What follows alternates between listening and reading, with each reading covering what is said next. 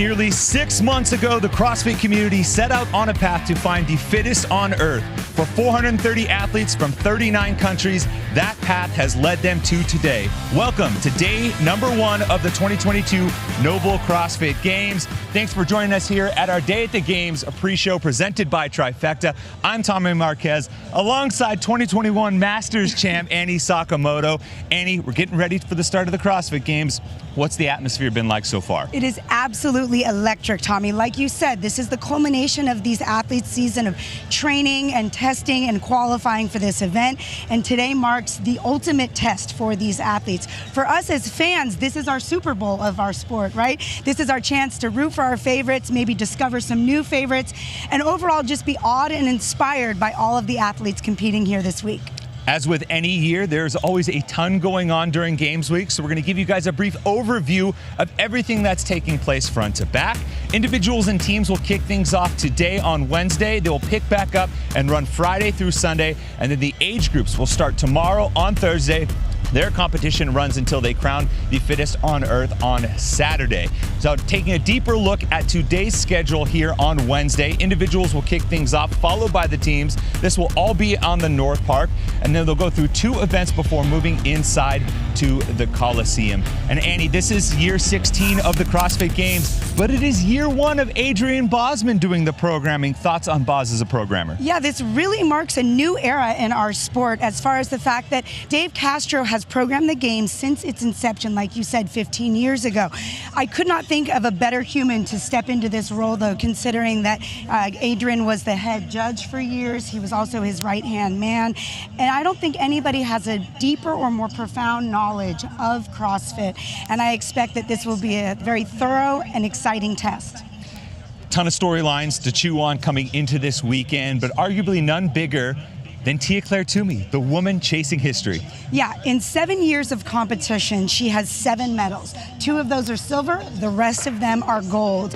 Besides that, she has 33 event wins before this competition even starts. If she is crowned for the 6th time, the fittest woman on earth, she would undoubtedly be the most dominant athlete in our sport, male or female. And on the men's side, there is an athlete hoping to maybe replicate what Tia has done and some other athletes before him going back to back. Justin Medeiros has won title last year. Can he repeat? Yeah, Justin Medeiros not only has his first title, but he is the youngest male to ever carry that title. He is definitely part of a group of athletes that are kind of up and coming, this younger generation. Having said that, this week we have the most decorated men's field that we've ever had. So the question is, can he repeat against this field of athletes? Switching over to the team competition now, it's hard to ignore 2 of the teams at the forefront of the team storyline all season long, CrossFit Mayhem Freedom, CrossFit Reykjavik, and here's why. They both have rosters just stacked with individual talent. Some of the biggest names in the sport, Mayhem led by Rich Froning, Reykjavik Annie Thorisdottir, and then a ton of games experience filling in behind them for both of those rosters to boot. I think it's an exciting race to say the least, but coming into the weekend, despite the certainty of those 2 teams being at the front, there was some uncertainty about their roster, and we caught up with Annie Thorisdottir at check-in for a little bit more on the situation. Had some difficult, the past couple of weeks have been kind of tough. Lauren had a minor tweak, and we didn't know how bad it would be. And let's just fast forward to the past couple of days. I'm exhausted. It's been emotional, very difficult knowing if she was going to be ready to compete or not. Right. We haven't been able to do a lot of team training. Due to that, she hasn't been able to do pull-ups, and we had to kind of go by it and just wait as long as we could. And we had check-in from 1 till 3 o'clock, and we were here 3:20 when decision had been made that we were going to be able to all compete together. So otherwise, the alternative would have been Kat jumping into the team for Lauren. But we obviously wanted to keep the team if we could. Annie, there were rumors swirling all leading up to check-in. How does this affect the team now that they're at the games? I can't imagine the stress level this team is feeling. This is the time to be coming together, be feeling confident. So to be a little iffy on one team member means the whole team is possibly doubting what their possibilities are this weekend. And for some more information on the team competition, how this might affect it, we're going to send things over to the third member of our team, Kayla Banfield, who's standing by with a special guest who will be joining us all weekend. Thanks, Tommy. I'm joined by three-time Affiliate Cup champ, Adrian Conway, and if anyone knows the importance of team dynamics, it's this guy. Adrian, after hearing that news from Annie, what are your thoughts leading into the weekend? Well, my thoughts are that it takes a lot to be successful at the CrossFit Games when you're trying to make a run at the Affiliate Cup. And I think three important components are communication, cohesiveness, and then confidence. And to me, an injury like this or a question of an injury is something that hurts a team's confidence. They're going to have to communicate a ton, and this kind of makes them pivot in regards to what loads can Lauren handle? How will she have to attack workouts based off of pacing and capacity? So I think it could present a challenge for them. And obviously as a team, you want to start strong, right? And the first event is extremely shoulder heavy. So how do you think that's going to play out? Yeah, you love to get momentum right out of the gate in event one, and we see toes to bar. And you know, toes to bar can be an extremely shoulder intensive movement. So we're really going to get a very clear and direct picture of what she can handle, at least from a hanging capacity, right out of the gate in event one. I guess we'll find out soon. Thanks, Tommy. Back to you. The CrossFit Games wouldn't be complete without a few comeback stories, Annie. And on the women's side, there's an athlete that has defied the odds based on how she ended last year, and that's Brooke Wells. Yeah, going into Saturday night's event last year, Brooke was in 6th place and poised to have her best finish at the CrossFit Games yet. So seeing her dislocate that right elbow was absolutely tragic. Well, she surprised us and maybe even herself this year when she finished 5th in the Worldwide Open, but then almost narrowly missed qualifying for the Games. She qualified by just 2 points. To say that it's been an emotional roller coaster for Brooke, I'm sure, is an understatement. Having said that, I'm so happy to see her take the floor again today. I think we're all stoked to see her back here. But on the men's side, there's a comeback that has been 4 years in the making. Ricky Garrard, last time we saw him, he was on the podium, but he was unfortunately DQ'd for a drug sanction. Can he be a factor this weekend? Yeah, you know, our sport is young enough that 4 years is a lot as far as the development in both the sport and the athletes. So coming back after 4 years, it would be easy to see an athlete kind of be irrelevant. Having said that, Ricky got 3rd place at the Dubai CrossFit Championships, then got 2nd at the Torium Pro. He looked amazing there.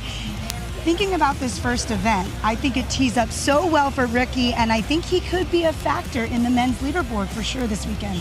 Could be a great way to start Ricky's comeback campaign for sure. But one storyline you can't ignore is the bevy of young stars coming up in the sport.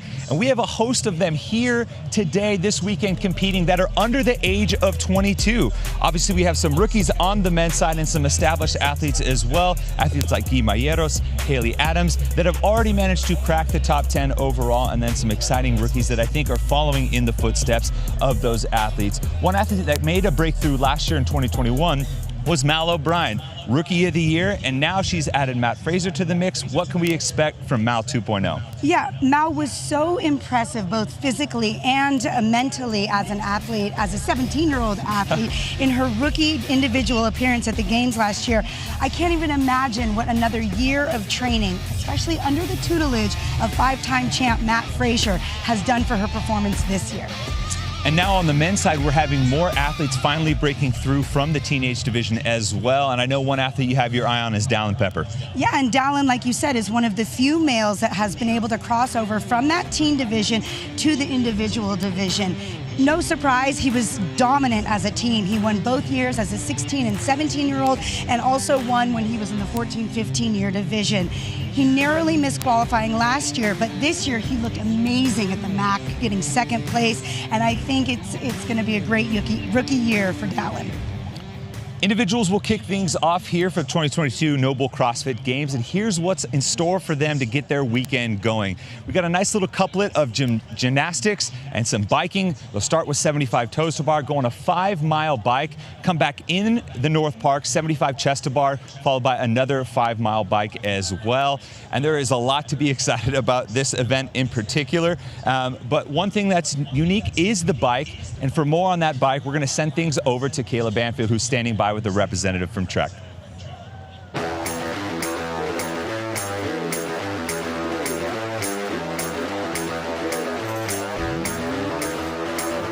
There's lots that goes into getting the athletes ready for competition, and this year one of those things is a bike fit. I'm standing by with Jake from Trek, and Jake, tell us a little bit about this speed machine. Yeah, so right now we have the Trek FX Sport here. Super versatile bike, nice lightweight carbon fiber frame, maximum performance, easy to sit there and pedal. While it's great for the bike path, it has these tires that are a little thicker. This is wonderful because it's going to let the athletes get on any type of surface, everything from the bike path, gravel, pavement, kind of anything that we want to throw at the athletes. That's the biggest thing about it. Obviously, bike fit is really important for the athletes. How do you get them ready for their bikes and make it individual to them? Yes, so it's a couple part process. We first got the frame size based on the height of the athlete. From there, we sit there and adjust the seat, making sure that their leg is in the right position, making sure that the braking and gear shifting mechanisms are at the right angle so they worry less about braking and shifting and more towards overtaking the athletes. Winning the event, right? Yeah, exactly. Thanks so much for your time, Jake. And those of you at home, keep an eye out because our athletes will be getting on these bikes very soon. Thanks, Kayla. We're going to wrap things up here in just a moment, but before we go, another quick look at what's in store for all the athletes taking part in competition for today. Individuals are going to kick things off here in the North Park, followed by the teams. We'll reload with the individuals, and on the back half of the day, it looks like we're going to maybe head inside just a little bit for a few more events that have yet to be announced. Special thanks to our sponsor here at Day at the Games, Trifecta.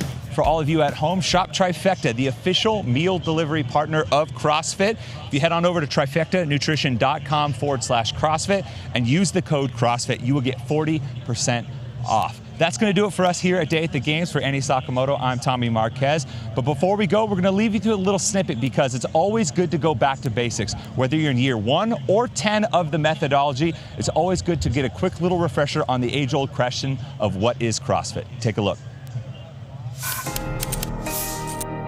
There is a 6-word phrase that we say, what is CrossFit? CrossFit is constantly varied functional movements that are executed at high intensity. Es una definición de 5 segundos que dice todo, pero no satisface a nadie. It's a strength and conditioning program that mixes weightlifting, calisthenics, powerlifting, running, rowing, biking, and a whole bunch of different ways so that you get a broad range of fitness and you're never bored with your workout because they're changing all the time. At the end of the day, it's just working out with a good bunch of people, having a sweat, letting off some steam, and getting healthier and sexier at the same time. It's family, it's community, it's fitness. It's a no BS approach to bettering your life, not only inside the walls of the gym, but also outside the walls of the gym. You have to realize that when you step into a CrossFit gym, you're not just seeing the fittest competitive athletes in the world. You're seeing athletes that are just like you or me. The beautiful thing about CrossFit is that absolutely anyone can do CrossFit. Regardless of any demographic, age, ability level, or background. Todos não como pode, como devem, né? It is designed for anybody to take part in. If I looked at each individual person that walks in every single day here, it's like everybody's absolutely different. It could look like my 80-year-old dad. It could look like my kids. There's an option for you that fits you exactly where you are on your fitness journey. It'll meet you right where you are at, and it'll take you to places that you never even thought you could go in terms of your fitness. I've seen people change their lives. I've seen people lose 50 kgs, relationships be created, babies being born from people who've met at the gym and got married, etc. Para mí CrossFit fue encontrar una familia fuera de mi casa.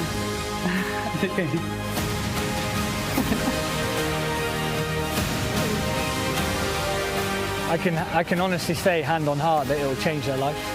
Not because it's just a fitness program, not because of the community, but because the greatest adaptation that occurs in CrossFit happens right here.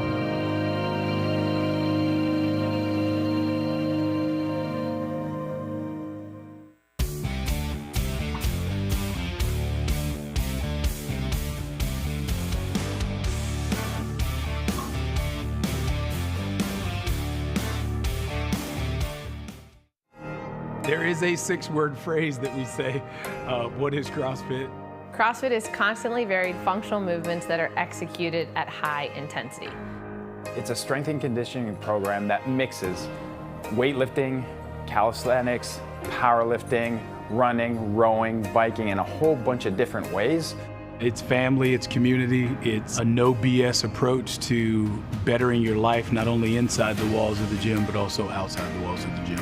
Todos não como pode, como devem, né? If I looked at each individual person that walks in every single day here, it's like everybody's absolutely different. It could look like my 80-year-old dad. It could look like my kids. I can honestly say, hand on heart, that it will change their life. Not because it's just a fitness program, not because of the community, but because the greatest adaptation that occurs in CrossFit happens right here.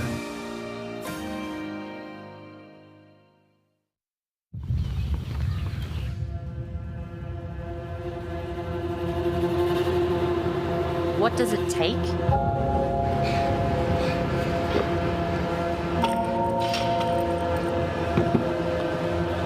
How do I train? What do I eat? How do I recover? How much do I sleep? How do I react? What if this happens? What if that happens? Am I prepared? It all adds up.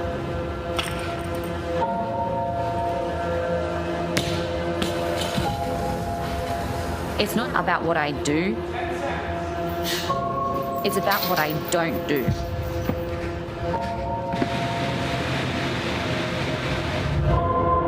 No excuses, no shortcuts, no gimmicks, no tomorrows. Where I am is exactly where I'm supposed to be.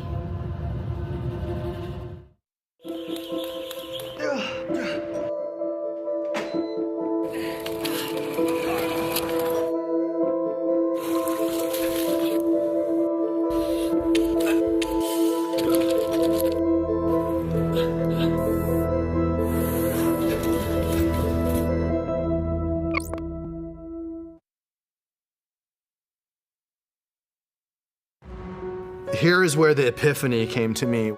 I'm part of the most prestigious, most decorated SEAL team in the history of modern warfare. We never ever skimp on body armor. We never skimped on weapon systems, the demolitions. We never skimped on any of that. We're gonna work hard, but we need to recover, we need to repair better, we need to train better, we need to train smarter. Thorn has really become my one-stop shop. Look at a population of our military or athletes. We have a multitude of different issues from individual to individual. The goal is to educate them. Whatever spectrum of fitness you need, Thorn has the product for you. Give us the best, give us your best. Our goal is to be the best in which we do. In Thorn products, there is no better product, and that is why we use it. My name is Annie Thorstadter, 2 times fittest woman in the world, and this will be my 12th time competing at the CrossFit Games. Life is busy, complex, and amazing, but life is also full of choices and decisions we need to make. RP makes it easy for me to fuel for my performance at the gym and for at-home life with my family. I spend less time worrying about what to eat and when, and more time playing with my little girl. Our lives were slowing down until we made a change. As we've gotten older, it feels like we've lost a little bit of that magic between us. But now, oh, I'm ready to go anytime. That's right. Anytime. And of course, we always use protection. Introducing Bikes, the #1 expert recommended way to reinvigorate your life. Use Once Daily Bikes by Trek. Ask your local bike shop which bike is right for you.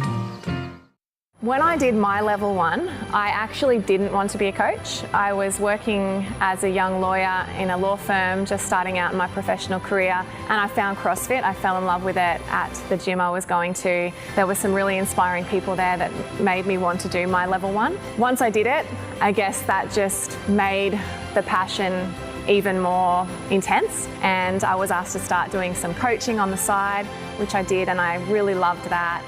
The experience of interacting with, meeting and positively influencing people from all walks of life has been one of the best things about being a CrossFit coach. In a gym, in an affiliate, you will meet people from all walks of life. And in that, you're also going to inspire people to live healthier lives and ignite that passion for fitness that you have in other people. So that has been one of the greatest things about being a CrossFit coach.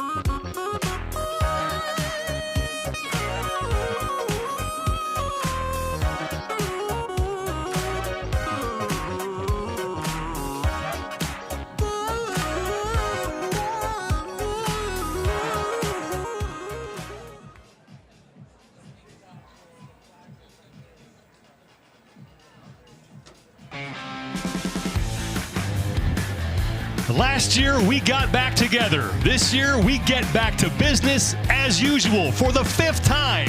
We are in Madison, Wisconsin to crown the fittest on earth at the 2022 NOBULL CrossFit Games. Thank you for joining us, everybody. I'm Sean Woodland alongside Chase Ingram, Mike Arsenault, and Nikki Brazier are down on the field throughout the course on this opening event. Event number 1 of the 2022 NOBULL CrossFit Games is presented by Trek. It is bike to work. Sean, let's kick the tires and light the fires. We're getting on the road bike again, but this time one of the longest distances we've covered, but we're mixing it with some high volume gymnastics between the toes to bar and chest to bar pull-ups. Recipe for success presented by trifecta. Listen, Reese Bobby once told me, you got to ride with the fear. When you're on the bike, you got to be free flowing. You just got to be with it, not paralyzed by it. High risk, high reward. And it's all going to come down to those first 75 toes to bar to see if you can get to your bike first. Hopefully there won't be any cougars riding alongside those athletes on those bikes. Mike Arsenault is down on the course that these athletes will be riding, and there are plenty of good seats regardless of where you are here at the Alliant Energy Center. Mike? That's right, Sean. Great to be back in Madison. And what other sports world championships can you roll out of bed, step out your front door, and have a front row seat to the competition? That's what hundreds of fans in the RV campground will be experiencing momentarily here in event number 1. For the first time in CrossFit Games history, athletes will be competing through the middle of the campground on this gravel road. They'll be biking beside me, and with the athletes jockeying for position, the slick conditions, plus hundreds of screaming fans, it could be an explosive start to event number 1, and I, for one, cannot wait. Thank you, Mike. All 40 women will be on the field for this opening event, and they will start in their lanes, but it is going to be a free-for-all as they move through this event as far as the rig is concerned. Turi Helgadottir is in lane number 8. She is one of the 2 women in this field who competed at the 2012 CrossFit Games. Cara Saunders, she's the other one. She will be in lane 15, and the only woman who's gotten close to beating Tia Toomey during her 5-year title run. She only lost to Tia by 2 points back in 2017. Laura Horvath in lane number 21 finished second to Tia Toomey last year. And then Emily Rolfe in lane number 38 has won a couple of events here at the Games, both of them on the longer side of things. But Tia Toomey going for her 6th consecutive CrossFit Games championship. Just an unprecedented path she's been on for the last 5 years, and that's to go with the 2 second-place finishes she had to start her career, and she always has a great start in the beginning in event number 1.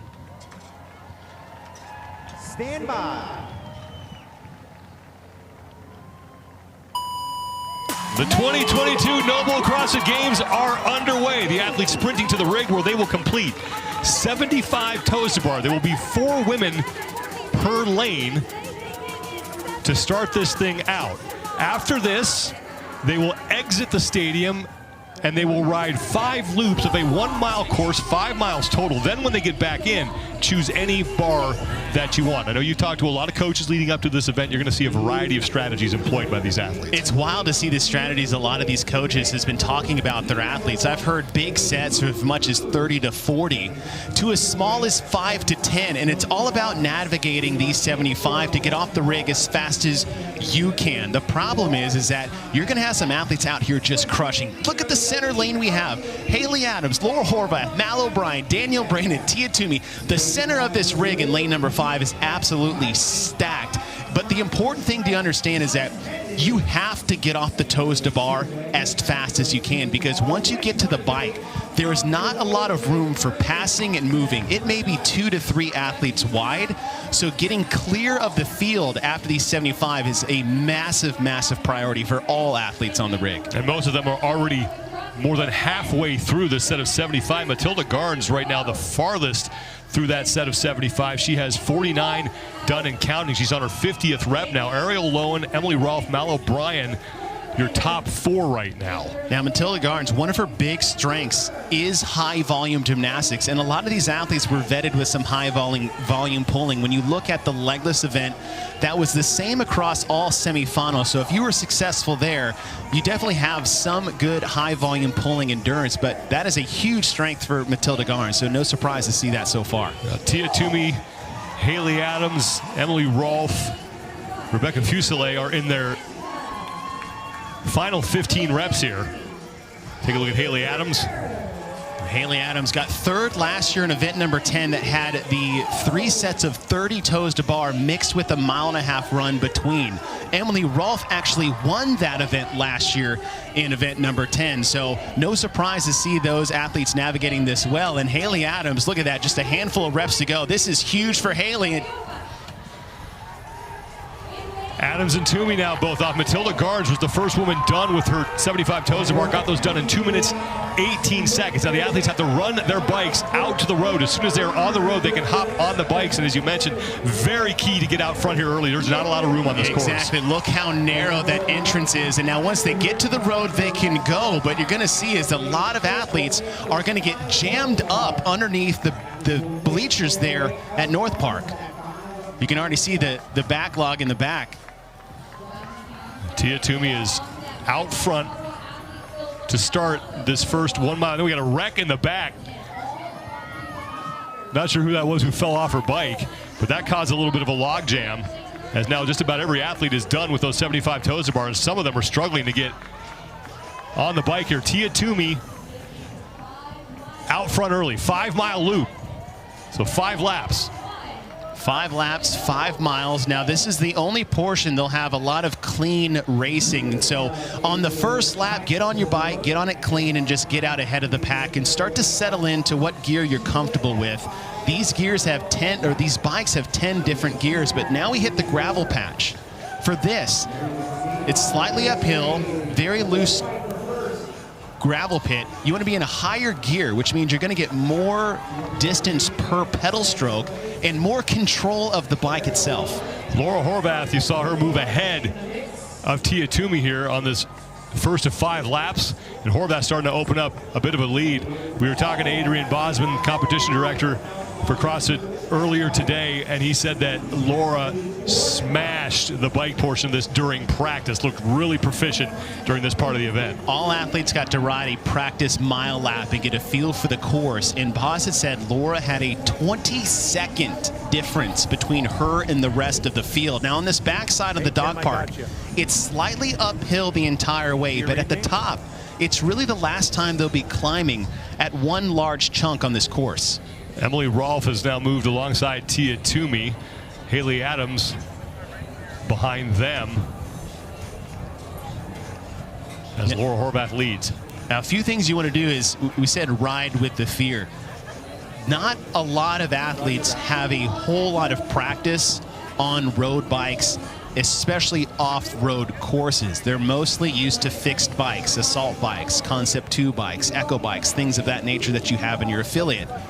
Usually if they're doing any type of biking, you'll probably see something more along road bikes or something we've seen like in the crit in 2018, since it's been a while since we've been on these road bikes. And when you say about being comfortable, there's a few things you want to look for. These bent arms you see with Tia Toomey, Emily Rolfe, Haley Adams, that's a good sign that they're comfortable on the bike. What you don't want to see is athletes locked up in the arms and being a lot under tension during the ride.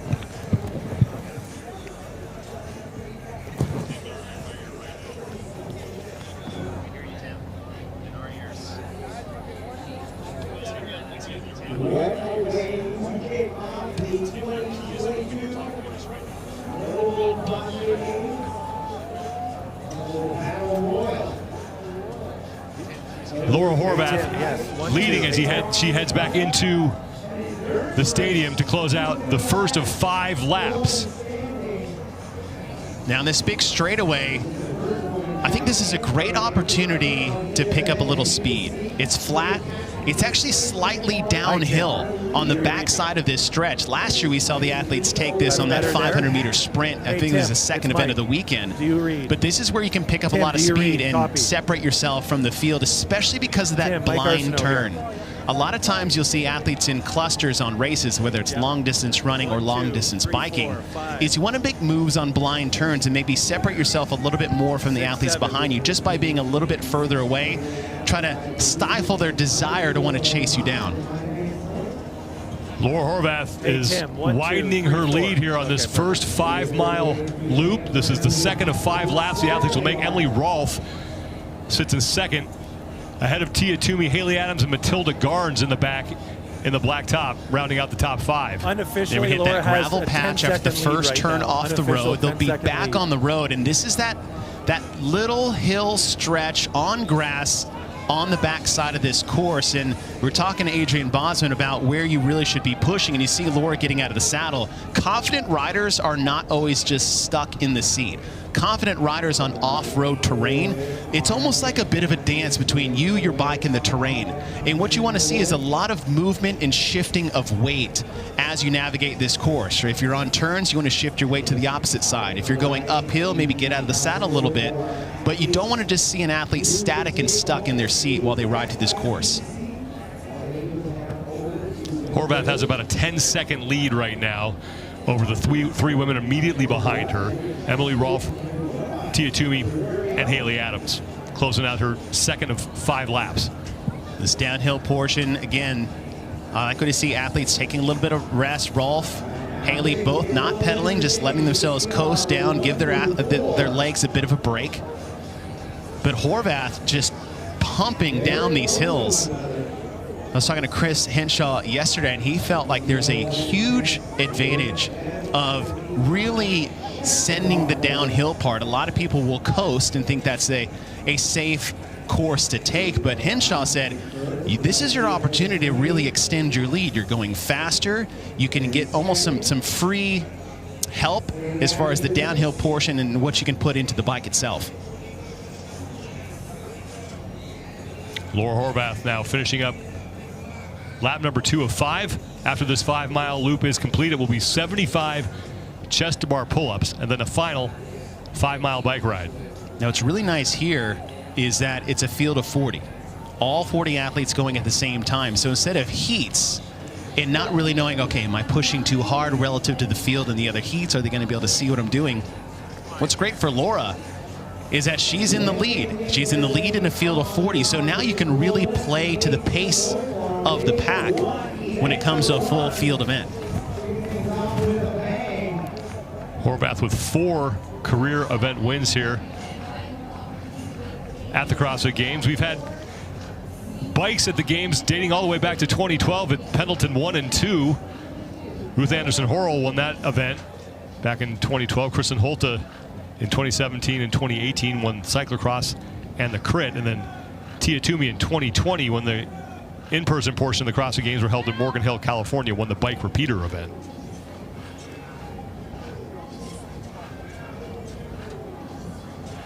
Laura Horvath has an uncanny ability to just put so much power into quote-unquote the machines, whether it's static machines like Concept 2, bike, erg, skis, things of that nature, but even just the regular, bikes themselves. It's such a strength for her, but it's because she works on it a lot. 15 seconds for Laura, so increased it by 5. And again, there you see, out of the saddle.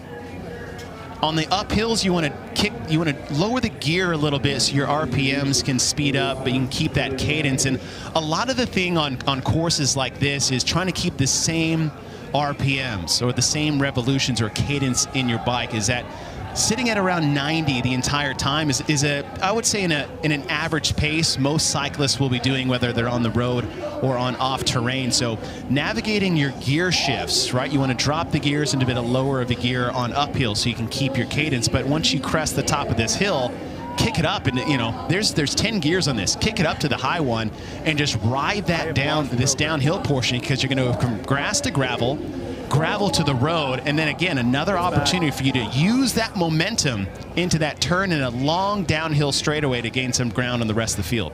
Laura Horvath continues to widen her lead. Now Haley Adams has moved into 2nd place. Tia Toomey is in 3rd. Emily Rolfe sits in 4th, and that lead pack is starting to separate itself. Things have really spread out here on this 3rd of 5 laps in this opening 5-mile bike ride.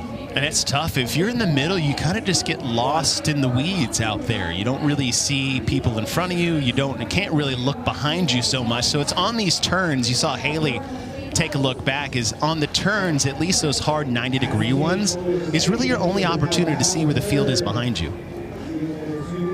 Look at that downhill on the gravel. Now, this seems counterintuitive to the casual biker, but faster is better. You have more stability on the bike itself when you're moving faster. A lot of times athletes are a bit gun shy, especially gravel, downhill, not a lot of experience on the bike. But the faster you go, the more stable your bike is. See, Murano on the right is that look at the cadence. That she's in a low cadence. I mean, doesn't have a lot of confidence in the bike itself, how fast she's going, but there's not a lot of speed. Laura Horvath. In fact, one thing, look at Laura's hands. Laura's hands are just resting on the handles. Why? Because she has chest to bars coming up. She just sent 75 toes to bar. She's trying to use as little grip in arms as possible. She's sit back more in her seat, putting more weight in the backside of the bike, but letting her hands just rest there, getting set for those chest to bar pull-ups we have coming up. That's Michelle Marin, who just got lapped by Laura Horvath. I said Marin is just in that low gear, high cadence. And a lot of that is just comfortability and experience. If you haven't experienced the bike, usually a lighter gear feels better. But as I said earlier, so you have more control in the higher gears, you have more control at higher speeds. –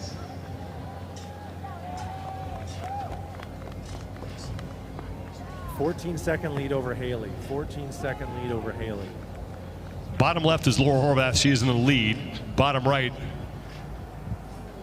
Tia Toomey and Emily Rolfe behind her, and it's about a 15-second lead now for Laura Horvath. She's on lap 4 of 5 in this 5-mile bike ride.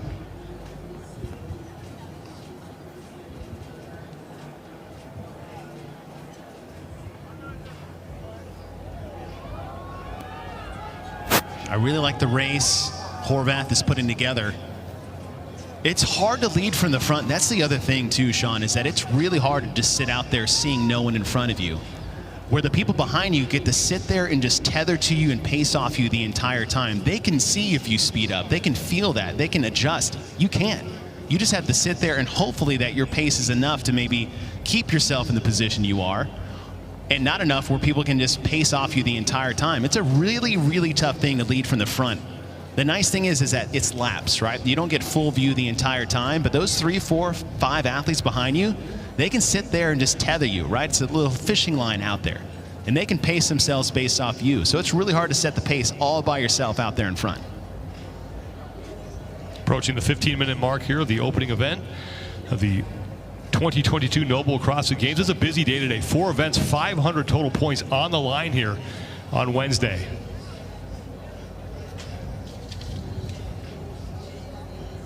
A special thank you to the Trek Bicycles and Trek for providing the bikes and helmets that our athletes are using today. Visit trekbikes.com to check out road, mountain, electric, or fitness bikes, including the bikes that the athletes are riding here today.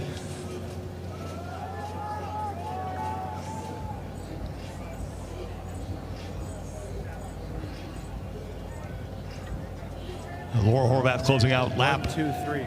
Number 4 of 5.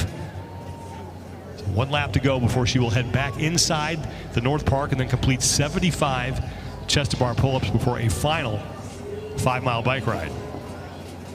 Looks like Haley Adams is now in 2nd place, but it is a wide lead right now for Laura Horvath. And I think coming in at 75 chest-to-bar pull-ups, last year in the final event, there was 90 chest-to-bar pull-ups in the middle of the event that had rowing and then lunging with the barbells. She had the 2nd fastest split of any athlete, any female athlete on the chest-to-bar pull-up. So Laura Horvath is very well suited, at least on paper, for this event, but there's a much bigger difference between on paper and performance on the field. But just a great setup for Laura Horvath and her skill set. Haley Adams sits in 2nd place. Tia Toomey is now in 3rd. She has a pack of athletes starting to pile up behind her.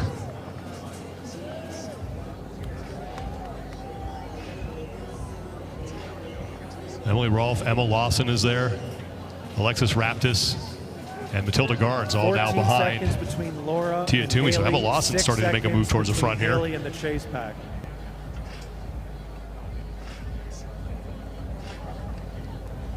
Fifth and final lap for Laura Horvath, looking for her 5th career event win here at the CrossFit Games. Pacing wise, you're trying to look at the speed that you'll see in these athletes, is that I think in a range from 15 to 20 miles per hour. You're looking at 3 to 4 minutes a lap if they can keep that pace. So each lap taking somewhere between 15 to 20 minutes in that range times 2. I mean, that time cap of 50 minutes, depending on how well you can navigate those gymnastics, it's not the longest time cap in the world as far as the volume of work that they have in front of them. And again, navigating an off-road course. What's nice about this course relative to 2017 is that the turns aren't as tight. Right, there was a lot of tight turns in 2017 during cyclocross. Here the turns are pretty wide open, so that affords athletes to actually, again, use a faster pace than maybe they're comfortable with. As Horvath is already lapping another athlete in the field. That's Elena Karatala-Sanahuya, who's now the second athlete that Horvath has lapped. And Laura's going to very soon be making her way back inside the North Park. She's got to get off her bike and she has to run it back into her lane, and then she can go to any pull-up bar that she wants. Now, one subtle thing Laura did right before the end is she shifted her gears down. Right, so she's been riding in a very, very high gear this entire time because she's had speed. She shifted her gears down so that when she gets back on this bike, it starts at a light gear so she can get that cadence picked up very quickly. It's those little details. You ask, how do you beat Tia-Clair Tooby? Usually the answer is you don't. But if you want an opportunity, you're really just going to have to do the little things right.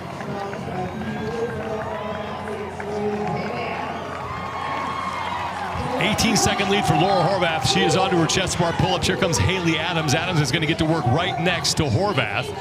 Laura got her 5-mile bike ride done in just under 16 minutes, 15:58 for that 5-mile loop.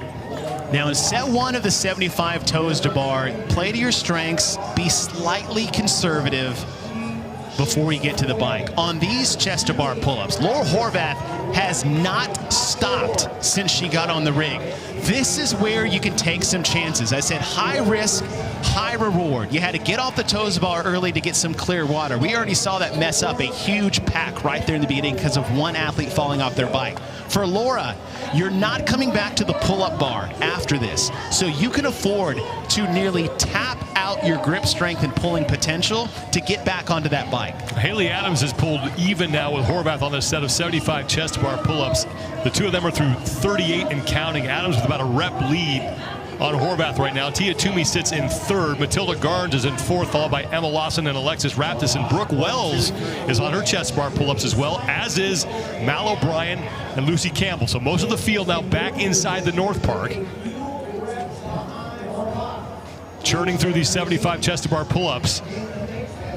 Laura Horvath, the right side of your screen, taking a big break after that last set. Haley Adams, however, has been very quick on her transitions, but Tia Toomey is ripping off giant sets on the pull-up bar. Tia Toomey only has 15 remaining. Haley Adams has 16. Emma Lawson, Matilda Garnes, now Laura Horvath are your top 5 on this portion of the event. But if Laura Horvath gets off the pull-up bar anywhere near any of these athletes, you got to like her chances on the bike. Absolutely, just what we saw on those first 5 laps and what we heard about her lap test in practice. You saw the number there for Tia Toomey, has just been dominant, especially these last 3 years. Now, some of that does have to do with the formats and the amount of athletes that she was facing, but she has won 27 events in the last 3 years. There have been 46 total, and now she is done with her chest to bar pull-ups and back to the bike. But Tia Toomey back in first place. Here comes Haley Adams in 2nd. Toomey is back onto the bike. They can hop back on as soon as they get to that paved portion.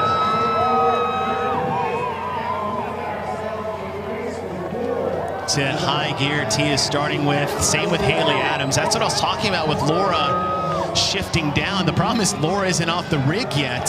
Alexis Raptis is now in 3rd. Horvath has now just finished her chest to bar pull-ups. There's Emma Lawson, and here comes Laura Horvath. There she is. That high cadence to get things started. As she gets her RPMs up, she'll shift her gears down.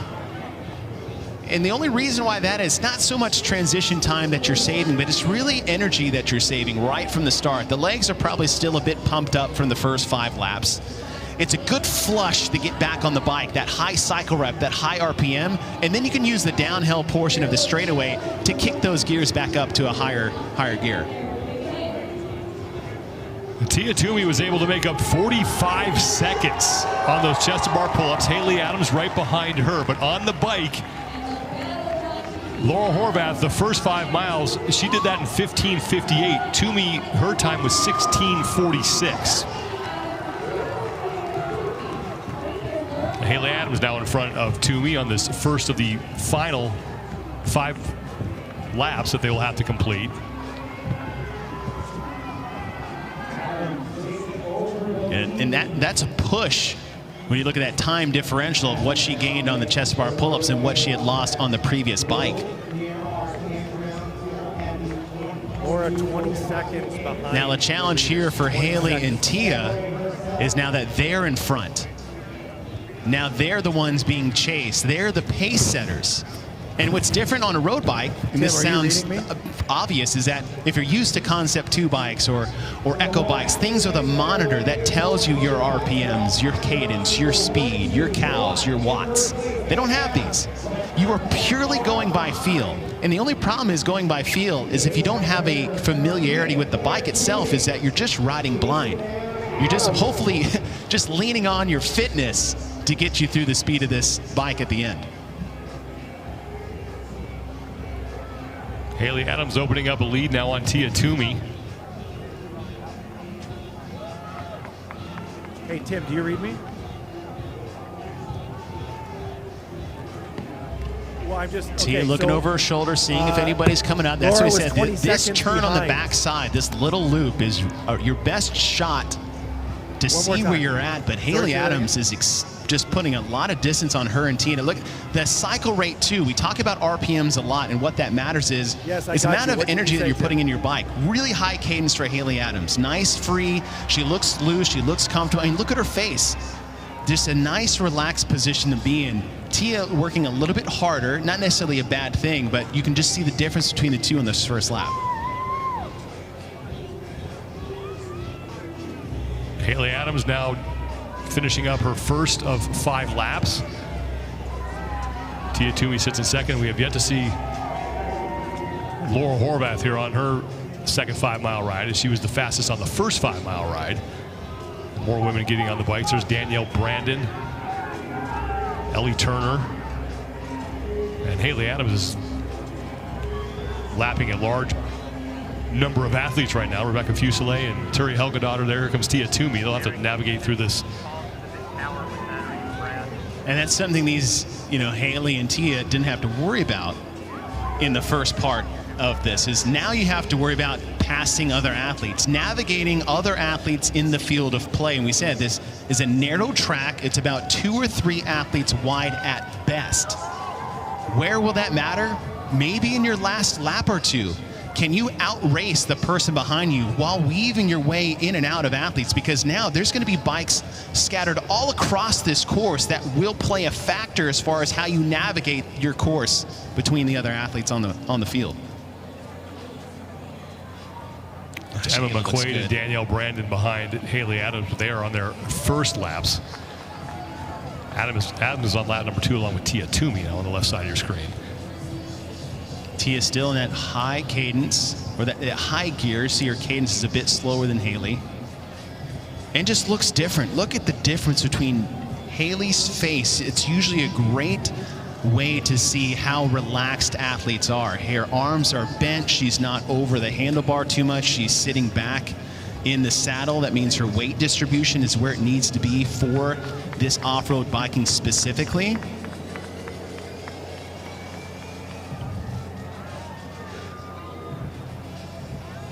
Haley Adams in her 3 years as an individual competitor here at the Games has never finished lower than 6th.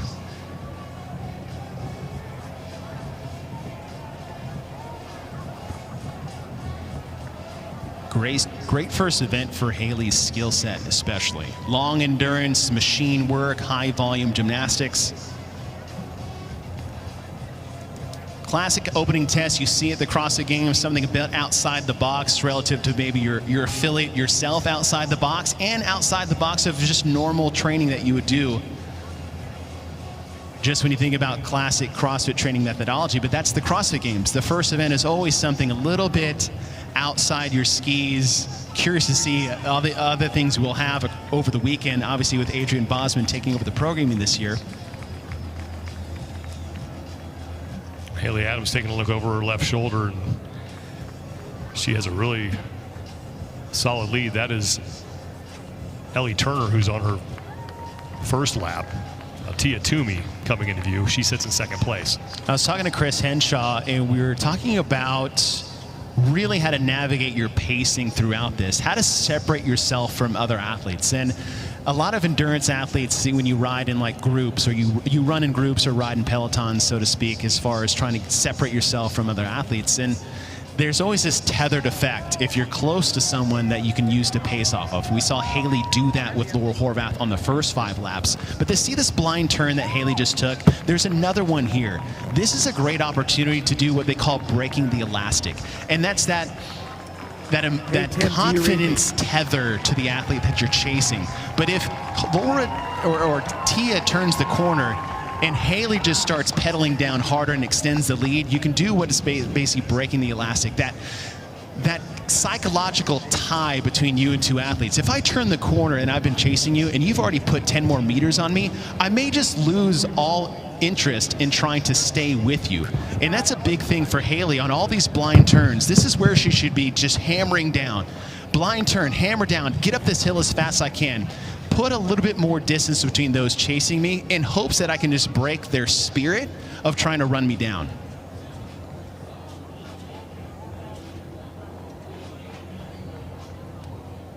Haley Adams on lap number 3 of 5. And I think Haley found the perfect gear just to keep that cycle cadence just nice and quick. Light pedal strokes. I mean, look at Karin Frey over behind her. Look how that's a slow pace. She's putting a lot of effort into each pedal stroke. Where Haley is just, again, that nice churning, rhythmic cycle. Let's send it down to Nikki Brazier with more on Haley Adams. You know, I had a chance to catch up with Chris Henshaw, and he said that paying attention to her legs is not the only thing that shows that she's very relaxed out there right now. Her arms are also very relaxed, and that says that she has 0 tension in her upper body, which means that this intensity level is not incredibly labored for her.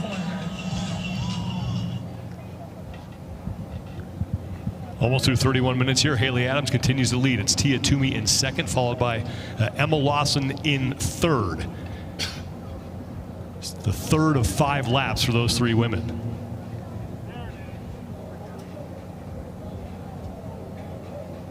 Toomey and Lawson.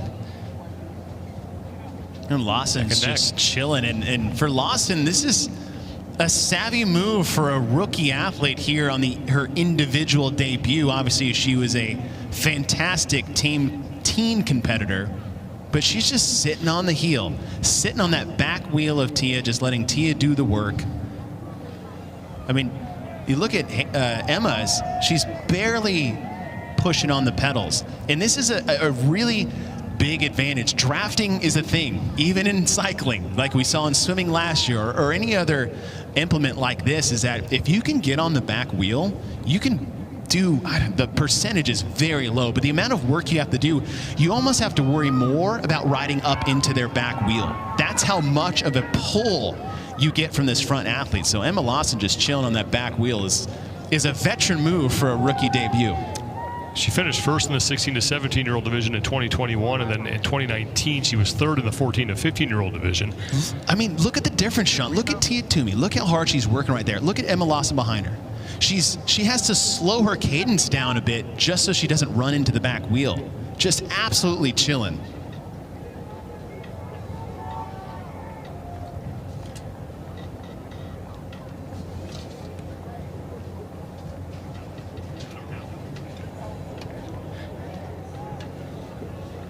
Use code NOBULL Games at checkout to receive a free NOBULL towel with your purchase. Head to the site to learn more and take advantage of this offer while supplies last. Order minimums apply.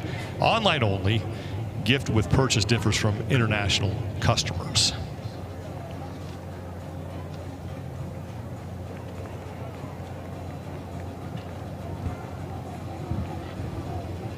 And you see the advantage that you have here from Emma Lawson just sitting on the back wheel of Tia Toomey.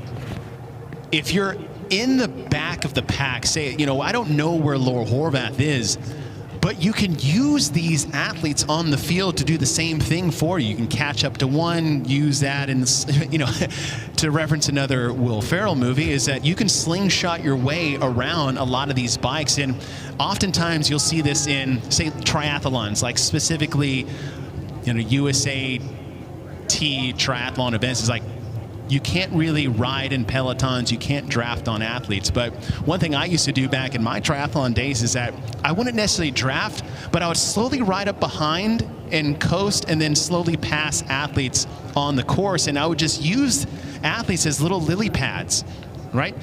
Get up to them, coast for a couple seconds, and then use them to really pass myself around them and catch the next person. So you can leapfrog a lot of these cyclists your way through to maybe help you catch up to this lead pack. Now it's Emma Lawson's turn to pull Tia Toomey.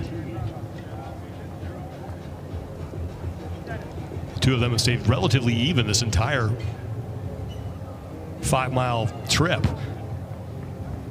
Emma Lawson looks so relaxed, not labored in her breathing. Haley Adams the same way.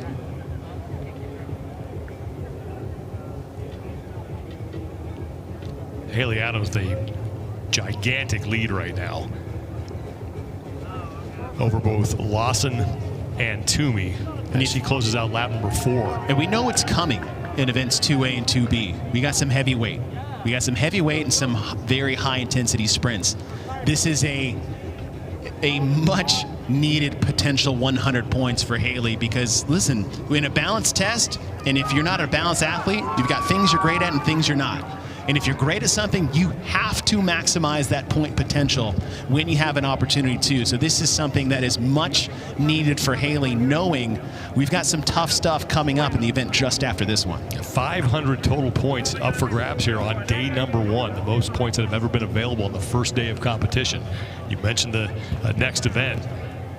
One single event, but 2 different parts worth 100 points each, as Haley Adams starts her 5th and final lap.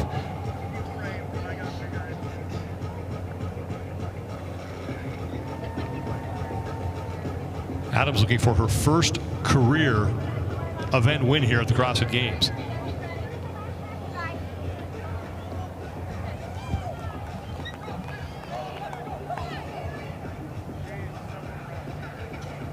For Haley now, the distance that she's put herself between Emma Lawson and Tia Toomey is enough for, in a lap, she just needs to make sure she stays on the bike. Be a little bit more wary of not the turns and the downhills, but the people around you, because usually athletes that are in the bottom of the pack are not super confident riding the bike, which means they can get a little left and right as far as their confidence. And that's really the one thing you got to be careful of. What you don't want to do is be conservative in your pace.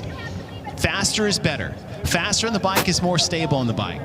Higher gear on the bike means more stability within the pedal strokes and your contact between the bike and the ground itself. Don't be cautious too much, because a little slower tends to be a little bit more dangerous as far as stability is concerned. So don't back off there, but do be careful of the athletes around you on the course. Haley Adams with about a 12-second lead over the 2 women behind her here on this 5th and final lap. That's Tia Toomey and Emma Lawson.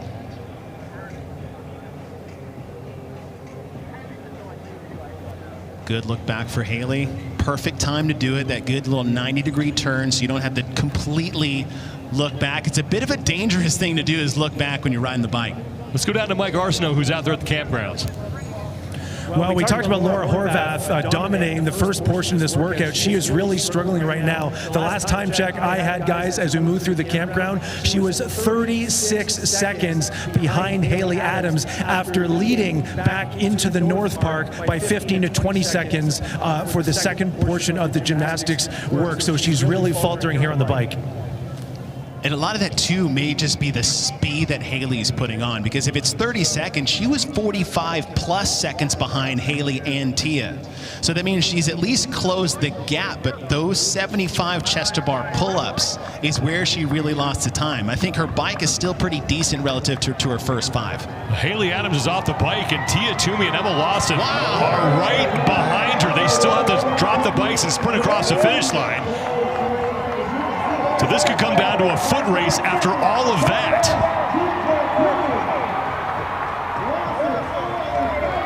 Adams has ditched the bike. She's going to work her way to the finish line. Here comes Tia Toomey. Emma Lawson behind her. Haley Adams, first career event win at the CrossFit Games. Tia Toomey's going to finish second, and 17-year-old Emma Lawson will take third. Just a 3-second win for Haley Adams. And here comes Laura Horvath, followed by Alexis Raptis. And that looks like Mal O'Brien there as well. So here comes Horvath. So despite falling off the lead pace, has a 4th-place finish within her grasp, but it's going to be a race with Alexis Raptis. Raptis is just ahead of Horvath, and is going to be Raptis in 4th, followed by Horvath in 5th. Mal O'Brien will take 6th, and Matilda Garnes is also across the finish line. The nastiest little end wrinkle to this event is that sprint across the football field after you just sold out for 5 miles on the bike. Here comes Danielle Brandon, looking to take 8th place in the event.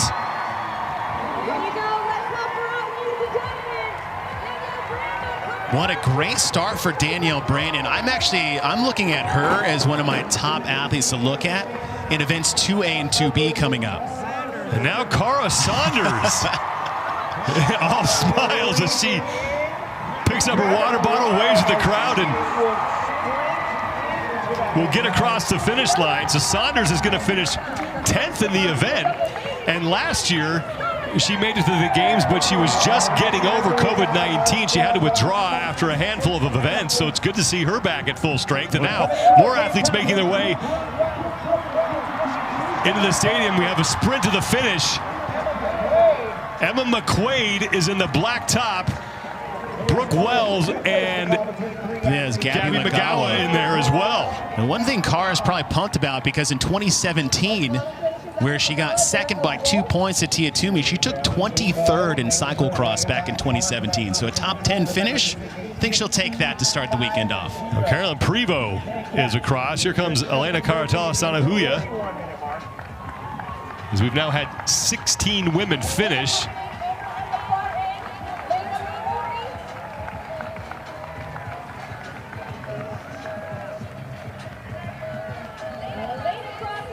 Sanahuya is across. 40 minutes, 56.19 seconds for her. That's Jacqueline Dahlstrom. As Ariel Lowen just came across the finish line.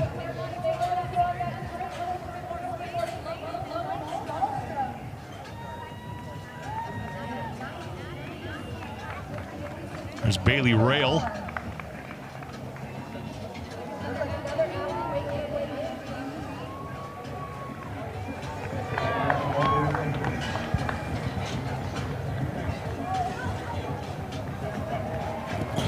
She can take her time getting across the finish line. There's really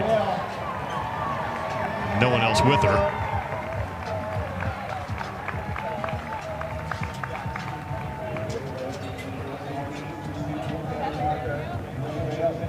Bailey Rail in her second career appearance as an individual at the CrossFit Games. She took 18th last year. And she will take 20th. Sayre Kaya is across in 21st. There's Freya Moosbrugger. Just over half the athletes in the field have completed this.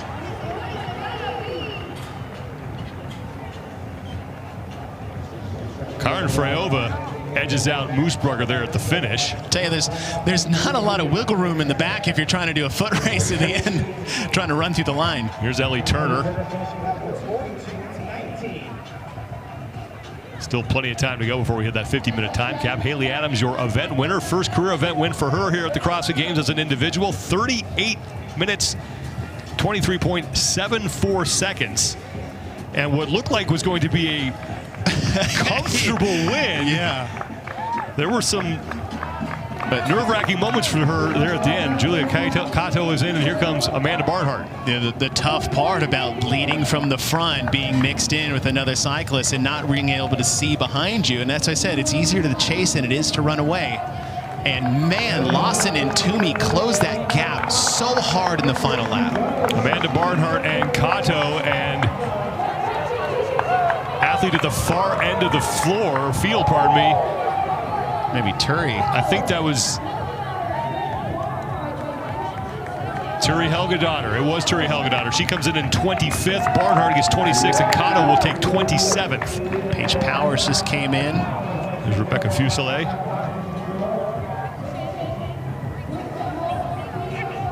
Danny Spiegel is across.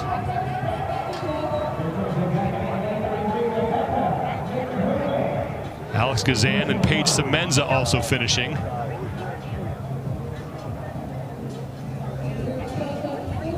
Paige Powers, Rebecca Fuselier are over the finish line as well. So Laura Horvath and Haley Adams. Horvath on the bottom left led after the first 5-mile bike ride, but it was Laura Horvath and Tia Toomey and Emma Lawson as well, who made up a ton of ground on those 75 chest bar pull-ups. Then Haley Adams hung on for the win.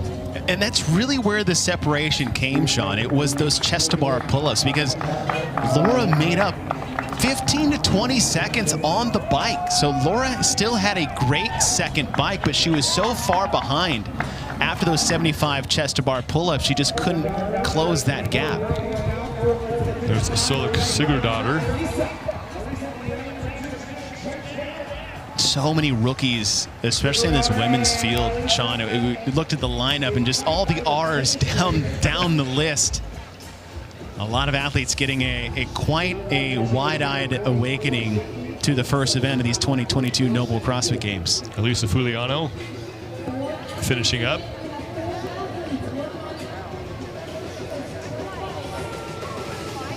Haley Adams, Tia Toomey, Danielle Brandon, and Mal O'Brien, all on your screen right now.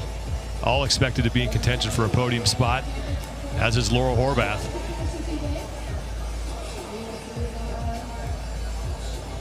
Alexis Raptis, really impressive finish for her. 2 rookies inside the top 4. Emma Lawson finishing 3rd. Raptis was 4th in this event. I think about Danielle Brandon, an 8th place finish. Long aerobic tests for her haven't always been her best finishing places, but with Danielle Brandon's track background and her strength overhead, an 8th place finish in a long aerobic test like this, I think, is huge for Danielle Brandon. She's one of those athletes is a bit of a wild card as far as podium potential and, obviously top 10 talent. But getting 8th place finishes in events where she's traditionally not as good, I think, is one of those things we need to keep our eye on as we look forward to the rest of the weekend. Here's Victoria Campos.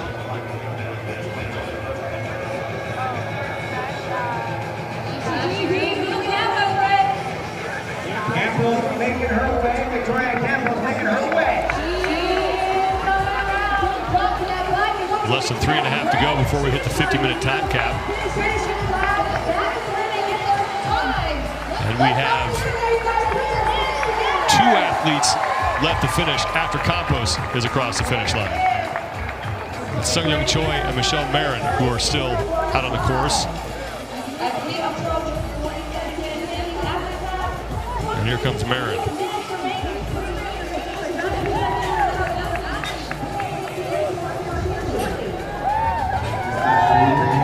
Sean, what I love about this time cap, it's long enough that everybody has an opportunity to finish this. And what I mean by that is everybody should experience the full force of this event, because sometimes you'll see time caps that are a little bit longer in events that may be tougher, where the volume is the really big factor in the event. 10 miles of biking, 75 toes to bar and chest to bar pull-ups respectively.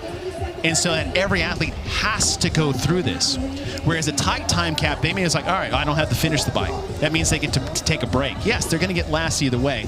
But with a time cap, that basically gives them enough window to experience all of this physically, I think is important.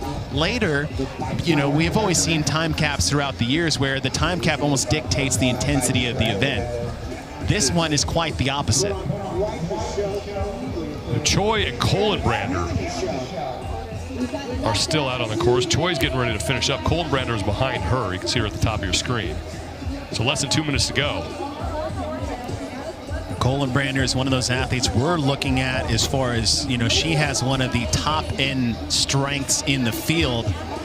And depending on your balance as an athlete, there are some sacrifices to that specificity as far as your talents are concerned. So if you are a, you know, top-tier strength athlete, sometimes there's a cost to that as far as balance in your fitness. Sung-Ho Choi taking a bit of a spill there, trying to get her bike sorted. And the thing there, she was holding the middle frame of the bike. If you're going to put one hand on, it's really actually the bike seat that you want to have your hand on. If you're going to have your hand near the handlebars, just grab the handlebars themselves.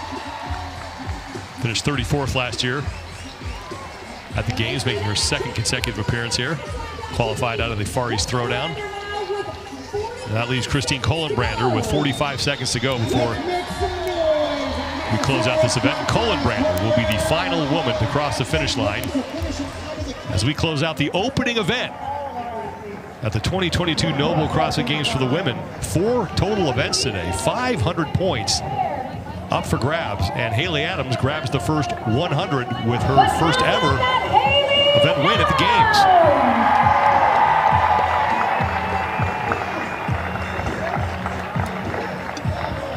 And as you mentioned, Chase, this one came down to what happened on the pull-up. It did, and you know, Laura Horvath had a great first 75 toes to bar, which got her out in front and had a wonderful first 5 miles on the bike. In fact, she had one of the fastest first 5 mile splits on the bike itself, but it was the chest to bar pull-ups where she lost nearly a minute to Tia Toomey and Haley Adams. And then when Haley Adams got on the course, she extended her lead for about 4 laps, 4.99 laps. And then at the very end, Tia Toomey and Emma Lawson made up a substantial amount of ground. It came down to a foot race towards the end, and this is what you want to see. You want to try to get on the podium for the first time, you're going to have to take some wins on your way to the top. Let's send it down to Nikki Brazier with Haley Adams. Congratulations, Haley, on your first event win here at the CrossFit Games. You pulled ahead early on that second bike route. How were you able to stay ahead? I just relied on my fitness. I'm not gonna lie, I didn't road bike a lot before this, so I was just sending it and trying to be athletic. That worked, it worked. When you enter day one with that leader's jersey on, what does it do to your mentality? I didn't think about that. I don't know. Well, now you're here, you obviously can adapt. What do you do in your training to make sure that no matter what is thrown at you, you can handle it? I just try to put myself back in training and know that I've done everything in my power to prepare for this moment and to trust myself. Congratulations, thank you. Thank you.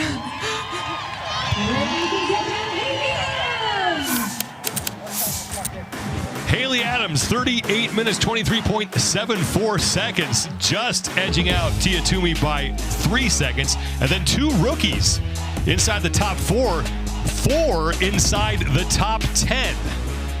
1 event down, 3 remain here on day number 1. We're going to take a quick break. When we come back, the men bike to work at the 2022 NOBULL CrossFit Games.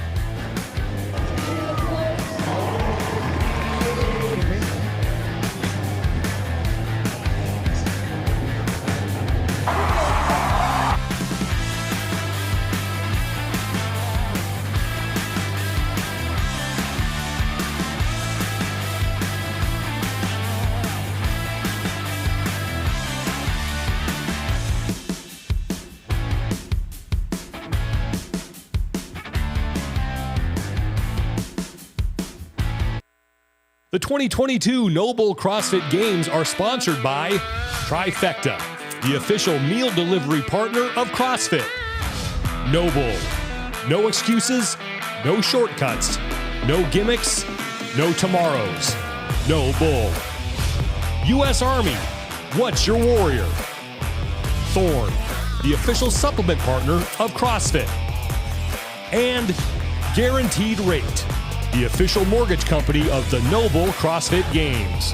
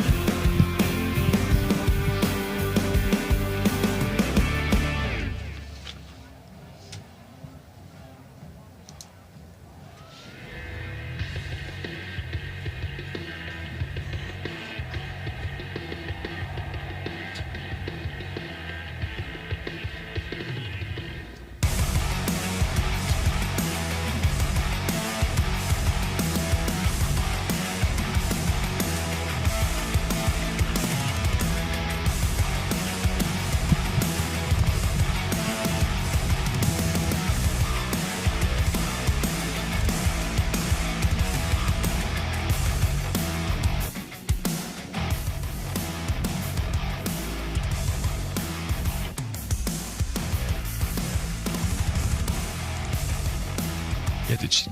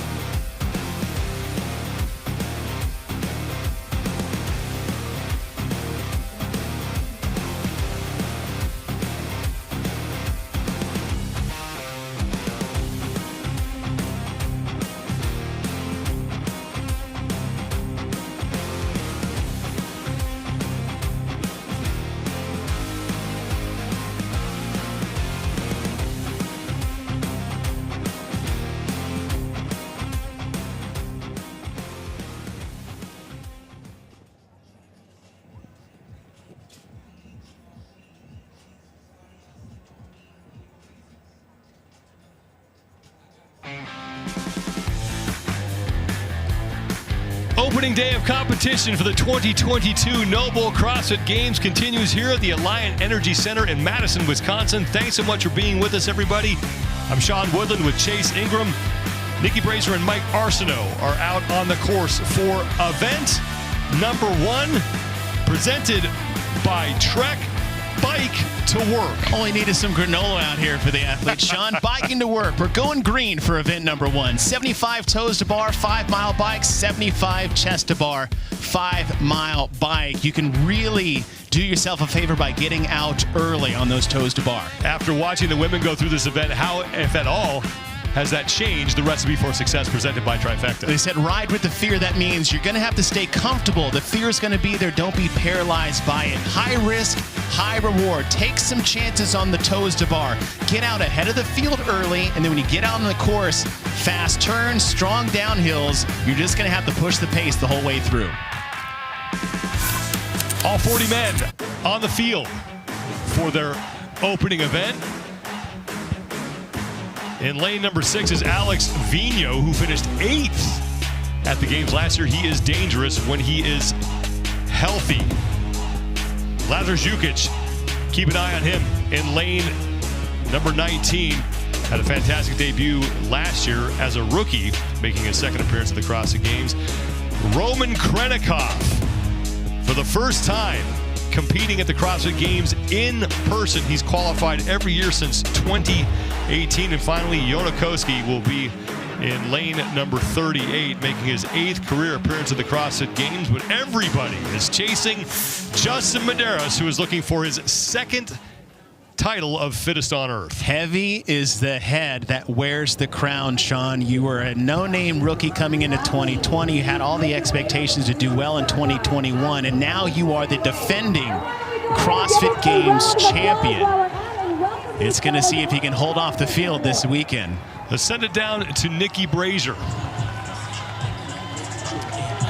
Yeah, guys, according to his coach, Justin Cutler, Ricky Garrard is the one to watch in this event. They say that this is his event to win. They believe that the differentiator on this event is the bike, and well, Ricky has a ton of experience on 2 wheels. At one point in his life, he actually considered a career as a professional BMX racer, so they're hoping to shake out the nerves with an event win here on day 1 of the Games. With that point, Sean, nerves has been a big issue for Ricky Garrard this year in competition. No more apparent than event 1 of the Torian Pro, being in front of a home crowd, not sure how the reception was going to be. Now back at the Games, in an event that he can do well in, there's a lot of pressure on Ricky Garrard. Think back to 2017 or the cyclocross event. That was Ricky Garrard's event win. And he is back for the first time. Oh, there you go. Looks a bit relaxed. You talk to a lot of athletes, Sean, is that a lot of athletes, they've got events that they know they're going to do well at and ones that they don't. And I think to an athlete, when you ask them about what's more nerve-wracking, something you know you're going to do poorly at or something that you have the potential to win, and at the majority of the time, it's actually the potential in an event you're going to win that tends to add a bit more pressure to the moment itself. And it's event 1 of the Games. He's back from a 4-year ban. This has been his life's goal to get back here. And now you have an event that he can potentially win. The stakes are high and the pressure is on, but to see him relax at the front, the best thing he can do is to stay calm and just do what he knows he's going to be good at.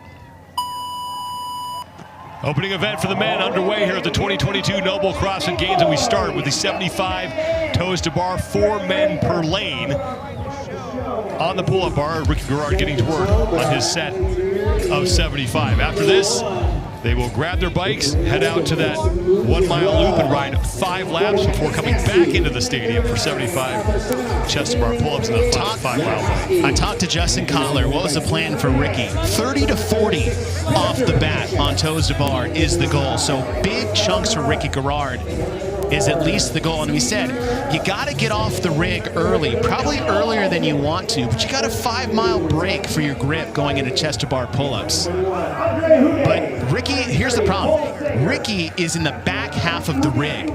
There is a ton of athletes between him and the exit as far as the stadium is concerned. Getting ahead of everyone, getting that bike away from the traffic. On the women's side, we saw it took 1 person to derail 20 athletes that fell off their bike. You have to get off the rig first and get some clear riding lanes going into this first 5 mile bike. Justin Medeiros right now sits 5 reps behind Ricky Garrard, who's through 45 of those 75 reps. Toes to bar in a row for Ricky Garrard. Top 2 men on the screen, Lazar Jukic also in that mix. Mentioned Lazar, who as a rookie last year finished 9th overall. Garrard with 56 down. Jukic creeping up on him, as is Medeiros. Well, Georges Karavis is there as well, as is Roman Krenikov inside the top 5 right now, early in this opening event. Last year, event number 10, we talked about the toes to bar running event, which Lazar Jukic won, which had 90 total toes to bar in it, and 3 miles of running. So this is an event that is a decent predictor of who should fare well, as Jukic is making a push on Ricky Garrard. Jukic on the far left of your screen. He's right behind Justin Medeiros. Even with the lead pack here, Justin Medeiros is off, as Noah Olson was the first man to get off the pull-up bars. Olson first out onto the course on the 5 mile bike ride. Captain come out hot. Noah Olson. And this is where I said it's so valuable to get out ahead of the field. Just get some clear riding space. It's a lot of treacherous, almost took a wide turn in the back. Pat Vellner is on the left. He's towards the front. Georgios Karavis is there. Justin Medeiros, Ricky Garrard, Lazar Jukic, Roman Krenikov. He is on the right side of your screen. He has a tattoo on his chest. We mentioned Roman. He has qualified for the CrossFit Games every year since 2018, but has been unable to make it to the United States to compete in person. Finally was able to do that this year.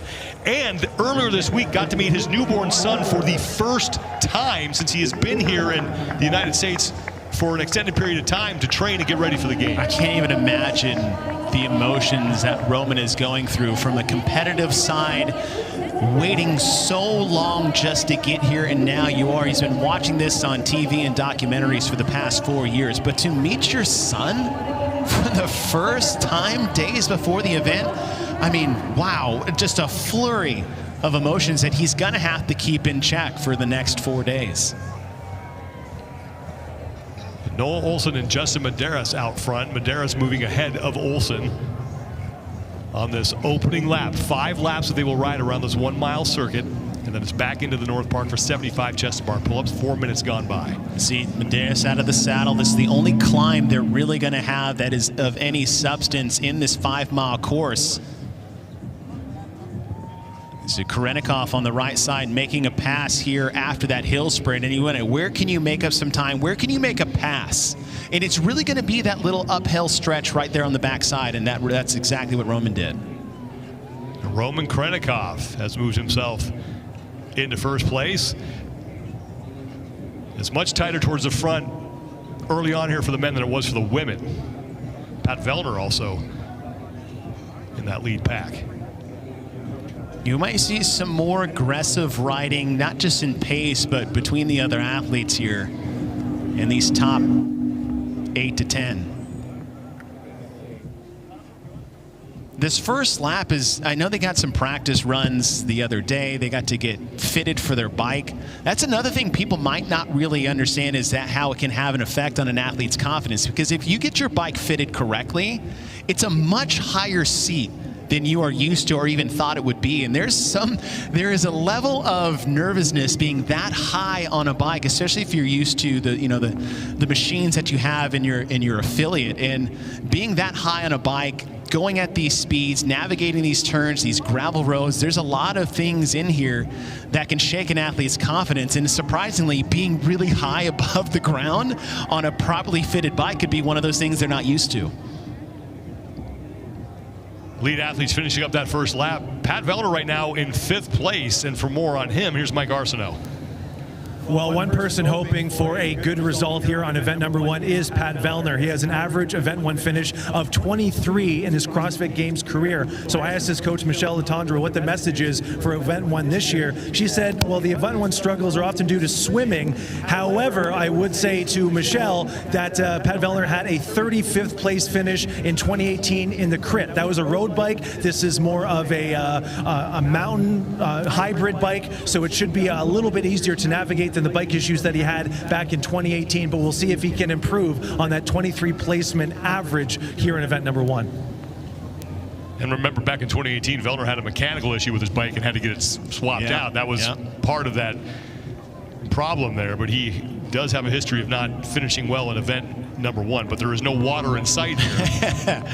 Yes, no large bodies of water here out on the bike course. Roman Krenikov continues to lead. Justin Medeiros sits behind him, followed by Noah Olsen, Lazar Jukic, and Pat Vellner.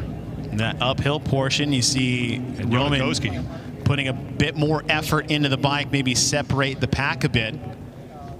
But we saw this as far as, we saw Emma Lawson do this in the previous heat on the women, is just ride that back wheel of Tia Toomey for a couple laps. And look, there's huge advantages when it comes to drafting on the bike itself. You see Ricky that's separate from the pack. What he should do is, it's worth the effort it's going to take to race up, spend a little extra intensity and catch up to this pack, because if he can connect there, he can take that rest that I think he needs. I think Ricky tipped the scales a little bit too much in those first toes to bar, those 45 off the bat. Then he was ended up, 2s and 3s towards the end.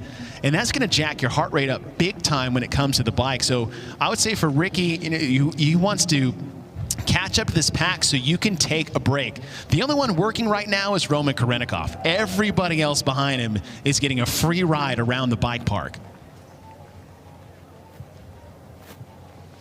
6 men in that lead pack: Karenikov, Medeiros, Lazar Jukic, Noah Olsen, Pat Vellner, and Jonakowski. And here comes Ricky Garrard behind them.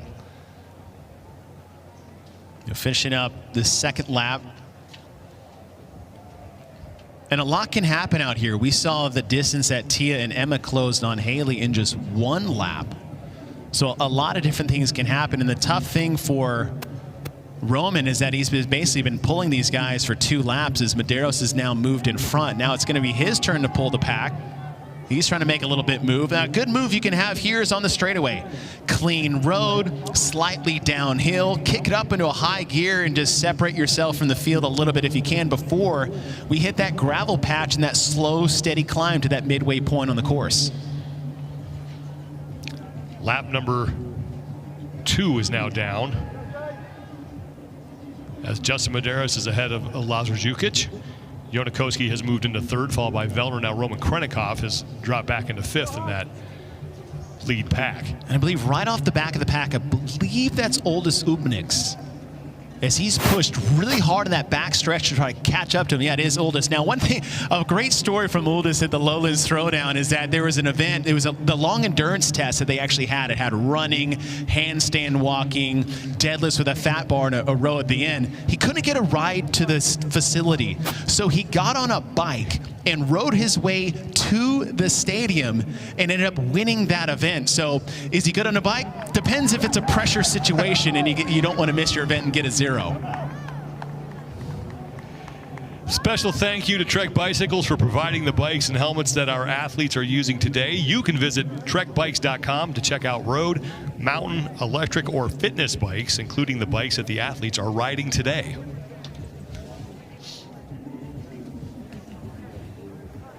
I believe we're just on the heels of the Tour de France finishing about a couple weeks ago.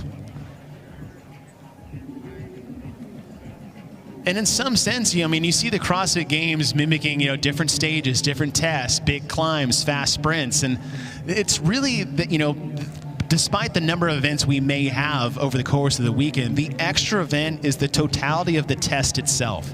Jonakowski just squeezed between Lazar Jukic and Justin Medeiros to take the lead on this 3rd of 5 laps. This is the first of 2 5-mile rides that they will have in this event.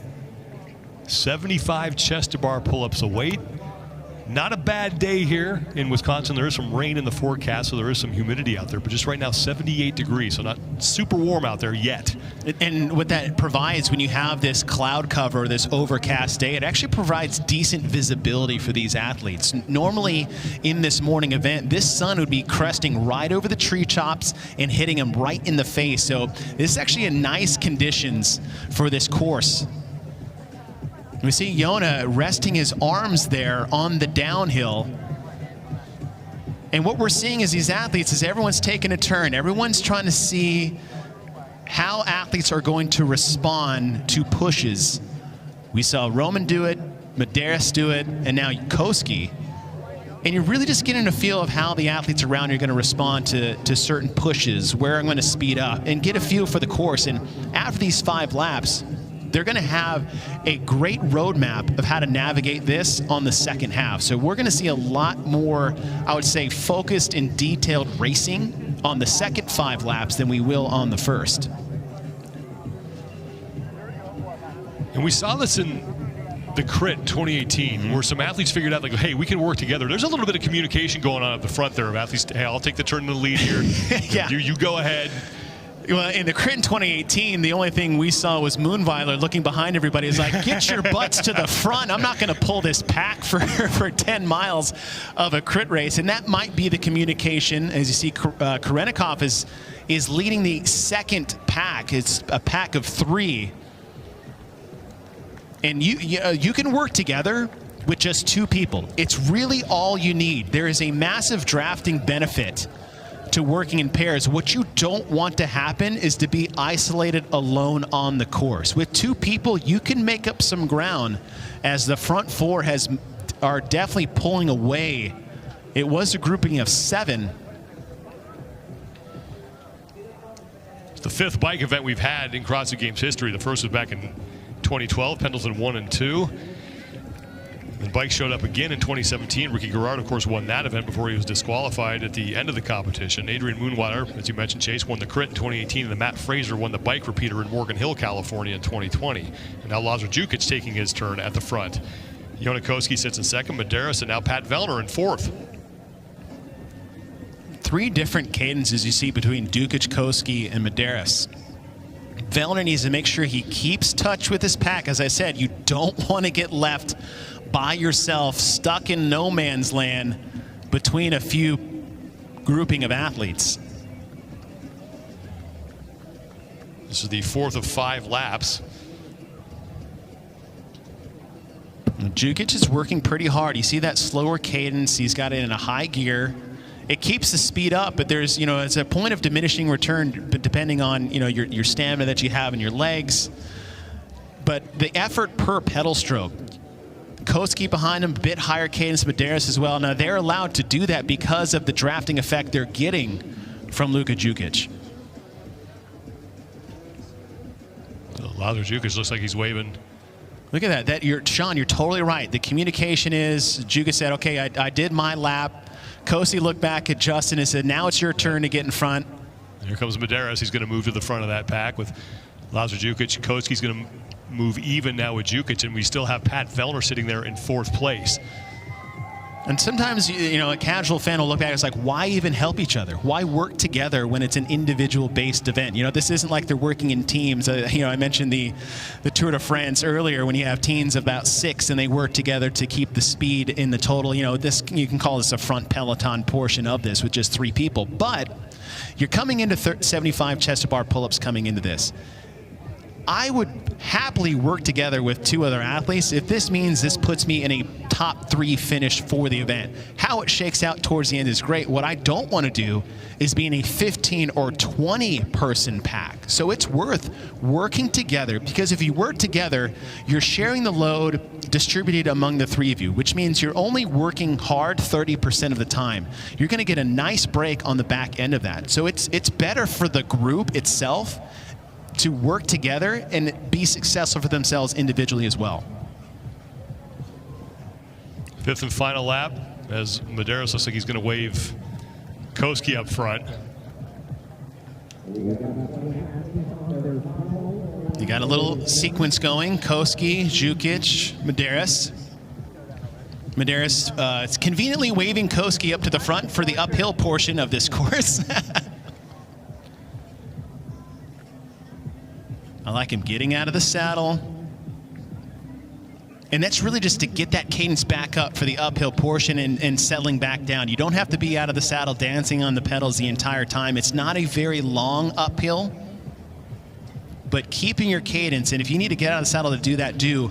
Jukic's on the front pack here. It's still that slower pace. And if you look at that pack behind him, Roman Krenikov leads Noah Olsen and Ulda Supniks, and Pat Vellner, who is all by himself between the 2 of those packs, has now decided to work with those 3 guys and get a little bit of a draft. So now athletes starting to group up here, as we see Ricky Garrard in that 3rd pack. Jonakoski surveying the field as he, Medeiros, and Jukic are set to finish up their 5th and final lap. And then this was the crux of the event for the women, those 75 chest-to-bar pull-ups. Now here's that communication back. You see coming in these turns, Koski will turn his head, asking the next athlete to come in front.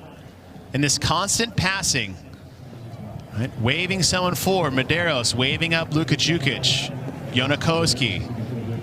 And a lot of that is by feel. You can't put an exact distance on it.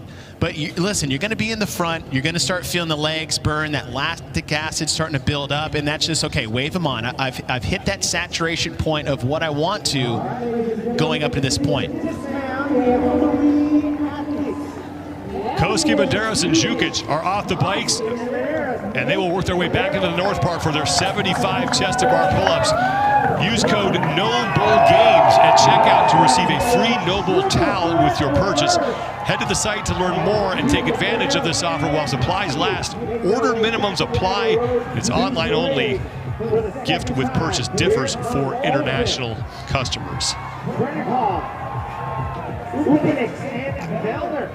Koski has put his bike down. Jukic is on to the chest-to-bar pull-ups. Here comes Yona Koski.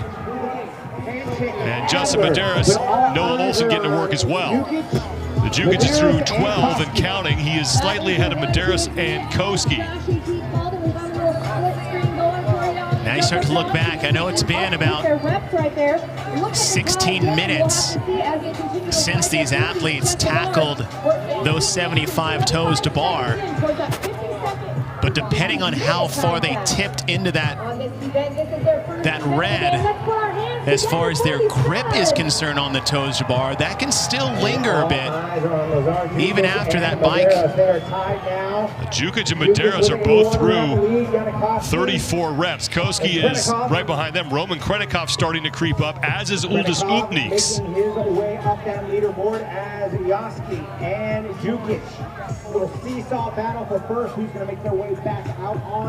There's Roman Krenikov, who now sits in 4th place. About 9 reps back of Jukic. Let's go down to Nikki Brazier, who's down there in the North Park. Guys, I was able to catch up with endurance coach Chris Hinshaw on exactly how these chest-to-bar would affect this long endurance event. He said that the amount of cycling in the event is really going to affect the athlete's stamina on the chest-to-bar because actually the muscles being used are similar. You may think it's on the legs on the bike, but the reality is that's not quite true. It's really arms and grip and shoulders. Now that muscular stamina fatigue is going to hurt the athletes more that don't do as much outdoor riding, and you're really going to see that separation start in their next bout on the bike. Thank you, Nikki. Lazar Jukic and Yona Koski are dueling for the lead right now. Justin Medeiros and Saxon Panchik has moved up significantly here on this portion of the event. Noah Olsen also inside the top 5. Jukic and Koski now in their final reps. Koski is done, and he will be the first man back to the bike. Remember, Yona Koski last year ran away with the opening event. Starting to see some raindrops on the camera. And really the most dangerous time for rain as far as road conditions is right at the start.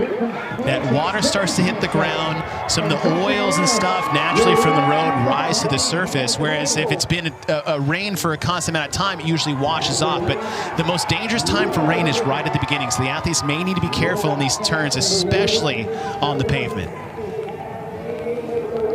Mentioned last year's opening event, Yona Koski won that by more than 2 minutes over Lazar Jukic. They are right now the top 2 in this event as they are off on their first of 5 laps to close things out. It's starting to rain a little bit more. Looking outside, you can see it coming down. It's light, but you've got 2 pretty significant turns on the pavement. It's going to be a lot more slick. Now, the way these tires are set up, it's an all-terrain tire. Allows for a lot of different conditions, whether it's gravel, grass, or road. But when you mix the rain in, things you got to look out for. Obviously, when you get to the pavement, as I said, the oils on the road just from cars driving, that rises to the surface immediately once the rain starts. Now, as it gets heavier, it tends to wash off the road. Another thing is the grass, Sean, specifically on the downhills. Grass is going to get real slick, so things athletes may need to look for, depending on how much rain we get, is actually tire tracks. Falling more in tire tracks in these conditions, it just creates a more impacted surface. If you start seeing, if you start swerving outside of that, you're hitting grass that hasn't been touched yet. So following tire tracks is going to be your best friend when it comes to the grass portion in this back area. I believe that is Saxon Panchik, who has moved up behind Lazar Jukic.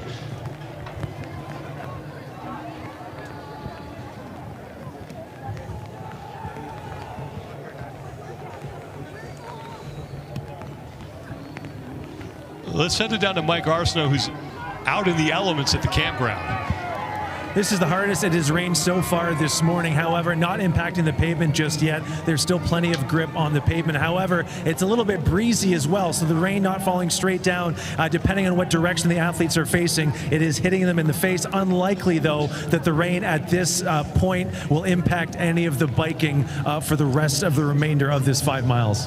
The wind thing, that's actually a big deal on the bike itself, especially when you look at this course as far as what Mike was talking about, because there's so many turns.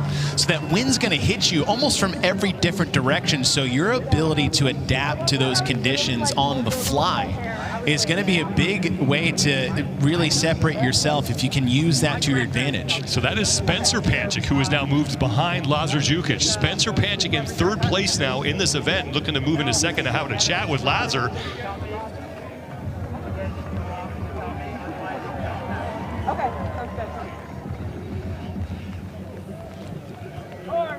You're talking about Koski winning the opening event last year during the swim paddle, but Koski was 3rd in the cyclocross event back in 2017. Lazar Jukic was 1st last year in the toes to bar running event. So you have 2 athletes with different skill sets, but both highly conditioned, great with long aerobic tests, as well as those high volume gymnastics. So this head-to-head battle between Jukic and Koski with Spencer Panchik in the mix as well. Now what's nice for Jukic and Panchik is at least they can work together to try to track down Koski. We saw the same thing on the women's heat when Haley Adams was alone at the lead, where Emma and Tia worked together in that drafting sense to catch up to her. The 2nd straight year, Yona Koski is all by himself in the lead in the opening event.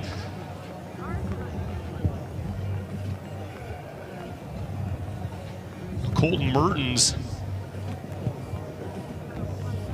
is on his opening lap. So Jukic and Spencer Panchik both passing him. This is lap number 2 for them.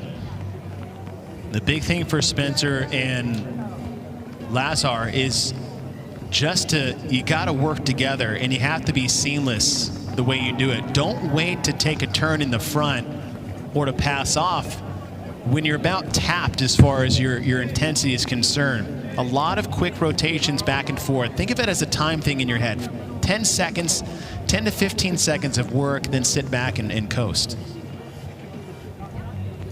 Another look at the opening event bike to work presented by Trek. We are on the final portion of last 5-mile bike ride, 50-minute time cap here.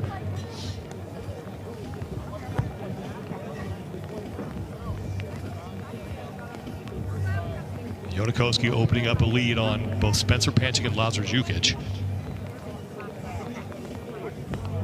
I was listening to Chris Henshaw's critique of the bike, and the upper body fatigue is a real thing, especially when you're off-road, because I mean, even on a Concept 2 bike, sitting on that for 20 or 30 minutes, just your arms locked in that extended position gets fatiguing. That's why you see Koski putting his forearms on the front and giving his triceps and arms and shoulders a bit of a break, because the turns, the terrain, going uphill, downhill, there's a lot of upper body. You can just see the arms working as Koski, again, resting his arms, trying to give his arms a break, because there is a way you can utilize your upper body to your advantage when it's picking up speed or going uphill, taking turns on this course. There's a lot more upper body than one would think. Mostly just due to the nature of the bike itself, road bike versus anything static.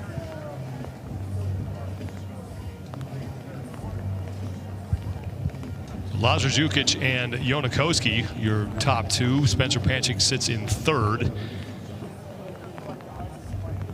And we could have a situation for the 2nd straight year. It's Koski followed by Jukic in the opening event. Koski drafting a little bit off of Travis Mayer now. Mayer a lap behind Koski. Augustin Riquelme is back there as well. I mean, catch a draft when you can, when you're up by yourself. Now we have a lot of other bodies on the course. just going to be spread out all over. You can ride up, you can rest there for 2 or 3 seconds. Your pace isn't going to diminish too much. And as I said, on the winner's side is just, take that little slingshot shot around, race up to the next pack, hang out for 5 seconds, pass around, race up to the next pack. You're just out there playing the fishing game now. Set the hook, reel them in, move to the next group.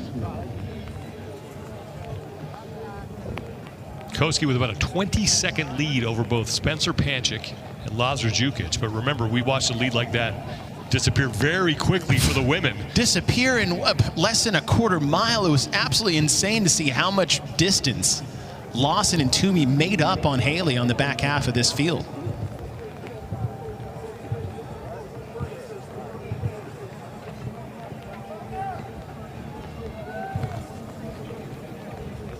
If Yona Koski can hang on here, he'd be looking at his 4th event win at the CrossFit Games.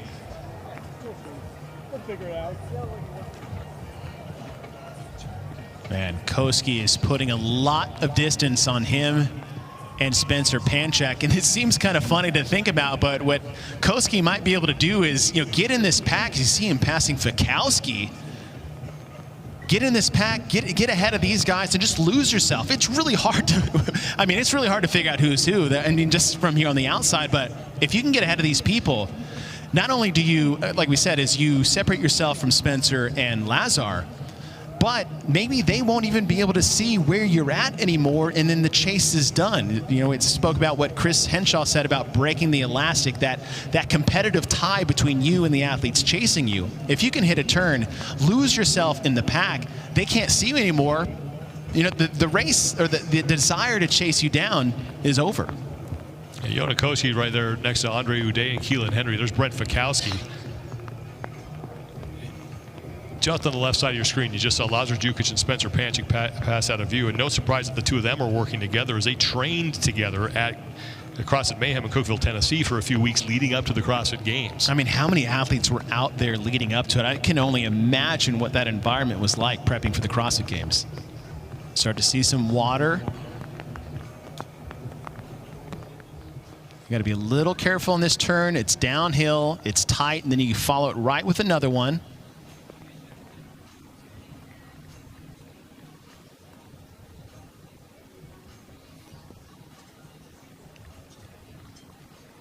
More rain starting to come down here at the Alliant Energy Center.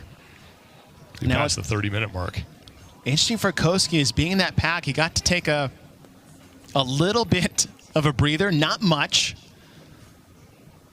But now see Mayer still on his heel after that first lap. So Mayer has not slowed his pace down, even though he is a lap behind.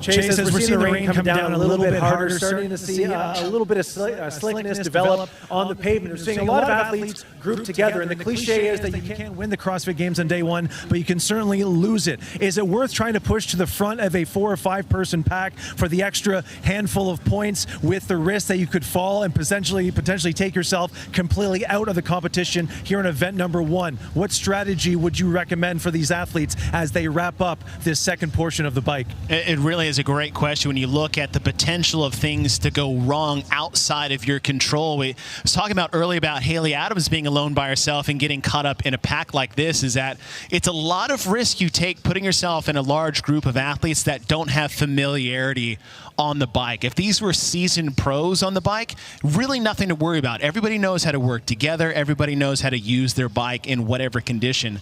But you have a lot of novice athletes here at the CrossFit Games, and especially on a course like this on a road bike. So yes, I would say it's almost safer for you to separate yourself from a big pack like that, 6 to 7 athletes, to get out of a potential of something going wrong because of the athletes that you're riding with that don't have the experience in these conditions on these bikes. Yona Koski continuing to look over his left shoulder to see where both Jukic and Spencer Panchik are. And he's going to be content just to hang out with Andre Uday and Travis Mayer, who are both a lap behind Koski right now.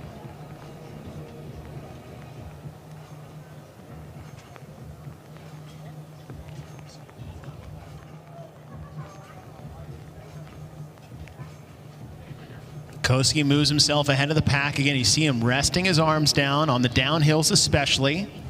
Nice on the downhills is that you need more arms on the uphills. The downhills, you see, if they had aero bars, which is that it's usually an attachment on the handlebar that you can rest your forearms and be a bit more aerodynamic as well. There's a two-parter to that, is give the arms a break, make yourself a bit more aerodynamic, utilize the downhill to your advantage.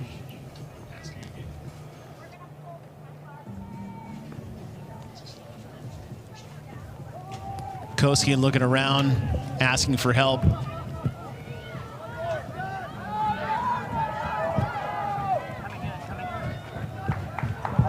Again, a slight downhill on this back stretch. Nice flat surface. Good opportunity to gain some speed, to gain some momentum, because once they turn into the RV park again, you've got loose gravel and you got wet grass.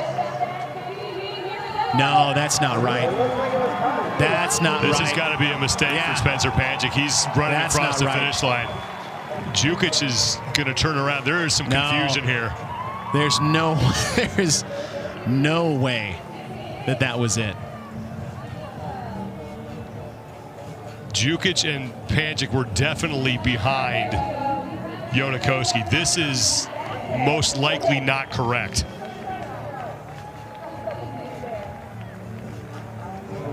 They will have to get this sorted out.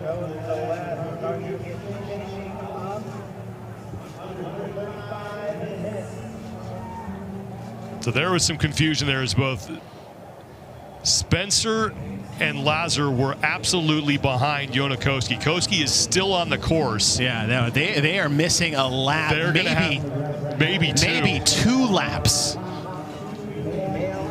So that is going to definitely factor in. Now, we have had a case like this in the past where an athlete finished early. Think back to, I think it was 2017, where Cara Saunders. Yeah, but man, that is a much different situation. There's a big difference between 3 overhead squats and 2 miles potentially of biking, because all these athletes were right around 15 to 16 minutes. If you just doubled that, that's 32 minutes. They didn't finish 150 reps on the rig in less than 3 minutes. So they are definitely a lap behind in maybe 2. And I'm surprised.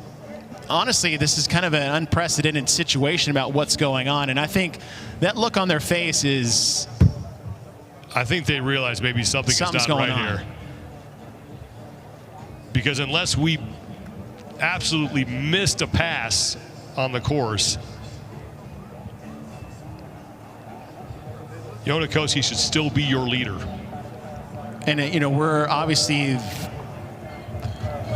I'm sure that something's on fire somewhere behind the scenes, but now you got to look at how are you going to approach this? What are you going to do? I mean, obviously we don't want to speculate, but yeah, definitely those athletes completely missed a lap as Yona Koski is coming in.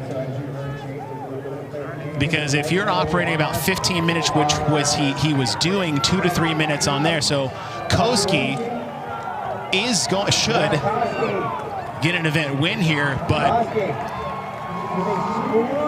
skipping an entire mile on the course, you can't just do simple math of how a lap took, but it's going to have to be something they figured out on the back end. Now here is Yona Koski, who is sprinting with Ricky Garrard. So there's some confusion here at some point. We'll have to get this all sorted out, but from what we were able to see, Yona Koski was in the lead. I think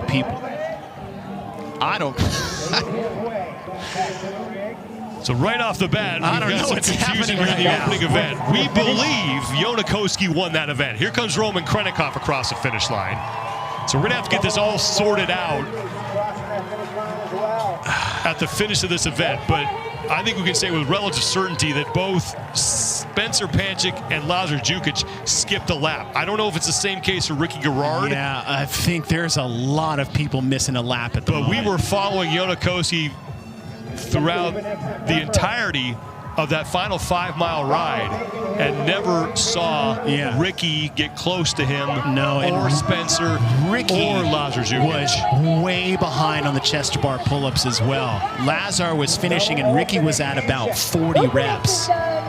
Uldis, I think that's a legit lap. We have had 12 men cross the finish line. Dallin Pepper was the latest. Now Saxon Panchik and Noah Olsen are across. Others who have finished include Justin Medeiros, who may wind up finishing second. Jeff Adler came in, Roman Krenikov is in, Bjorgvin Gudmundsson, Willie George, Moritz Fiebig, and Uldis Ubnis, the other men who have finished. Now I'm looking at some of these lap times, 13 minutes, 13 minutes, 13. There's Alexander Corona, Will Morad are in.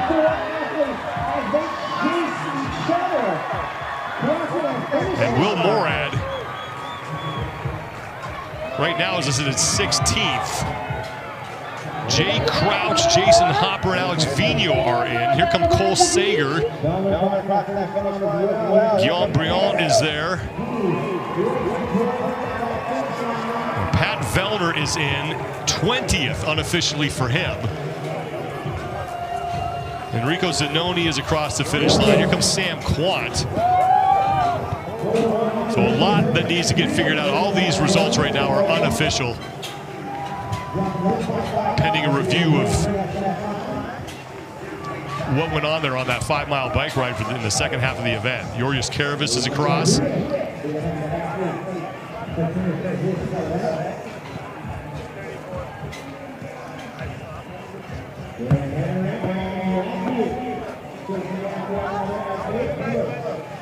There's Sam Quant. There's Nick Matthew. the old custom crop top. Respect. I don't have the abs for that.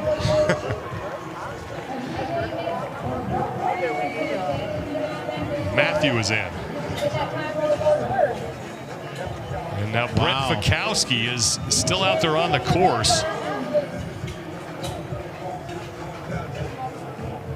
Baden Brown and Heinrich Happelainen also across the finish line. I think one of the tougher finishes or lower finishes Fikowski has ever had at the CrossFit Games was a Triple G chipper. And a lot of that was actually due to the 100 pull-ups that it started with. And you know, we've seen him struggle with events like Mary, high volume gymnastics in more of a cyclical pulling format. Mary is all about the 15 pull-ups per round. You're talking about 15 to 20 rounds. That's upward to 3. It's upward to 150 to 200 pull-ups in an event, and that might have been the deciding factor for Fikowski's place finishing. His worst event finish of his career came back in 2016. He finished 39th in the squat clean pyramid. That was well before Fikowski had upped his strength gains coming into the CrossFit Games. It was actually one of the things that kept him out of the games for years. Colton Mertens is going to finish ahead of Austin Spencer. All these results are going to be unofficial, as I'm fairly certain things will be changing quite a bit after a review of the scores here. There's Augustin McKelmey, who is in. We have 4 men right now who have yet to cross the finish line. One of them is that man, Tim Paulson. Tudor Magda also out there, as is Cole Griesaber and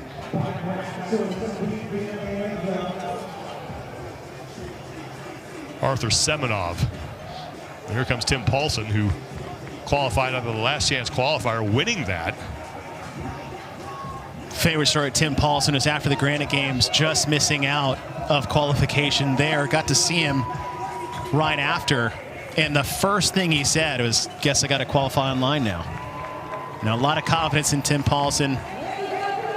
This is definitely an event outside of his wheelhouse, so I'm not really surprised to see him in this position. But, you know, in a well-balanced test across 4 days of competition, some of these outlier athletes are going to get theirs in some form or fashion. There is Tudor Magda on the left.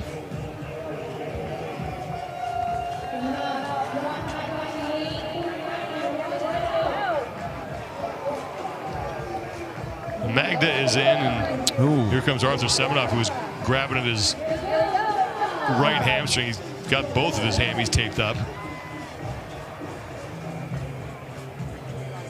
The Grease Saber is the only man still on the course, and he's about ready to come in. We're still trying to sort through the confusion here. The first 3 athletes to finish were Spencer Pancic, Lazar Jukic, and Ricky Garrard. At one point on that final 5-mile bike, Garrard was 45 seconds back of Yonakoski. So it is very possible that Pancic, Jukic, and Garrard skipped a lap. I think from what I saw, there's 3 or 4 you could probably throw in the mix there. I mean, I didn't see half the athletes that are in the top 10 in those 2 front Peloton groups that we saw on the first 5 laps and the second 5 laps.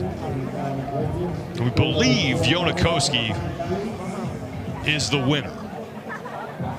But they're going to have to sort through a lot of stuff here to figure out exactly who earns 100 points. And then you have to figure out what you do with the man who didn't finish and how you figure out where they're going to wind up. It's Henrik Haapalainen, Bjorn Karl Gudmundsson, and Yonakoski. We saw Pat Vellner, who right now unofficially is listed in 20th place. So Nikki Brazier is down there in the North Park. Nikki, what have you been able to find out? Yeah, not much, guys, so far. There's a lot of confusion down here. I can tell you that judging is working with scoring to try and figure out exactly who was in the lead. It does appear that there may have been a couple of guys here who skipped a lap. Maybe we didn't see them exactly pull ahead into that leader's position. But again, nothing decided yet so far. We don't exactly know what the leaderboard looks like, but the judging team is working very closely with the scoring team right now to try to figure out exactly what happened here. Well, as we sort through what happened, it was Roman Krennikov out early, but once again, like we saw with the women, it was the chest to bar pull-ups that made the difference here. Huge deciding factor, and I think a lot of that had to do with how people navigated the toast bar. We said it was important to get out early so you don't get lost in the wash in the beginnings, but not at the expense of your ability to do chest to bar pull-ups on the second round. As you see a 4-person team early on, and then it was Medeiros, and then this is when things got off track because Spencer Pancic and Lazar were 100% behind Yonakoski. There was no point in time at which they finished. Ricky Garrard was behind the pack significantly on the first half and did not have the best chest to bar pull-ups in the second half. And you have all these athletes finishing ahead of Yonakoski, who is, it's either that or he did an extra lap. But there is a lot to be decided right now as far as how it shook out. But Sean, the big question is how are they going to assess time penalties, points penalties? I mean, do you, like you said, yes, this happened to Carl Saunders. The judge but like waved you said, big difference between a mile and 3 overhead squats. Right, mile. Well, we have a lot to sort through here in Madison. You can go to games.crossfit.com throughout the day to keep posted on everything going on with the overall standings. Teams up next here, the 2022 NOBULL CrossFit Games.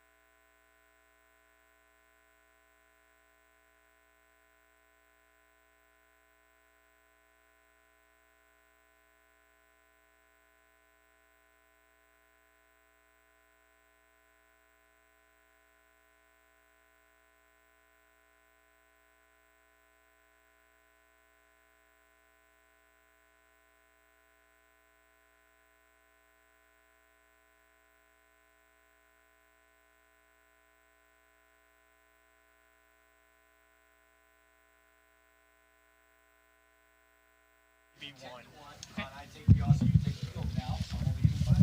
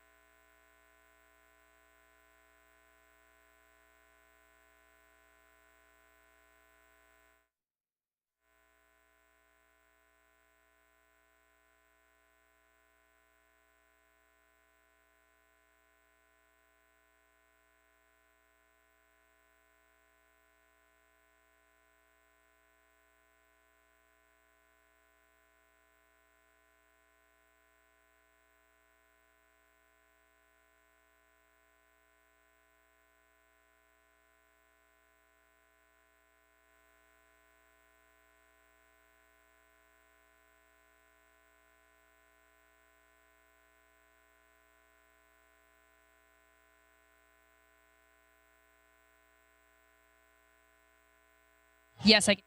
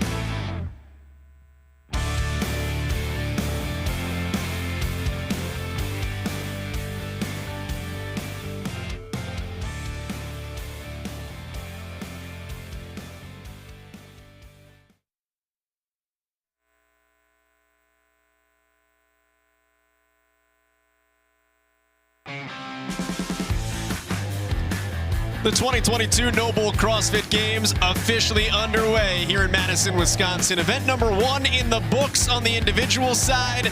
Let's turn it over to the team competition. Back out here at North Park with our resident Aussie, Jeremy Austin. Tanya Wagner, the 2009 CrossFit Games champion. Jamie Hagia is our reporter on the field. My name is Joel Godet. Glad to have you all along with us here for the first of a week of competition at the NOBULL CrossFit Games. Event number 1 here for the teams. Has some similar aspects to what the individuals went through, and it starts with the bike. First time we've ever seen that in the team competition. First time on the team side getting to ride these bikes. What this event looks like is it's going to start and end with a team pushing Bob, a familiar element, and then in between they're going to have 3 rounds of male-female pairs that each pair will complete the following: a mile bike ride, while the other male-female pair is going to be pushing the bob and then doing 30 synchronized toes to bar. They'll flip-flop. The other team will ride, the other pair will ride the bike. The other will push the bob and synchro toe to bar. That is 1 round. They will each do that 3 times. All right, Jeremy, how do we cook this thing up? It is going to be one cracking event to start things off for competition here. And I think that synchronization is going to be one thing, not just with the 2 people doing the toe to bar, but also trying to synchronize your time with the people doing the bike as well. How do you synchronize that? So that swap is going to be really important. And selecting the correct pairs. How do you start things out to competition? Do you send your fastest and strongest first? Do you send them last? What is fatigue going to play a factor in this long 40-minute event? All right, let's talk about the bikes themselves. Introduce you to the 4th member of our crew. How you doing, Jamie Hagia? Thanks, Joel. I'm here with Dean Gore, the VP of Global Marketing for Trek Bicycle. Dean, can you tell us a little bit more about these bicycles we're seeing these athletes ride? This is our FX model, which is a fitness bike. It's the bike that does everything really well. It's like the perfect thing for a CrossFit athlete that wants to get outside of the box once in a while and spend some time outdoors. It goes gravel, it does grass, it does pavement really well. So it's the perfect bike if you want to just start your cycling. Thank you so much, Dean. Thank you. Jamie, thank you. Dean, thank you as well. As we take a look at the lane assignments here in Heat 1 of this field of 36 teams. 8th Day CrossFit back from last year. The exact same team roster for the team from Michigan. Move Fast, Lift Heavy qualifying this year. Remember, DQ'd out of semifinals last year. Great for Will Carter and Christian Harris to have the opportunity to earn their way back here. Rhapsody CrossFit is back from last season's CrossFit Games. CrossFit Mayhem Justice, one of the 3 CrossFit Mayhem teams out of Cookeville. And we are underway. We're going to push the bob down the field and get things started.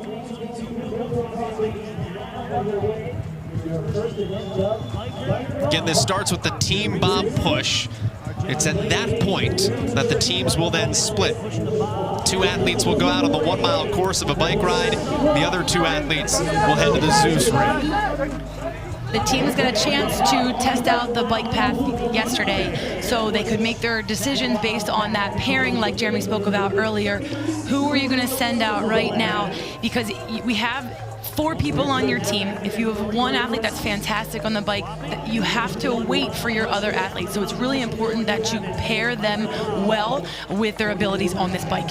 Plenty of people coming out with their bikes. It's really important to get a good start and get out in front, even if you do have to split your pairs up on this first mile. Really important to get out in front. Plenty in that pack behind, but a few athletes getting a good lead nice and early. And it's a big pack, and it's only 1 lap. So different than what we saw on the individual side, where you can space yourselves out a little bit and you've got some time to ride. It's more of a sprint out here, and you've got to navigate that morass. But remember, they have no idea the speed that the other 2 teammates are pushing the bob and doing their synchronized toes to bar. So for this one, especially here in the first round, this is all about just going out and not being the pair that you're holding up your other team. You want to get there in time it, but you're doing this blind, not knowing what your other pair is doing. A lot of the team members using the front section of the bob, and very heavy as well, 667 pounds or 302 kilos for the conversion. And this is a lot slower than we've seen the 4-person as we'd expect. And they're allowed to push that bob in whatever capacity they want, but this is proven. We've seen last year with the 2 pairs that are pusher, 2 athletes pushing the bob, choosing the front. It's a lot on the legs. So in comparison to what the individuals just did, there was a lot of pulling in upper body. This is a lot of leg fatigue. So there could be some of that factor going into the bike. it could be a fact of getting out on the bike for a little bit of a rest to flush these legs out because they are working very hard. This proving to be very difficult and probably a lot slower than I was expecting. This is Mayhem Justice. Many of these teams do not have a bob. If you're going to train for an apparatus like this, it's a lot of individual sled work. Mayhem does have a bob. Rich Froning, of course, the captain of Mayhem Freedom, he went out and got one. They found kind of a jerry-rigged bob that they bought from Minnesota, brought it on down to Cookeville, Tennessee. So they don't necessarily have that rogue bob, but they've got something to train with where a lot of the other teams in this field maybe don't. We expected to talk about Mayhem, you know, independence and freedom, but Mayhem Justice squeaking in out of the semifinals, their third team, making history, the first affiliate to qualify and send 3 teams to the CrossFit Games. So this is super just exciting for their whole affiliate as a whole. The bike lap, we've done some average times on what the individuals done for males and females, and the women are coming in at around 3.5 minutes, and the men just over 3 minutes. This gravel part, very difficult as well, going from the path to grass to gravel, back to path again, and that time, we're getting around that 3-minute point now after the first bob push as the first athletes start their toe to bar. And this is where they're going to be able to make the adjustment and realize, all right, do we have a little more luxury on the bike on that mile, and we can take it a little more cautious, or how fast do we kind of need to push, depending on which pair is waiting. I expect to see a lot of communication here on the first transition as we see the first team waiting. That's 21.50 out of Nordhaven, Denmark, stands literally for North Harbor in Copenhagen. Fredrik Studa is on the left, their lead male and the team's captain. Now you have that opportunity to have those legs, get a little bit of the juices flowing again before you hop on the bike. Athletes required to walk the bikes in at a certain point just outside of North Park for safety obvious reasons, coming in with so many people. But as you mentioned, Joel, those legs, they are probably have to going to be really flushed out at this point in time, because this event is going to be very long and just the start, the first half of the first round. AB CrossFit. That's one of the more international teams. They hail from North Miami Beach, Florida, but made up of athletes from 3 separate countries, including Maria Quintero, former Colombian national champion, and Laura Sanchez, former Venezuelan national champion. Kind of a dark horse team in that regard, some of the best of their countries. They paused there, took a little breather, so if you can keep that bob like a sled moving, that is going to be the best that you can do. Get yourself continuing that push, but when you need to break, that's where you can look around and see if you can make up some ground.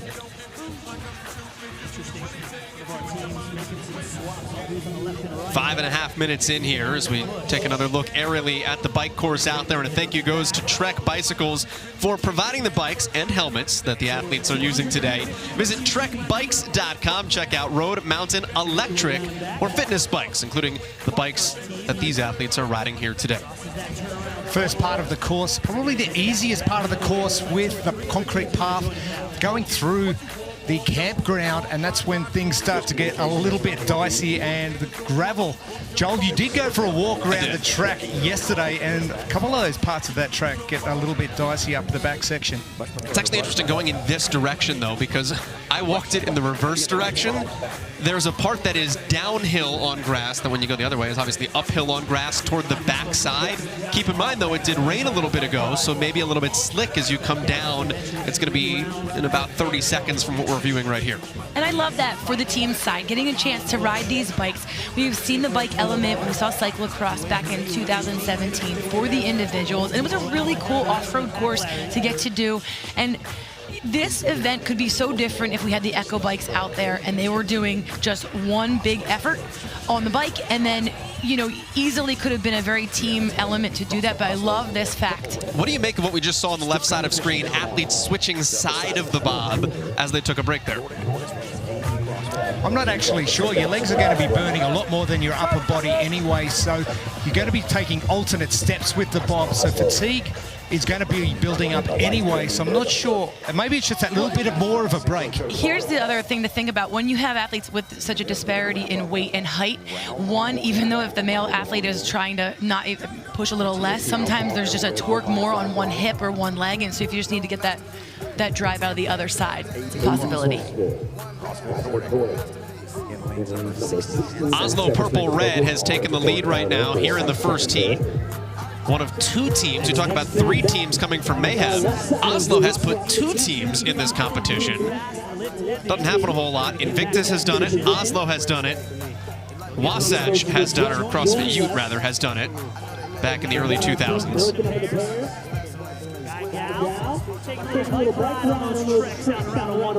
The other pairs right here with us in Norton Park, completing their big bob push.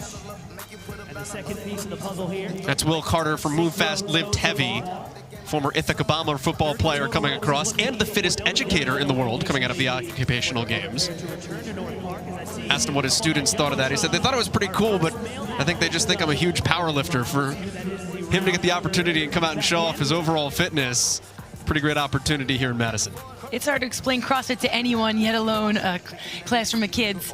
But you know Speaking what? from experience? Yes, they don't know. No, but you know, and again, this is why that bike element. I love that they're getting CrossFit trained for life to be able to functional fitness right here. Get out on a bike, go for a bike ride in different terrain. I was going to mention earlier about pushing the big bob. I don't think there's anything that can replicate when you run out of fuel, that you've got to push your car. There it is. That's the same sort of thing we can reflect on, and anyone can jump on a bike. Is that from experience? Yes, that is. Absolutely.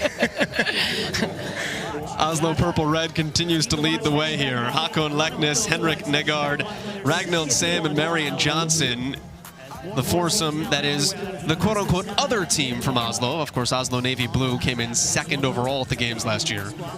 I'm not sure that I'd be opening the front car doors to be pushing it from that section. I'd be from right behind. So interesting that every team has decided to push from the front, maybe just to get that little bit of a lift for the bob. Rain coming in the background with that cloud cover, getting a little bit darker. Will the rain on the grass prove to be a little bit easier, and the bob might slide it a little bit better? It's Ragnhild Same on the right side of the screen, Henrik Negard on the left side of the screen. Both new to the team this season. Jeremy, I think it comes down to the steering and just making sure that you can allow. I wondered if we were going to see that. I wondered if with the helmet we were going to see anybody drive and how if they would push any different. But is his head under, using it more of a shoulder, more contact on that bob. Now that is Henrik Negard on the left of screen.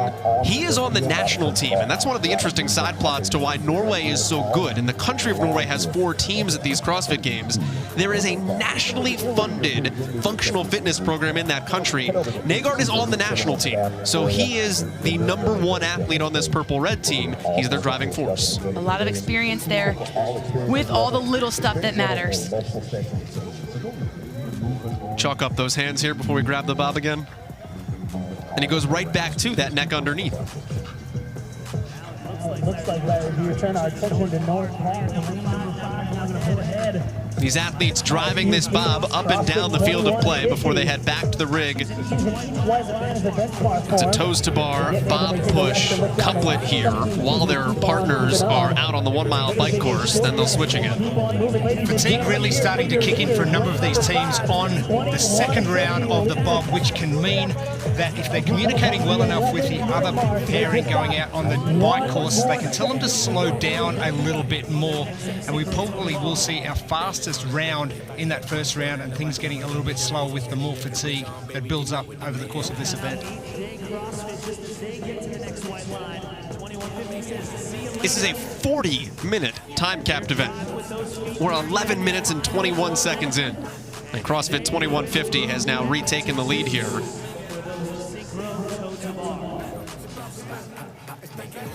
Eighth day, the same 4 athletes that competed at these games last season is in 2nd. Move Fast, Lift Heavy. We showed you Will Carter earlier. Team out of New York is in 3rd. That's back to 2150 out of Nordhaven, Denmark. Qualified 5th place out of the Lowlands Throwdown, and then actually did an out-of-season competition in June. So they are well tested. on the same page and ready to throw down here in Madison. The team-sided competition is, it's an amazing opportunity to represent your affiliate, to represent what else goes on at a CrossFit affiliate. We think it's just working out, but the community side of things is what people say keeps them there as well, and how connected you are. And I love that from the team competition. And then when you get to see just teams that are really cohesive, that working together, when you can see them as a rookie team like this, doing those competitions, living life together, and then getting to showcase it when you come out here in the greatest test of fitness here for the teams. It's really cool to see those teams that just jive together. And we've been running our affiliates for so long. We make a point of doing every Saturday morning workout as a team of 2 or 3 or 4 people, just to bring the community together even more, even though CrossFit, as you see, as a sport, is a very individual event, but this is a great way to showcase what they can do together.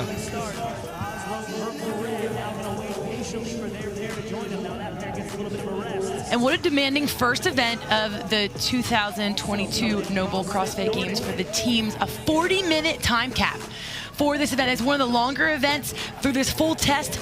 Throughout the whole week, we do expect to see, obviously, variants, all different time durations, weight, heavy, light, all different capacity, but this is quite a way to get started. This is one of our longest events we ever had for the team competition, and the transition now, and a little bit of a chat going on in between all 4 team members, so maybe just slow the pace of the bike down, and the pace slowed considerably from the first mile bike ride for the first pairing.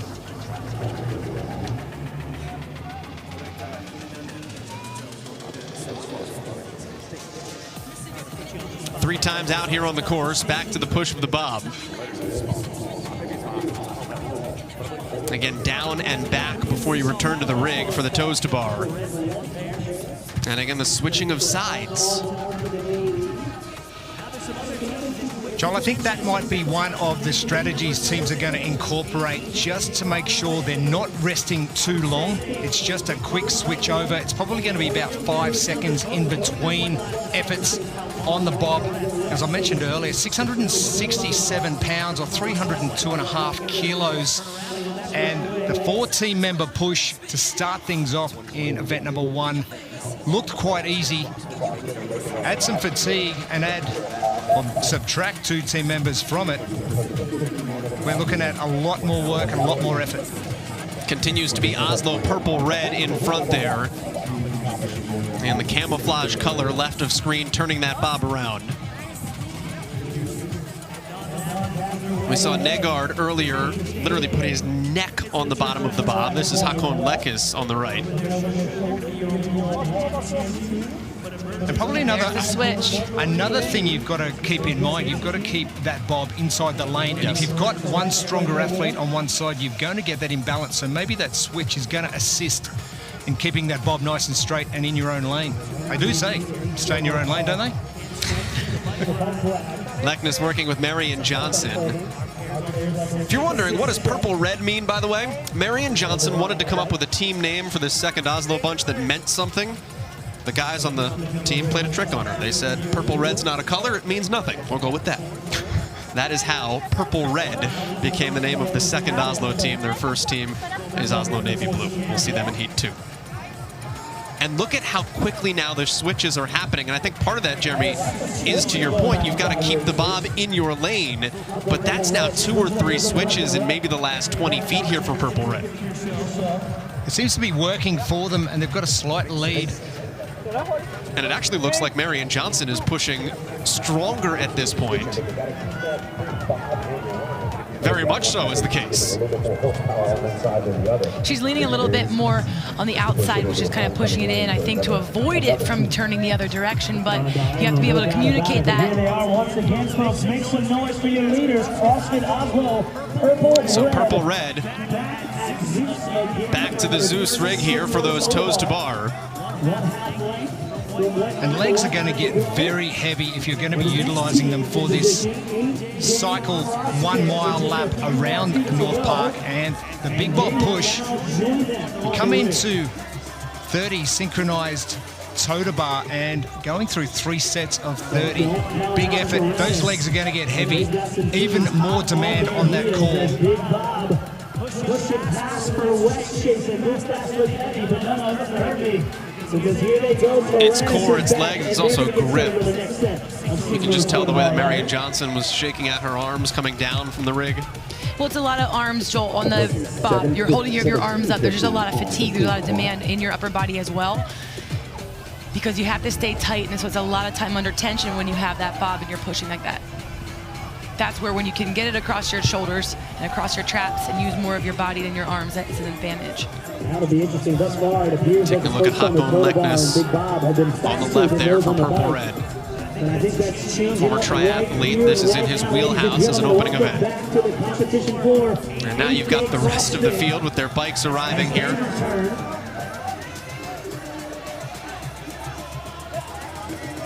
But yeah, as this one is really taken off, it really is becoming more apparent that how important the bob portion of this event is.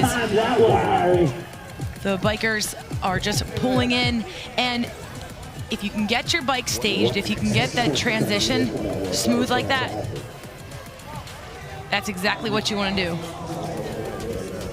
Athletes probably going to drop the gears to make it a little bit easier to cycle those legs, so there's less demand as they go around this course. Fairly flat, as you mentioned, Joel, until we get to that back section. You hit that little bit of a hill, and then it's all downhill all the way through to North Park before they get off.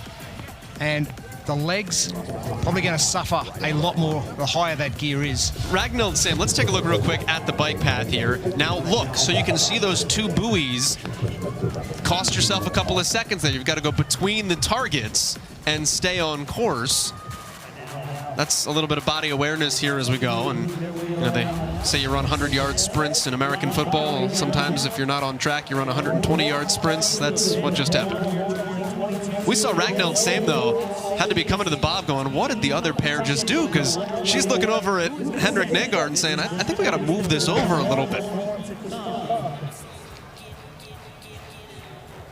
667 pounds for an unloaded bob. You can add weight, you can see just inside of the handles. And like you said, Joel, if you're not training with an apparatus like this, it is much different than the typical prowler push. It's much different just with that amount of weight and needing to push with a pair. It's a fantastic test to incorporate in the team side. And if you haven't used one of these bobs before, the prowler push, as you mentioned, it's a little bit lower to the ground, so you can get a little bit lower with your body height. With this, you've got to actually adjust what works best for you, and there's various positions on the bob you can use. And that's a great replication of the 2 different positions. One of 2 different positions you can use. 667 pounds, if you're trying to wrap your head around that at home, that's like trying to push a vending machine down this field. Or if you want a little bit of a different point of reference, 5 kegs. Is that upright or is that on its side? I think it weighs the same, both directions, Jeremy. You can see the wear and tear starting to set in on these teams pushing the bob.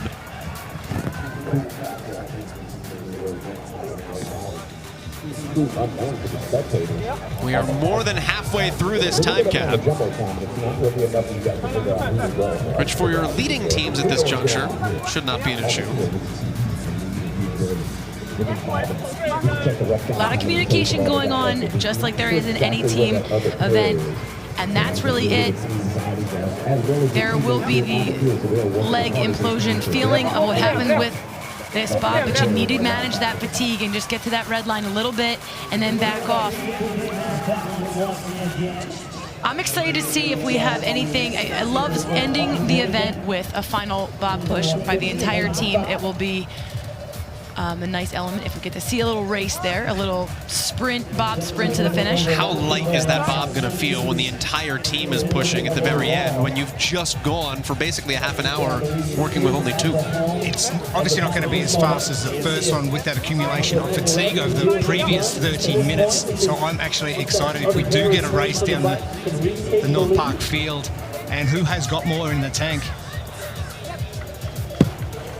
And this continues to be Oslo Purple Red. Qualified to the CrossFit Games, 4th out of the Lowlands Throwdown.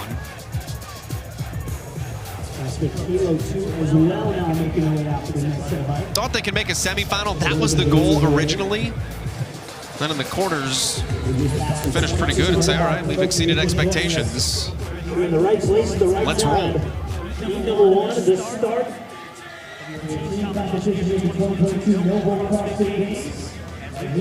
Joe, I'll have to say that the pacing from the bike has got a lot better as teams have got more comfortable with how long the bob is actually taking and the synchronized toe to bar.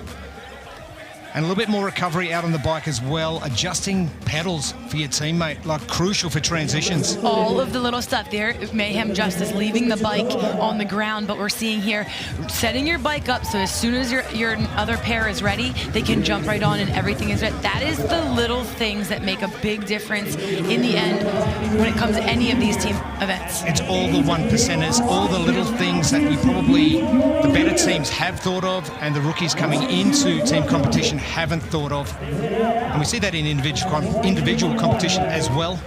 But even it's just magnified that much more on a team side. And that's where the second year of competition, of being with a team, usually those are the things you tighten up and you realize that is where you make up all the ground. I'm also anxious to see, we have another heat to go. And watching the speed change of all this, I'm anxious to see how how it looks maybe possibly different, because these guys came out hard. I mean, it's the first event of the games. You've been training for a year. You've been training for years to get here. It's hard to hold back, but I do wonder about that first sprint, like you said, Jeremy, down the field. They blistered themselves right down the field and they took off. I wonder if we'll see a little different start. This is the final round real quick here, guys. Last bob push for the pairs, last synchro toes to bar, and if you're on the bike, it is the last bike ride. You've got 8th Day CrossFit on the left, Captain Michael Paas on the left, and Zoe Jones just on the inside as well. With 8th Day CrossFit, they were last year rookie team. They took 14th. They had 4 top 10 finishes, and 2 of them included the bob, where they had 2 people push. So this is something that they were comfortable with last year. I can only imagine they are more comfortable, or they're just the same confidence there with that move. So I'm not surprised to see them here. You got a football player from Hope College on the left there, Michael Paas. Low man wins. Get underneath that bob, drive. And often we talk about the affiliates that are here in their 2nd consecutive year, 4th year here, all that, but not many come back with the exact same teams. And this is one of them. 8th Day CrossFit Black. And when you have the confidence, you come back with your same team, that same energy, training, that this is fun. Well, they say combination and working together and the accumulation of that time together is imperative for team sports. This is as close to team sport as you're going to get with CrossFit, and just that time spent together, it's experience, and you just can't really do without that when you're coming into an important competition like this. The cohesiveness of the team, the unity of working together, it is bringing that all together, knowing the nerves even of last year when you're a rookie team, just getting that out of the way. We've been there, we deserve it. It wasn't a fluke, we're back. And the team's watching, sitting back in heat number 2 and trying to probably time how long a round is going to take and what they're going to do with strategy. Now, does the strategy change after seeing how hard that 2-person bob push up and down the field is? I think the fact of just knowing how long this event is, you just pick a different pace for portions of it, of where you're going to push and what you're going to do. And your better teams will know early on, we're not going to see they're going to save a little bit for the end. Cycle rate as well on the bike going round as the later rounds come about. Do you maybe set a higher gear so you're doing less revolutions of the bike as you go around to lessen the fatigue, even though you've got to push a little bit harder each time? Or do you go easier gear change, and just to get more revolutions, flush those legs out a little bit more? Well, and that's a smart step. If you are proficient on the bike, you'll do that. It's not an echo bike that you're sitting there with the same level, the same degree, where you can be mindless and just do that. You can get you can use that to your advantage if you're comfortable with it. But if you want to make the comparison to what you might do in your affiliate at home, it would be like riding the C2 bike, right? So how are you going to play with those fan settings is going to be similar to how these athletes will play with the gears. 0 for me.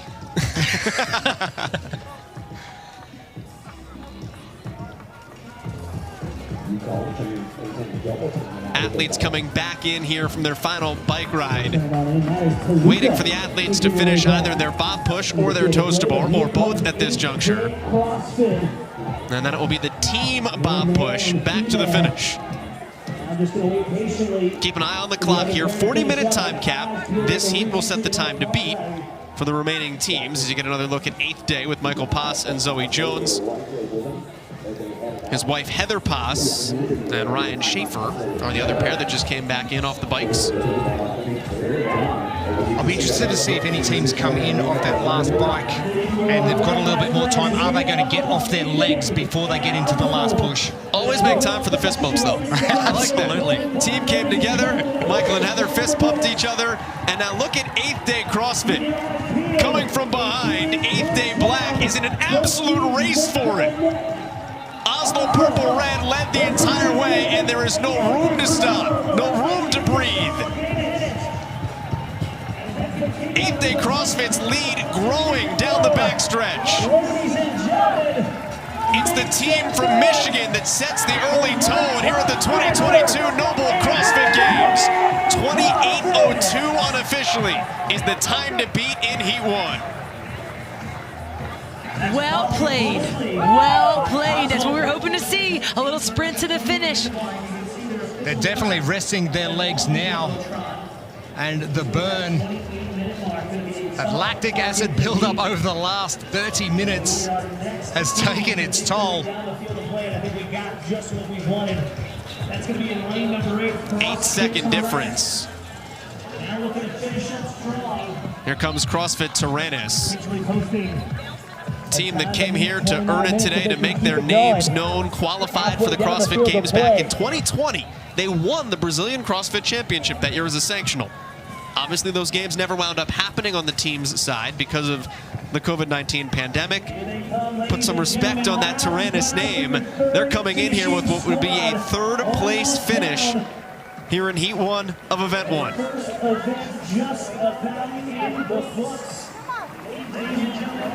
Going to be about a minute behind Oslo Purple Red. That's your top 3 in Heat 1. And we still have 11 minutes left to go in the time cap. Zoe Jones is alive.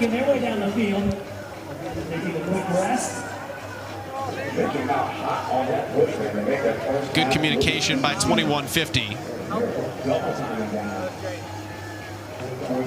Danes have to straighten that thing out here. Good job up front to push.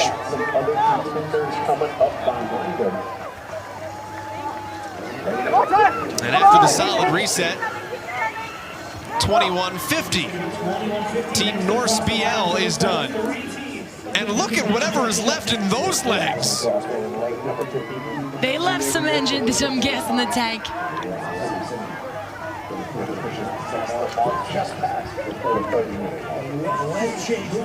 2150 is done. Rhapsody finishes in 5th. Great bounce back for Rhapsody, who came in last season in their rookie debut. A lot learned by their 2 returning women. On this side, and it looks like you might have that 8th day team winning the heat, comp train team. Actually on site with their coaches, with Jared Smith and Ben Bergeron in attendance, of course, this weekend. Some flat feet pushing and some toe pushing as well. A couple of different strategies to try and get off those quads as best you can. Is it strategy at this point, or is it whatever hurts less? Well, yeah, exactly. A lot of it just hurts. You can see the damage of what will be, you have to imagine, one of the longest, if not the longest, events that these teams are tested with. Milford conquered their first appearance here since 2017. They were 2nd in 2015. Now, obviously, different makeup of the team, but that's an affiliate that knows how to throw down here.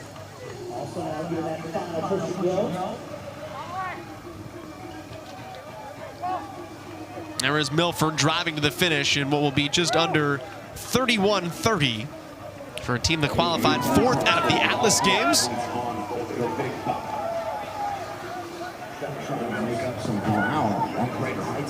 greater heights. About a 10-yard lead for AB moving fast. Closing that gap. Got to stay in your lane there.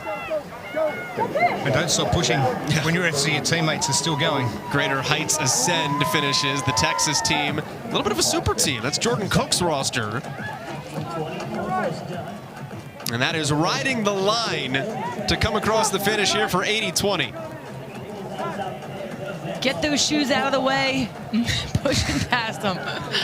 And the team from Portadown, Northern Ireland has finished. That's Lewis Pearson on the ground. Jim Neal is their other guy. Quick shout out, by the way, to his wife, Sophie, watching back home in Ireland. She just gave birth a couple days ago. New father, Jim, competing in his first CrossFit Games. Now that's a lead pass if I've ever heard one.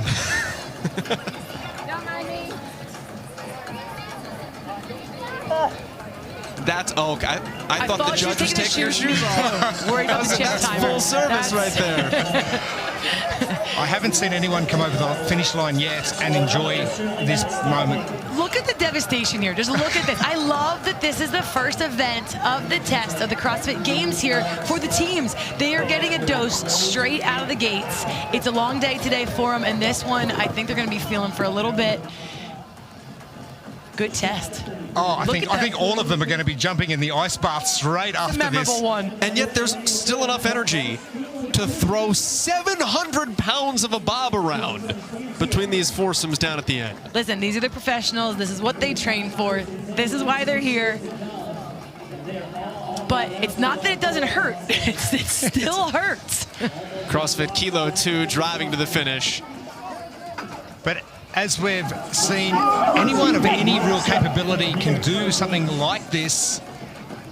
So you can scale everything back at your affiliate, drop the weight, drop the distance, and anyone can push anything. It's just like a heavy shopping cart, I suppose, around the supermarket. Infinitely scalable, but here, even at the games, you see, I mean, like, you're still pushing though within your limits and within your capacity. And it still hurts. It hurts the same. They're used to that. Just the empathy factor. Just one team left out competing at the moment. Oh, excuse me, 3 teams left out there competing at the moment. There's Mayhem Justice. Seth Stovall's on the right side pushing. Famous because he moved to Cookeville, Tennessee from California and literally lived in his van for quite some time. But now they were the ones we saw earlier who had those little details of leaving the bike, not setting things up. So they are a rookie team, a lot of new athletes in here. I mean, they're training with the best, with Rich Froning and team members in Cookeville. But there's a lot to learn, and they will learn so much from this experience, just like any other rookie team. These are all the things that you go back and train back home with once you're here, these little pieces. Aniston Suthoff just switched to come into the front of screen with Seth behind. They're also young. They are the youngest team in this field, and it's by a lot. Average age 23 for this Mayhem Justice crew. Selwyn, team from New Zealand, is second youngest at an average age of 25. Just showed you a quick glimpse of Toluca, team that qualified out of Copa Sur. Top time. Posting 28:02 is going to be a tough one to catch. And here is Toluca pushing across the finish. Team that was 5th out of Copa Sur. Got their call late in the game, got all their visas, their travel in order, and able to compete here at the CrossFit Games.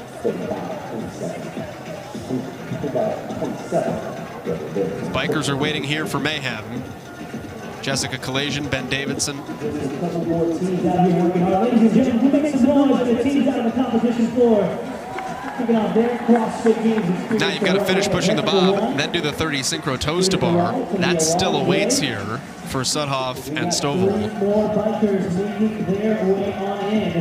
4 minutes to the cap. Next team, lane number 6.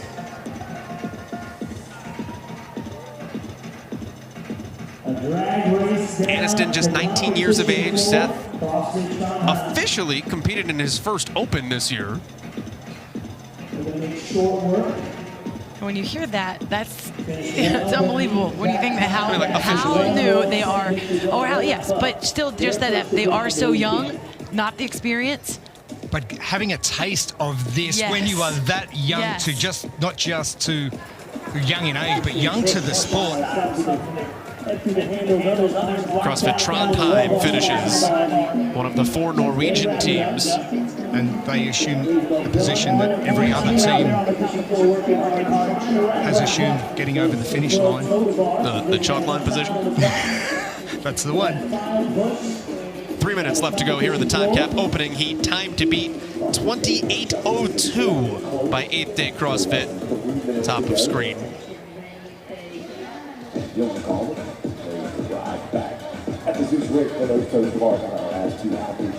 know, it's funny when you associate the word underdog with mayhem, but we talked to Jessica Kalasian ahead of time. She said, hey, we're kind of the underdog team. Like, we are the more so true affiliate team at Mayhem, as opposed to what people might dub a super team. You know, Jessica Kalasian moved from Alabama, and obviously Seth moved from California, but it's the younger group that is gaining the experience. They were the ones not expected to be here. They were training with developing their teams, their strength, their depth, but they weren't expected to be here when you looked at who their competitors were, the semifinal and Syndicate Crown. So it's just the fact of being here, yes, their affiliate is thrilled, and they're here. They're getting through all these parts. First event. It's a long week. There's going to be a lot that goes on here. There's a lot of different tests. They'll excel at the ones they can. Final 30 toes to bar synchronized are done. On to the 4-person bob push to the finish here for Mayhem Justice. Ben Davidson right. Seth Stovall's back up front on left.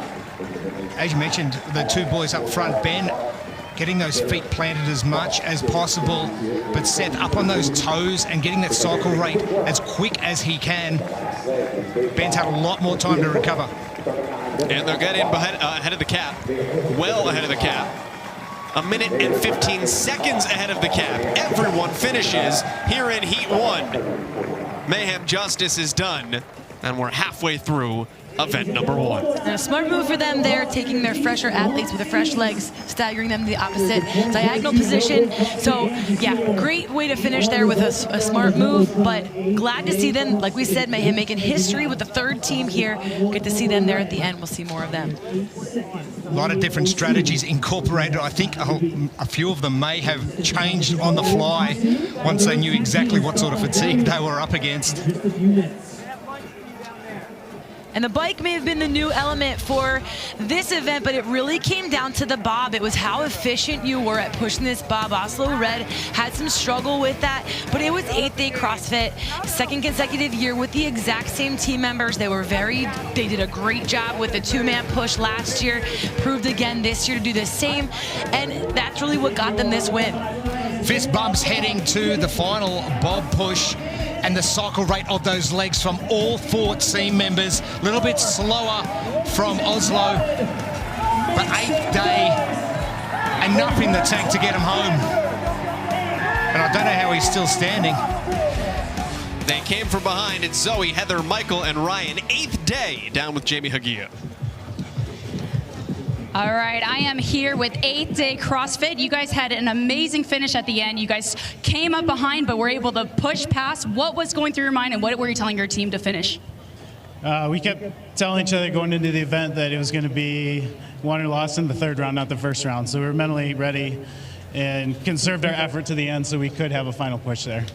With such short notice of the announcement of the workout, how did you decide on pairing who was going to go first on the bike and who was going to go on the bob push and the toes to bar? So they're a married couple, but for some reason I always go with his wife. So we knew that was going to be the pairing, her and I, and then these 2, because they're a little faster on toes to bar than we are. But yeah, that's kind of game plan, as it always been. As a married couple, we see your son over here. What does that mean to you to have him watching you to compete out here? It's really cool to have him watching us. Yeah, I don't know. It's definitely, it adds something to it for us that he can see us do it and see what can happen if you work hard and have a goal and chase it. So, yeah. Congratulations, guys. Thank you.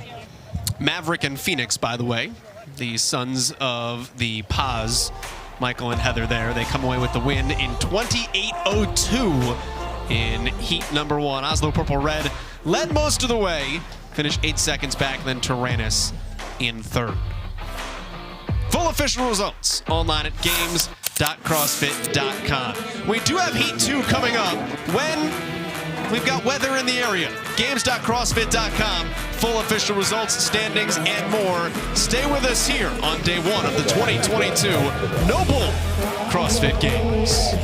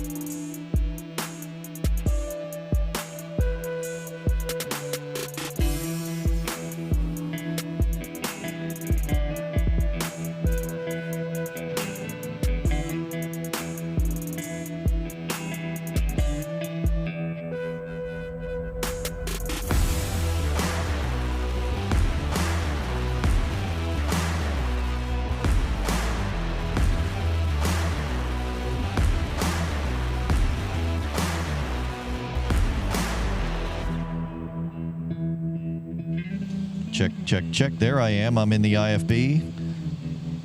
It sounds good. I mean, it sounds dead on. Yeah, yeah. Check, check, check, check, check, check. That's delayed. Yep. Copy. Yep.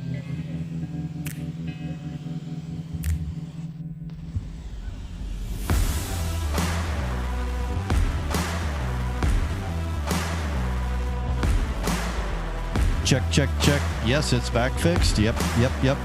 Okay. Yep. Okay. Copy.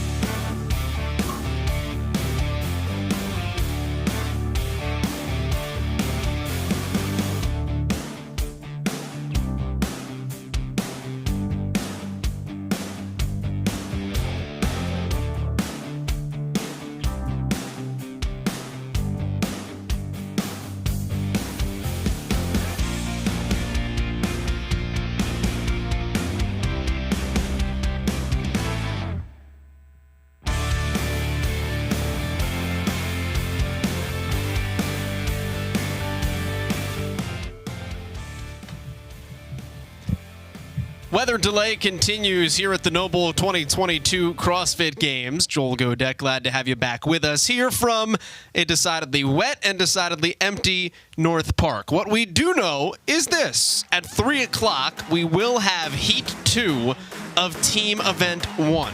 We do expect there to still be a little bit of drizzling going on, but the thunder and the lightning will have passed through, which will allow the event to continue at 3 o'clock for Team Event 1. Women's Event 2, Men's Team Event 2, Team Event 2 and 3, TBD, but moved to Thursday. After that, we will go to the Coliseum events, Event 3 and Event 4, Team Event 4, all of that at the Coliseum will still happen today. For more information and descriptions on those events, stay tuned. We've got you locked and loaded right here, right now.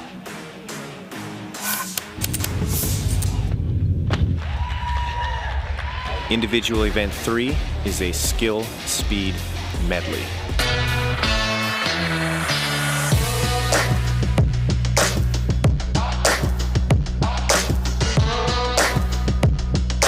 Round 1 is regular pegboards, single unders. If you miss, you go back to 0.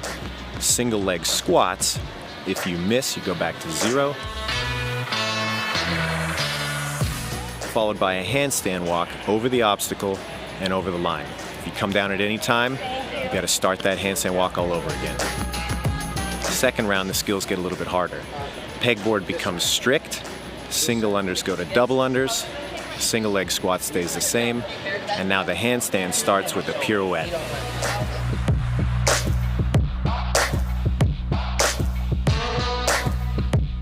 Over the obstacle, cross the line, and finish.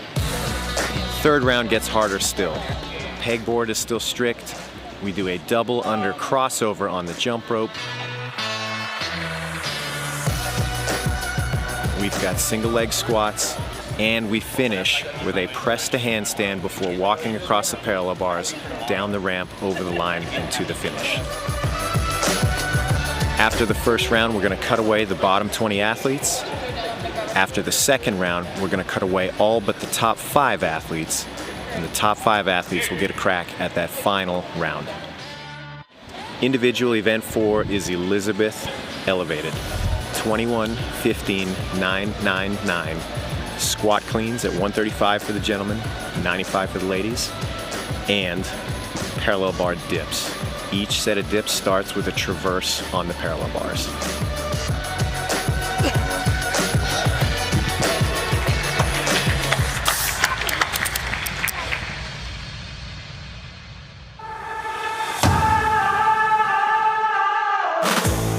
Team Event 4 is 4-time, 15 burpees over the worm. Then the outside athletes move to the parallel bars and the pegboard at the same time. When they meet the team, 15 more burpees. Then the inside athletes move to the parallel bars and the pegboards. Then 15 more burpees.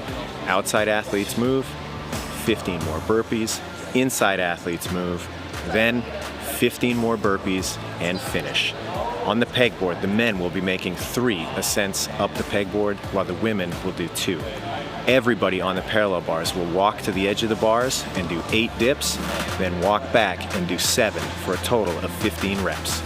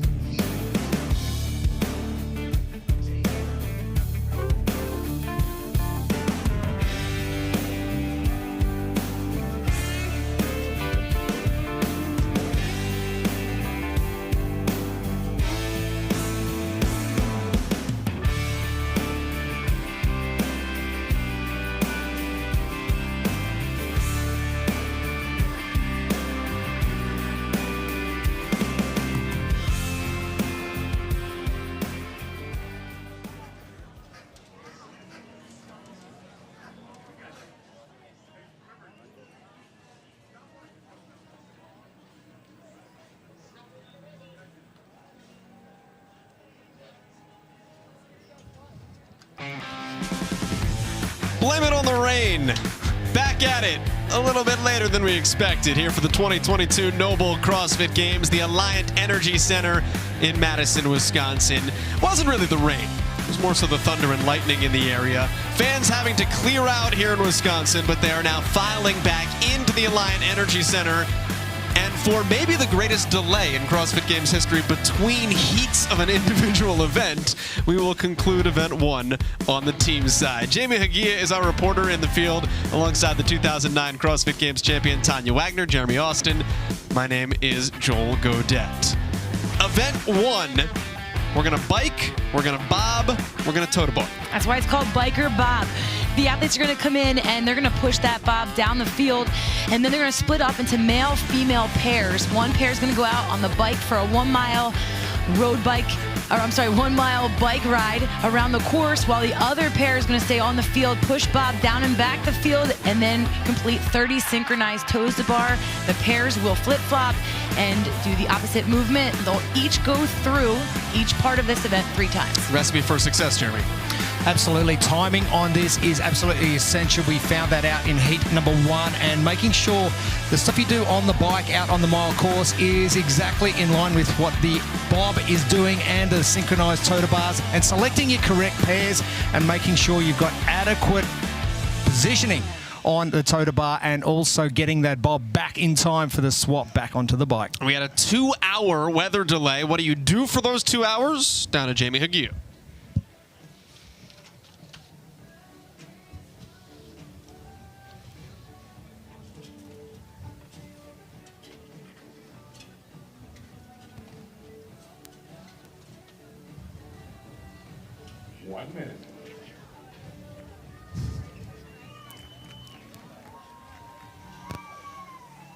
Jamie, thank you. As we take a look at the weather, 71 degrees. It's nice. The humidity, not so nice. There are some more thunderstorms in the area until about mid-afternoon today here in Wisconsin. But the impact, and you can see some of the puddling on that bike course out behind the Alliant Energy Center.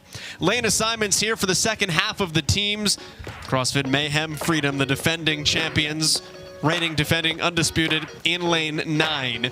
CrossFit Oslo Navy Blue in lane 6 finished second to Rich Froning's Mayhem Freedom team on the podium at the 2021 NOBULL CrossFit Games. CrossFit Invictus, the only affiliate that has had a team at the games every year since there has been a team competition. CrossFit Mayhem Freedom, 279-point win last year, biggest in history. They like to just make history. Rich Froning is looking to get his 10th CrossFit Games champion. He has 4 as an individual, 5 on the team side of things, looking for his 10th championship this year. Most dominant performance ever, and Mayhem maybe got better this season with the additional Samuel Cornoyer. They are the unstoppable force, the immovable object, though. That may very well be Iceland Annie and her team from CrossFit Reykjavik. Absolutely, Joel. And the token Aussie that we have got, Khan Porter, in that team. So they've got a whole country behind that team as well, as long as our other 2 teams from Australia competing. But Lauren Fisher, that's going to be the interesting one. Annie mentioned that that shoulder injury has caused her a few dramas of late. I think that the shoulder in this event in particular is going to be fairly protected with the bob push, as well as that extension on the toter bar. There's not going to be too much pressure on that. You can see these teams pushing the bob here, splitting off into their pairs. It is down and back on the bob, and then the 30 synchronized toes to bar, while your other 2 partners are out riding the bike. You'll then flip, do the same thing. That constitutes 1 round. And you can see Lauren Fisher there on the right side, and as Jeremy alluded to, that was the big news this morning on the basically pregame show with Annie Sakamoto and Tommy Marquez, talking to Annie Thorstadter at check-in on Tuesday, or rather on Monday. She has a shoulder injury, Lauren Fisher does, so for her to be able to compete here, they haven't done a lot of team training over the last couple of weeks, and it was a question mark whether or not they would go with Lauren Fisher when they signed in. Pulling was a major issue, and Annie mentioned those pull-ups are going to be really tough for any pulling movement. As this is a pushing movement with the bob, this should be okay. We're about to find out now how much shoulder strength she actually has got, and taking a little bit of time to get to the bar. The hang should be the easiest part for her. as long as she can protect it and probably not overextend at the bottom and get her feet too far behind her body. Young woman that made her Games debut all the way back in 2014 has certainly been around the block, podiumed on a team in 2019. Tanya, she looks good right now. She does, and she has the team capacity. She has the history behind her of working on a team. I think that's why Annie recruited her to be a part of this team when Annie made the decision to take her competition to the team side of things. Lauren thought it was a joke. It was a DM through Instagram, and but Lauren has the experience. It'll just be how well she holds up and how things feel for her. Absolutely, and we waited at registration for so long, waiting to see who would actually turn up for the Reykjavik team. They missed the registration time. They did, and yeah, a lot of media around, and then it was a bit of a downer when Katrin was not appearing, but Lauren back in, and they said she was pretty much good to go. Plenty of space in between pairs, so pairs not having to stay together on the course. You can see the dampness, the moistness of the dirt, the gravel out there. Does that help or hinder these teams versus the teams that went in Heat 1 on a dry course? You have to be more cautious on the wet course. A wipeout would be costly if you get hurt, and especially this first round, I expect everybody to take it a little bit slower just to kind of ID the course, see where the puddles are, and make sure that they can safely run it, and then they'll know coming around if they can make it any faster. Here comes Con Porter. Reykjavik has one athlete back in, way out ahead of the field.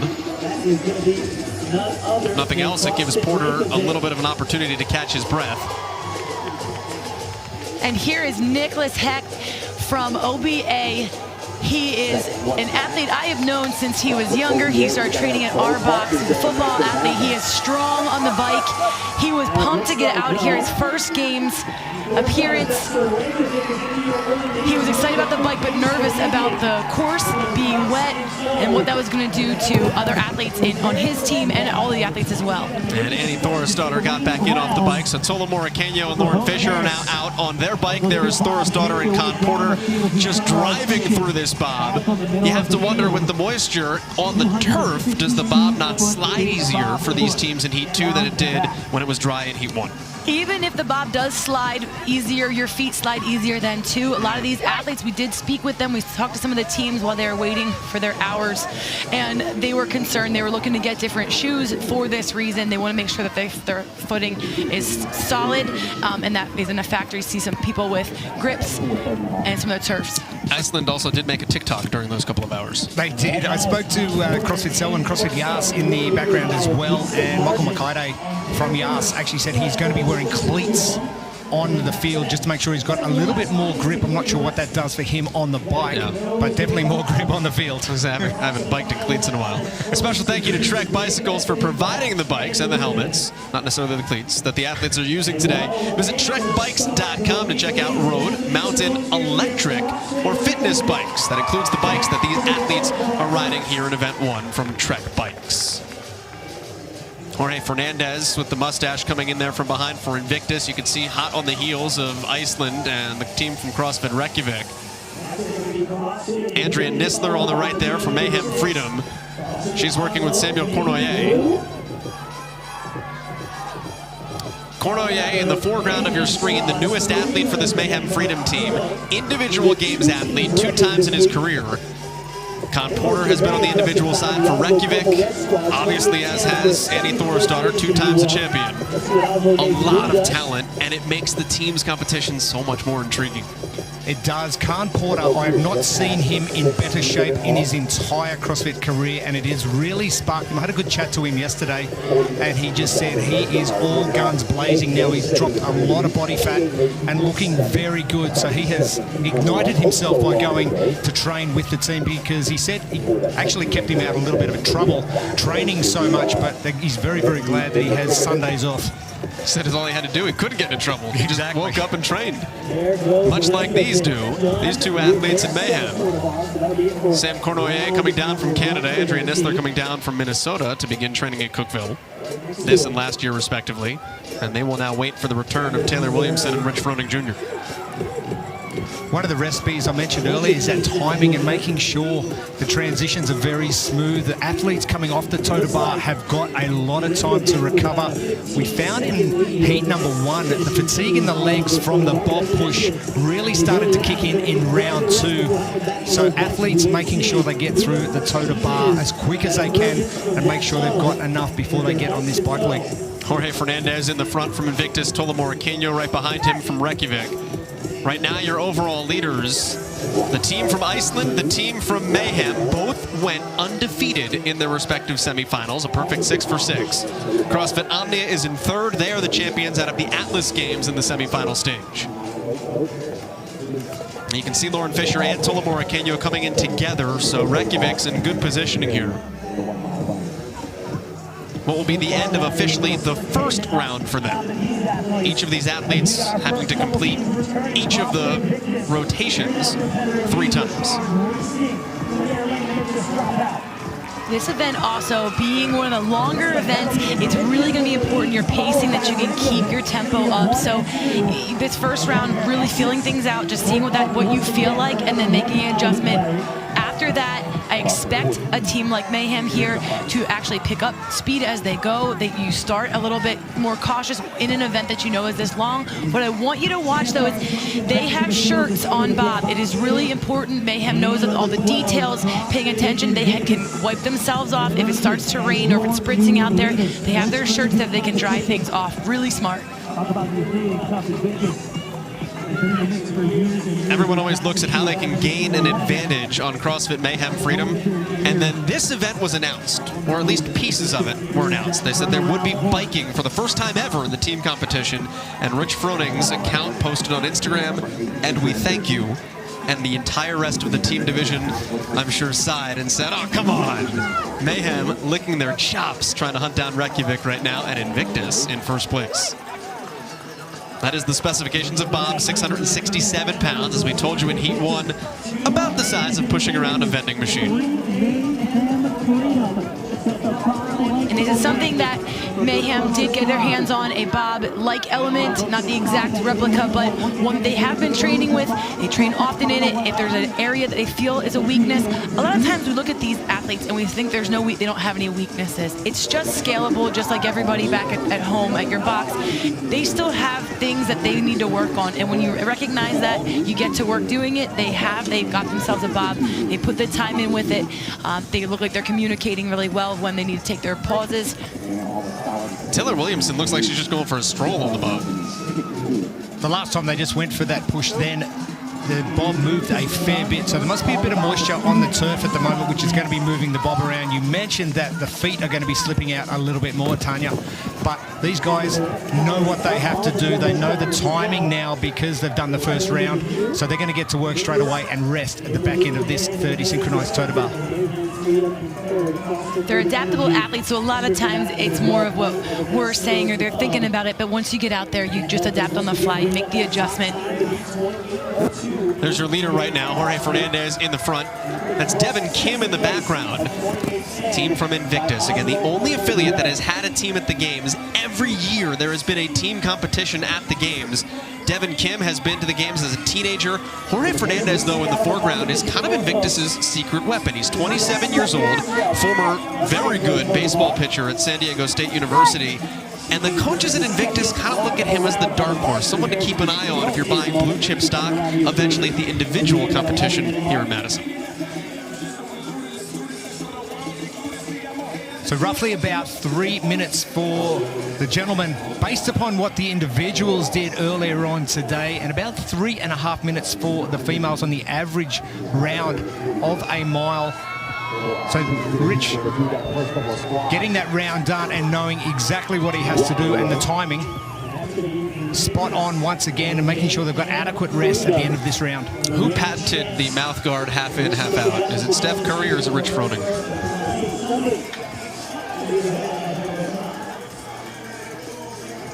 Again, you can see the moisture, 2-hour rain delay because of both rain and also thunder and lightning in the area has really matted down the course, particularly on the dirt and gravel. That is not a paved course you're looking at. That is loose dirt, loose gravel.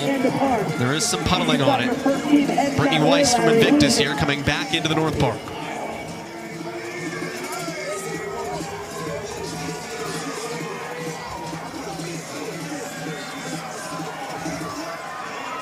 And that dismount was an area that caused some of the other athletes some trouble. It's Mayhem Independence that just had a tough handoff between Sasha Nieves and Alexis Johnson.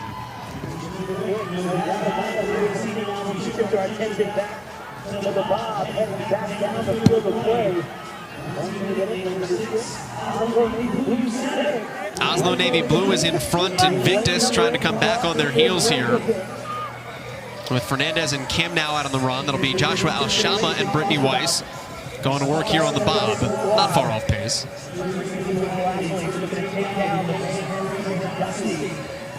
8th day CrossFit Black in 28:02 is your time to beat. 28:10 from Oslo Purple Red is currently in 2nd place. Nistler and Froning, Mayhem Freedom. Or excuse me, Nistler and Cornoyer.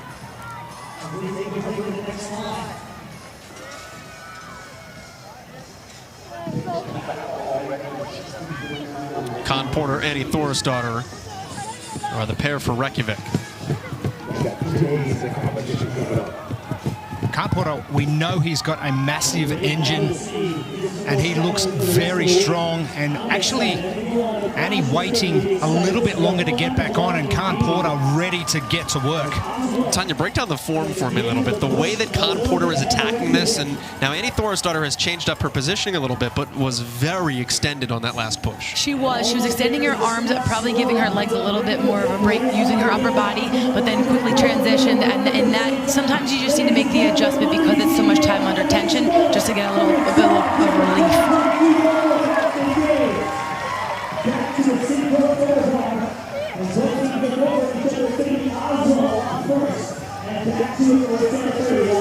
It's Oslo Navy Blue now jumping into 1st place here. I love the confidence, Jeremy, of this team from CrossFit Oslo, because they were 2nd last season to Mayhem Freedom at the Games. Which is okay. Which is not bad. And Leona Richter told us last year 2nd was 1st. This year, no. It's not who can come in 2nd place behind Mayhem. She said last year 2nd was 1st. This year, 1st is 1st, and they're gunning for it from the get-go. I was so happy when she came out and said that the confidence in the team is absolutely exceptional, and the pacing as well. They're doing very well just to pace off this first couple of rounds. Knowing the first heat of this event, the fatigue hit some of these teams a little bit harder than I think they expected. So no doubt these teams were watching that first heat and exactly know when to push and when to back off. Avon Dalreingard is the male in the background. Ingrid Hodenmere, the female in the foreground for Oslo Navy Blue. And they are done with their 30 synchronized toes to bar. They will wait for Richter and Biladel to return from the bike ride. Probably the first time these athletes have actually done toe to bar in a bike helmet. I can't imagine there's another time.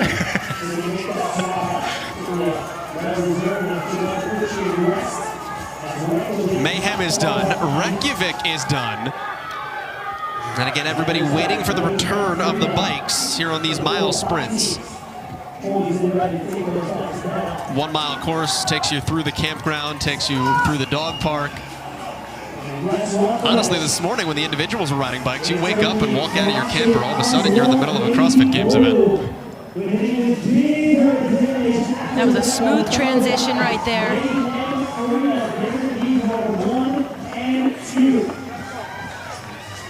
And these teams are already looking better with their transitions, handing off the bikes, where to wait, which side of the bike to be receiving it from.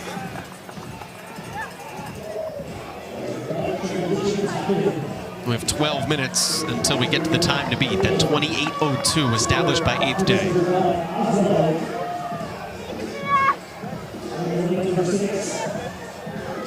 You can see the Freedom tandem riding together off to the right. You don't have to ride together, you just have to go ride. And to their left is the Independence team as well, used to working out side by side, so I'm sure that helps when you're out there in the field, knowing where other people are, where you usually are against them.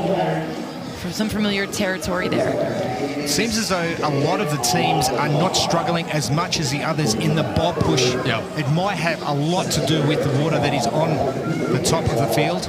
And we talked about, hey, the sled, the bob might slide easier, but your feet also might have less traction. I think there's probably, after seeing it, more truth to the bob sliding easier than their feet having less traction.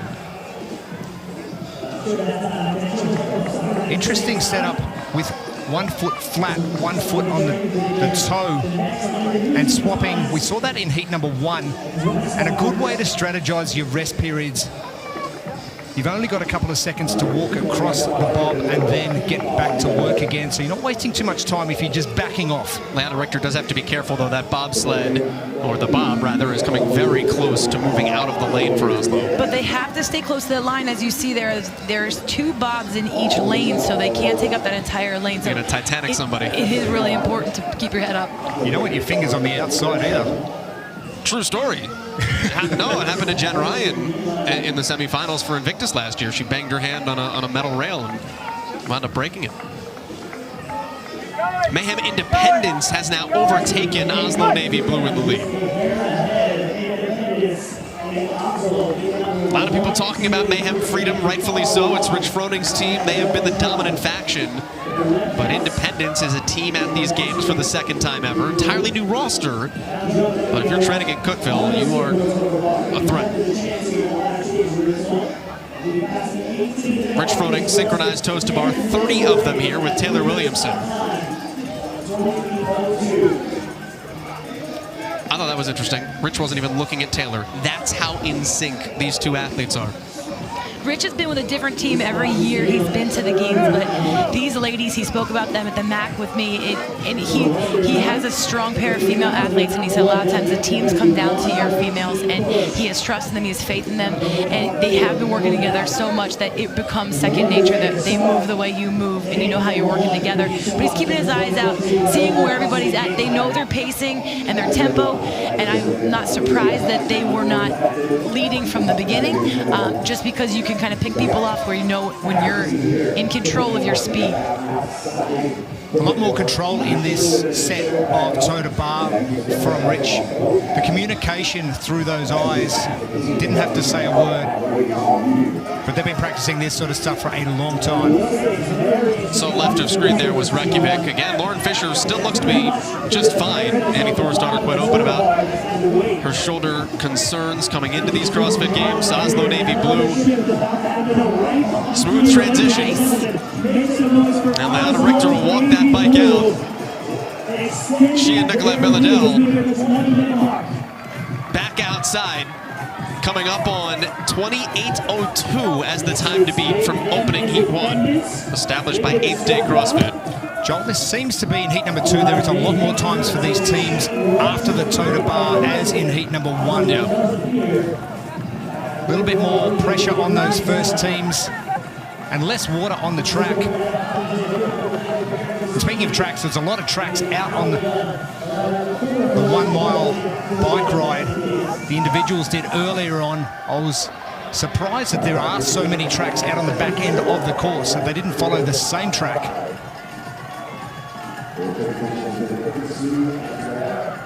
Choose your own adventure there. Pro 1 Montreal, another team to be reckoned with here. Got a good look at Maud Riopel. They were a top 5 team at the games a year ago.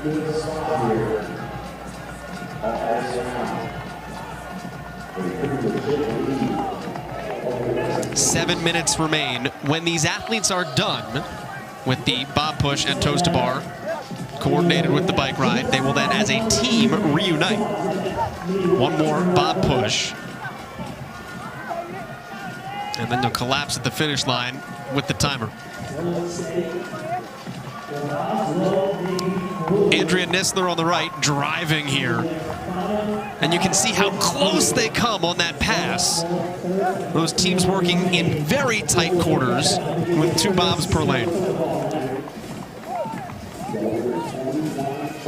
Cournoyer is trying to turn them back, and you can see the communication with Nisler. New experience for Samuel Cornoyer, competing on a team for the first time at the CrossFit Games. They love him, though. He's got the infectious energy, right? If you're a team, Froning, Nisler, Williamson, you've been doing this for a long time. Taylor Williamson said it's kind of like having a puppy dog. You tell Samuel Cornoyer something, and he's so excited, it brings the entire energy of the team on. It does. The team is not one person, but one person can make a big difference. And, I mean, that man right there makes a big difference. Whoever he brings with him makes it on the podium. But for Sam to have that energy and to have that spark and that they can depend on him and his abilities is huge. 9-time champion. Could this year be 10? And then the other interesting twist for Rich Froning, we'll play it out there here in Event 1. He has been asked questions this year. Could it not only be 10, but could it be final? And he's checking behind him for Taylor Williamson.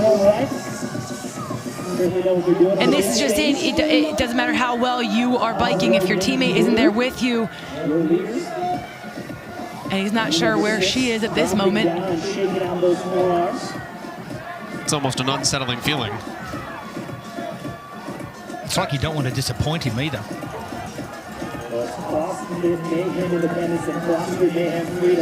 Sun coming out as well, which is going to dry things out, but I don't think there's going to be enough time in this time cap for it really to make an effect. Now again, think about this. The time to beat is 28:02. And there's Taylor Williamson coming up right behind Rich Froning. 28:02 is the time to beat. Like that number's going to be smashed here in Heat 2. The bob was definitely faster. It just was. I mean, they've been waiting from the beginning here.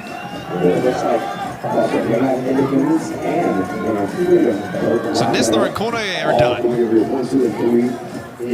All they have to do here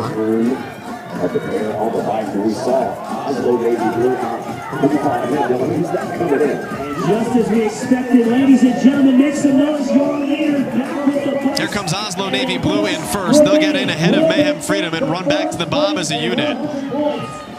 So it's Oslo Navy Blue, not Mayhem, Independence, or Freedom. Hey, we said it already. Last year for Oslo, second was first. In 2022, first is first. It has been 1,800 days since Mayhem Freedom has trailed at the CrossFit Games. And one event in here in 2022, they are looking up on the leaderboard. That is incredible for Oslo Navy Blue. What a way for them to start. And now an absolute sprint. Here comes Mayhem, Rich Froning and company. It's early. Navy Blue 24:34, Freedom in 3 seconds after, then Independence 2 seconds after that. The trio that many think might wind up on the podium at the end of the weekend. It is a long weekend, but Oslo Navy Blue has made the early statement. Finish in lane 17 for Portee, the first Finnish team to come to the games. Invictus flying across now. They were your leader early. Omnia coming in behind them. I tell you what, it's going to be a really exciting team competition. Cracker. Reykjavik not doing as well. They started off very well, but seemed to fall away at the end. Has that got anything to do with Lawrence fatigue? We'll have to find out. But great for Mayhem. Both teams in that top three. I just want to put this in perspective. 1,800 days since Mayhem has looked up at somebody on the leaderboard in the team competition. That is a longer span of time than the entirety of the American Civil War and World War I. That is the reign of dominance that Rich Froning's team has just seen broken. It's going to be a long week, but they've got company here in 2022. But that's a lot of fuel for him and his team to come right back with Independence right there as well. They're not going to back down. All of this. Going to fuel more. Tanya, all of this is still ahead of the time to beat from Heat 1. Everyone here will finish in the top half. Urban Energy done. Top 10 team at the games a season ago.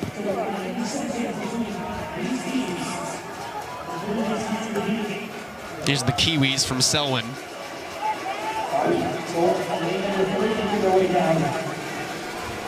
And again, you have to imagine after pushing the bob with just pairs, once you put all 4 athletes on it, it becomes significantly lighter here at the very end of the event. Sarpsborg is done in 11.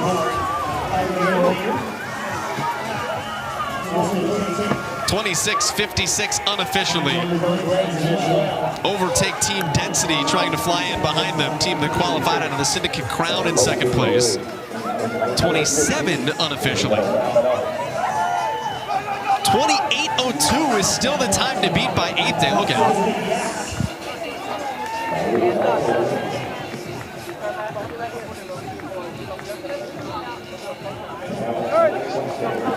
Leanna Richter, Ingrid Hodenmere. You know, all the talk for Oslo coming into this too? Remember back to Wadapalooza? January, teams of 3. It was Hodenmere and Richter competing with... competing against, rather, the Mayfem team of Williamson and Nestler and Haley Adams. They had Kristen Holte on their side, and they won. So they have the confidence coming into today that they can certainly do. And the speed that we saw them just attack this event, they definitely have that confidence, and they're here for it. They're setting down the statement now that this is what they're here for. All 4 of them are members of the national team. That is a thing that exists in Norway. It is a country very well dedicated to functional fitness and the sport of fitness and CrossFit.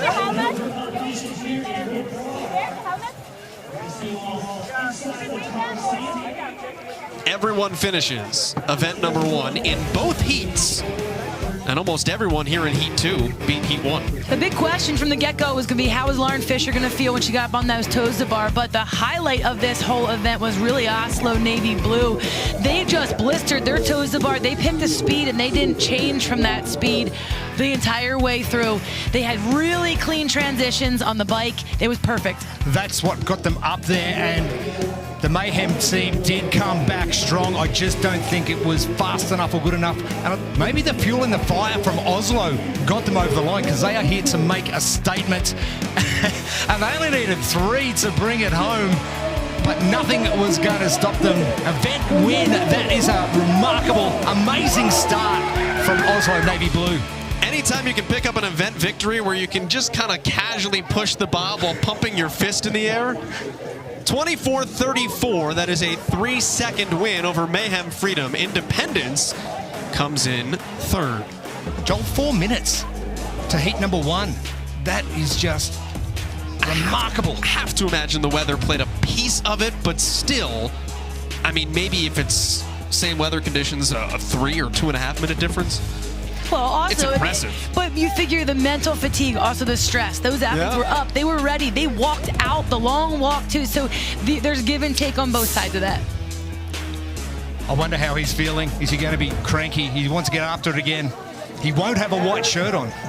Well, that's true. Stop the mayhem was the tagline for the Wasatch Brutes in 2017 when they upended Froning and company, and they trail for the first time since finishing second in 2017 to this team that is with Jamie.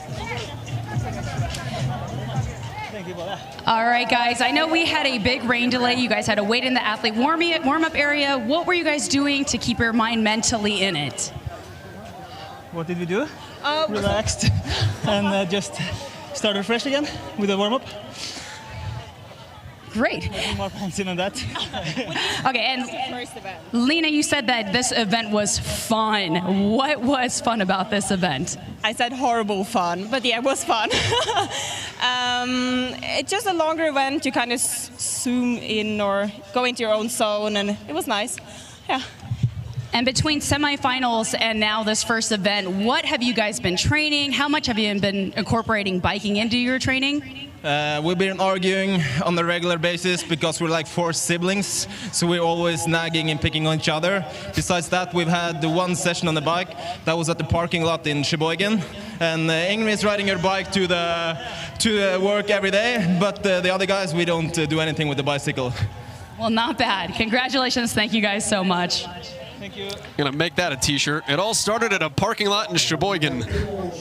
Event 1 winner at the 2022 NOBULL CrossFit Games. Oslo Navy Blue is in first, and if it only lasts for one event, take a picture of that and sell it on postcards back in Norway. Team event number 1 in the books here at the 2022 NOBULL CrossFit Games. We're going to head inside for the rest of competition today. We will see you inside the Coliseum. In the meantime, for Jamie Hagia, Jeremy Austin, Tanya Wagner, the rest of our crew, my name is Joel Gadet. Full coverage at games.crossfit.com. Women event number 3 continues next.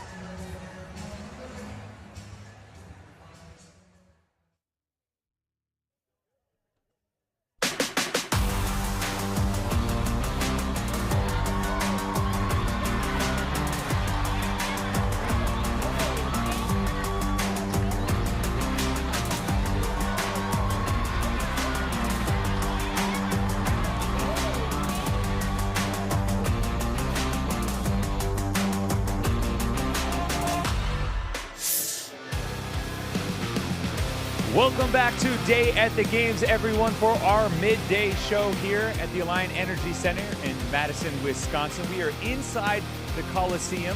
Tommy Marquez joined here at the show by three-time Affiliate Cup champion Adrian Conway. And Adrian, we just saw the teams wrap up event number 1. Oslo Navy Blue, they get the win, knocking Mayhem off the top spot. Something you're familiar with. Yeah, I am. In fact, in 2017, we got to stand on top of that podium. And what I really like about what Oslo Navy Blue did in Event 1 specifically is hit those 3 components that I mentioned to Kayla earlier today, which were confidence, cohesion, communication, in a workout that involved a bike, some grunt work, and some high-level gymnastic skills. I like what they put on in the show already to start the weekend. Last year's second place finisher putting on a show to start the weekend off. We're going to switch over to the individual side and your overall standings on the women's division after event number 1. Haley Adams gets the event win to start the weekend. She just barely beats out Tia Claire Toomey. Laura Horvath was your leader early in the event. She holds on for a top 5 finish. But one name towards the top of that leaderboard, Adrian, that I know caught your eye. She's young, she's a rookie. It's Emma Lawson. She's only 17 years old. I got to watch her first person at the Atlas Games this year. And from what I saw even out there on that track and on the rig, her fluidity, her confidence, she's composed. Tommy, that tells me she's extremely dangerous, and her lack of experience isn't going to limit her at all this week. Yeah, she's got competition age beyond her actual age. It's impressive to see. But we're looking over to the men's division now and your overall standings after event 1. Talk about a comeback from Ricky Garrard. He gets the event win. He closes a ton of ground on Yona Koska on the final lap to take the event win. Koski settles for second, followed by reigning men's champ Justin Medeiros. And man, there was a ton of confusion on the leaderboard, some shuffling. We weren't quite sure how it was going to shake out, but we also had to make some adjustments to the schedule as well. And for more on all of that, Kayla Banfield caught up with GM of Sport, Justin Berg. I'm here with Justin Berg, the General Manager of the CrossFit Games. Justin, I hear there was a bit of a mix-up in individual event 1. What does that mean for our standings moving forward? The standings have been adjusted on the leaderboard now. There were 2 male athletes who completed 1 too few rounds on the final round of biking. There were 3 athletes that had miscounts in the biking on the women's side. What we did is we went back and we looked at the slowest lap time, and for the athletes that didn't perform enough total rounds on the bike, that was added back onto their perform time, and then they've been re-ranked. For one athlete, Choi from Korea, she actually performed too many. We reviewed that. It was a counting error on her behalf, but we've eliminated her fastest round. So that's truncated her score a little bit and improved her a few places on the leaderboard.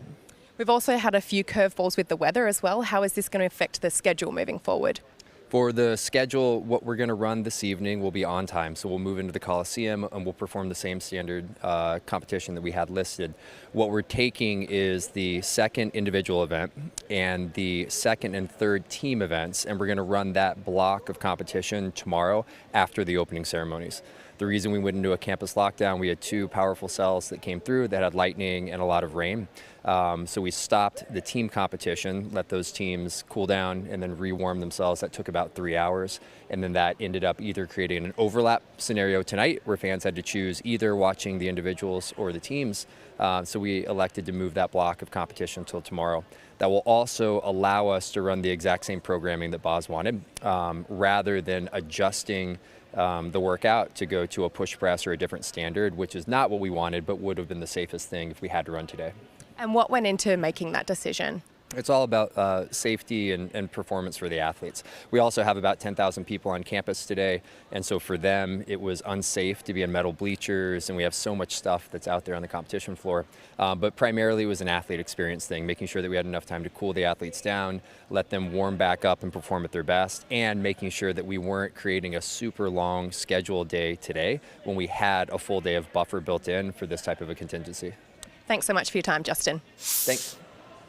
So Adrian, on day number 1, we've already had to roll with some punches, but all things considered, it seems like we're back on the right path. It is, and I just got to be clear about this. As an athlete competing in years past here, it's on the athletes to be accountable to tracking their laps in a long event like that, and it's something that a lot of people might not understand. the bottom line is that we're here to find the fittest on earth, and everyone in the back end is making sure that it's a fair and honest and even competition, so that's what we're covering, and that's what we're talking about throughout the conclusion of the weekend is who is the fittest on earth. Well, up next, we have an event that's going to kick off action here inside the Coliseum, and that event is going to be a little twist on some classic movements. Event 3 is a skills progression elimination style, and here's what's in store for those athletes. Every round, you're going to do a pegboard variation, you're going to do a jump rope variation, you're going to do some single leg squats and a handstand walk course. But with each round, athletes will be eliminated, and the skills will get increasingly more complex.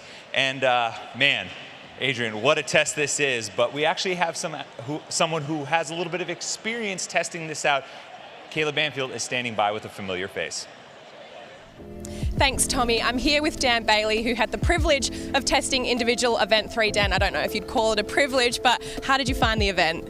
I thought it was great. It's really an evolution of some of the stuff we did in 2011 at the Games, where we had a series of skills tests that we had to perform in a row, except now it's ratcheted up a notch because these are for time. So we have these really tough skills that you have to perform in a very fast scenario. So it's a much more difficult process, in my opinion, to execute those at high speed and come out on top.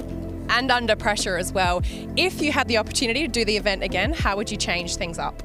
If I had to change things up, I would probably go back in time and practice that crossover double under, because I got completely stumped on it. I was whipping myself for the entire duration of the event to try to get through it. So if athletes don't have that skill or they haven't played around with it, it's going to be very difficult to figure out either in the back or when they're out there on the floor. Now, some of the other movements like the pirouette and the parallettes on the handstands, I think that a good amount of athletes have probably touched some of those skills before. I mean, if you haven't at this point, it's just one of those things where you have to be prepared for this stuff. It's what the CrossFit Games is all about. They're going to throw something out, some twist in some movement or an event that you've never done before. And that's what we really want to see. How well can you adapt? How well has your training prepared you to adapt for something like this? Thanks, Dan. And I think regardless, it's going to be a very entertaining event to watch. Thanks, Tommy. Thanks, Kayla. Adrian, they're going to have their skills tested right out of the gate here. What stands out about this test? Well, what stands out to me most is that it's a back to the basics style workout. We're talking about single unders and single leg squats. Has your programming, have your coaches, have your teammates, whoever's overseeing your training prepared you for this opportunity? And the bottom line is the skills get more intensive as we go, and you got to keep moving fast or you don't get to earn the work. Oh man, no rest for the weary on this one. Well, Event 3 is presented by Yeti, and Kayla Banfield has more about Yeti's presence on site this week at the CrossFit Games. As the official sustainability partner of the 2022 NOBULL CrossFit Games, Yeti is doing their part to reduce waste. So this year, ditch the plastic water bottle and instead fill up your Rambler at one of the many hydration stations placed around campus. Yeti have also provided a Rambler to all athletes and volunteers at check-in. So a big thank you to Yeti for doing their part to protect our environment.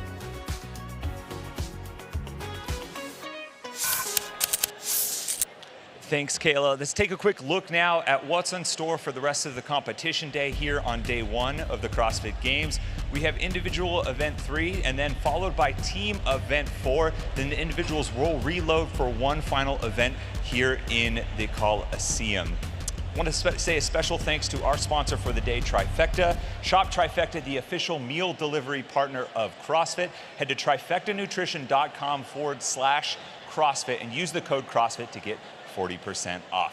That's going to do it for us here at Day at the Games. We'll be back at the end of competition to wrap all of the action. But now the individuals are set to go as they tackle event number 3.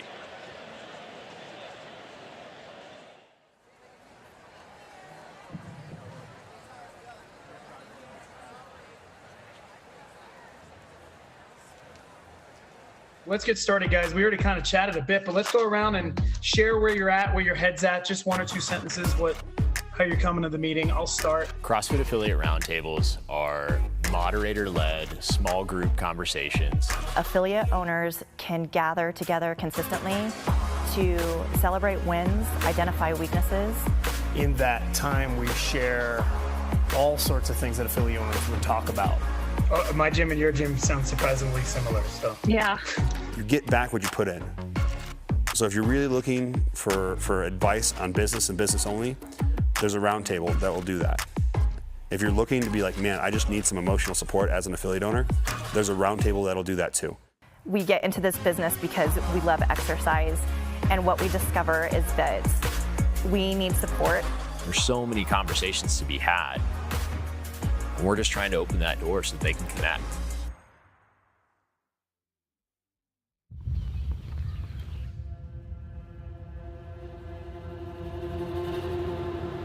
What does it take?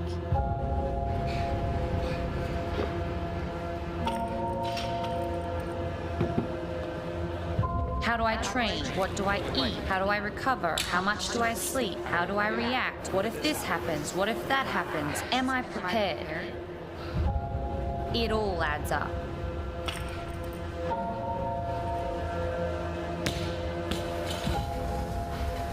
It's not about what I do. It's about what I don't do.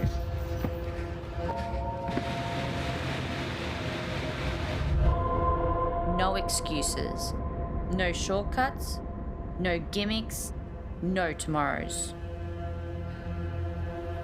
Where I am is exactly where I'm supposed to be.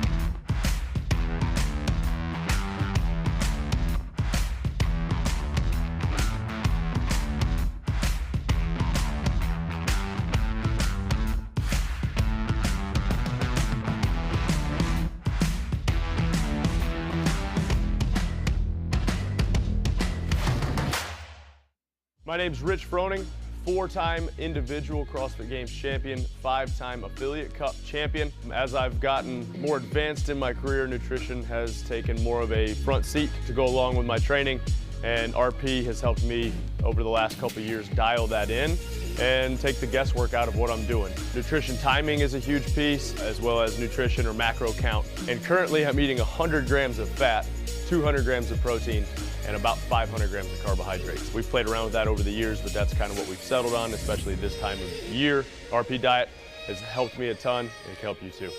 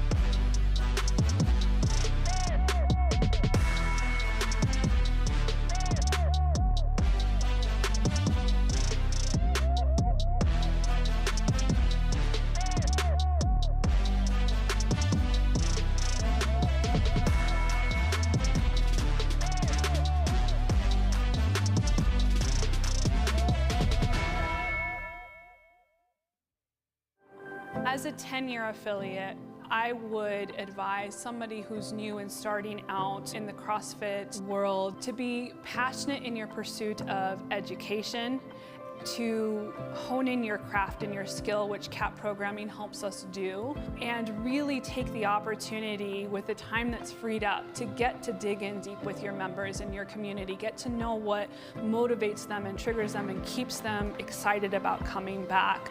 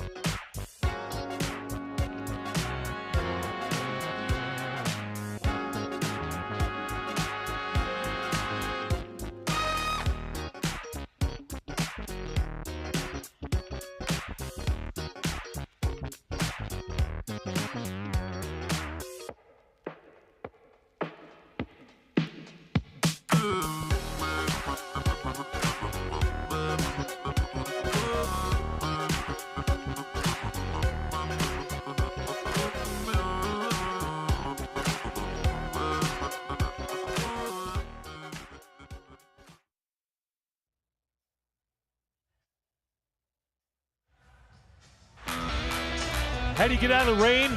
You move indoors. For the first time in the 2022 NOBULL CrossFit Games, we are inside the Coliseum at the Alliant Energy Center in Madison, Wisconsin. Glad you're with us, everybody.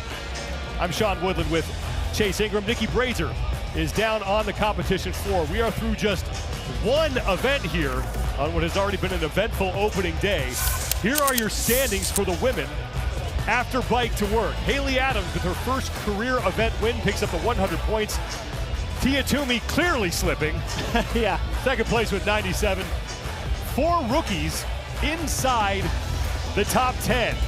Event number 3, which is now the second event of the day. We're taking a traditional barbell speed ladder and we're gonna twist it.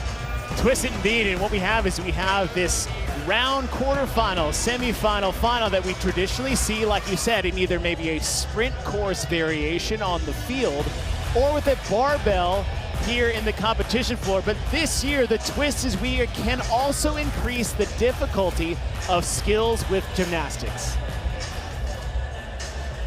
Recipe for success is presented by Trifecta. Got to adapt or die here, Chase. And I would say the 11th general physical skill outside of the regular 10 is something like adaptation. These are things athletes may have practiced, should have practiced, and possibly not. And when it comes unbroken, the execution factor here is huge when you talk about the double unders and the pistols. Let's send it down to Nikki Brazier, who's on the competition floor. Hey guys, now we are consistently elevating the level of programming for our elite athletes out here on the competition floor, but all these movements are actually variations of the basics that we perform in our CrossFit gyms every single day. Now the CrossFit Journal says we fail at the margins of our experience, but by intentionally pushing those margins, we can find the fittest on earth. Thank you, Nikki. We have 4 heats of 10 women. The top 20 times will move on to round number 2. In lane number 6, rookie Rebecca Fuselier, who was a level 10 gymnast, started CrossFit when she was 13 and has competed as a teenager here at the Games. And a huge advantage in an event like this that may be a big stressor for a lot of athletes, but the question may be, why are we going this route? Because it's always been in our DNA as CrossFitters that being proficient in gymnastics is essential to our development as athletes and what makes us CrossFitters to begin with. Over the years, we get so fascinated with speed on a track, weight on a barbell, but skills on the gymnastics floor is one thing we're exploring this year. So look at Paige Powers, another one of the individual rookies here in the women's field. And we start on the pegboard, and implement that first showed up at the Games in 2015. And a large number of people, both men and women, were unable to complete a single ascent on this. What you got to understand is that, exactly to your point, is in 2015, this was the event where it was basically stand and wait for time for a lot of athletes that couldn't climb it. Now, 2022, this is the buy-in round to cut people to the top 20. And what you're going to do when one of these athletes gets over their jump rope first, and it looks like it's Victoria Campos is on to the jump rope. Now they have to do 75 single unders unbroken. They can speed skip. That is allowed. But if you miss, you go back to 0.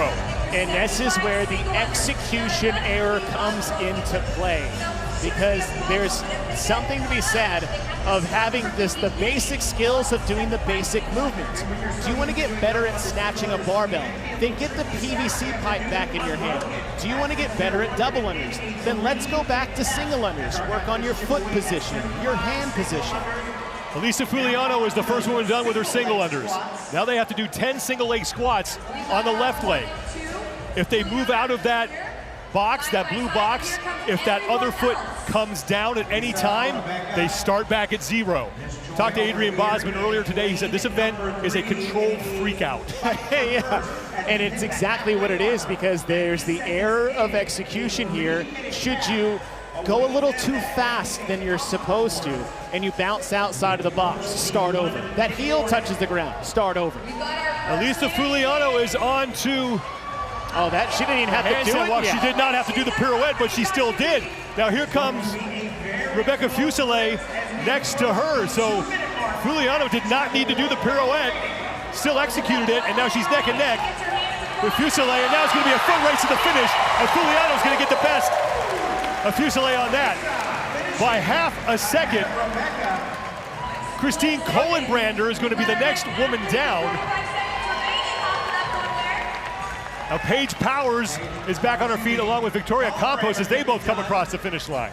And Campos is one of the athletes that had to start her single unders over about 2 or 3 times.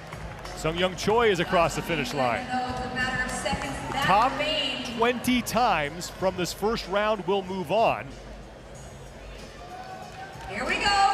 Well, Fuliano just showed us that she's pretty good at the pirouette, that hopefully when she advances, she'll be okay. And we will have another finisher with 10 Michelle Marins is, and Elena Carnatala Sanahuya is still working on her single leg squats. And Sola Sugadaughter does not get in inside the 3-minute time cap. 1 minute.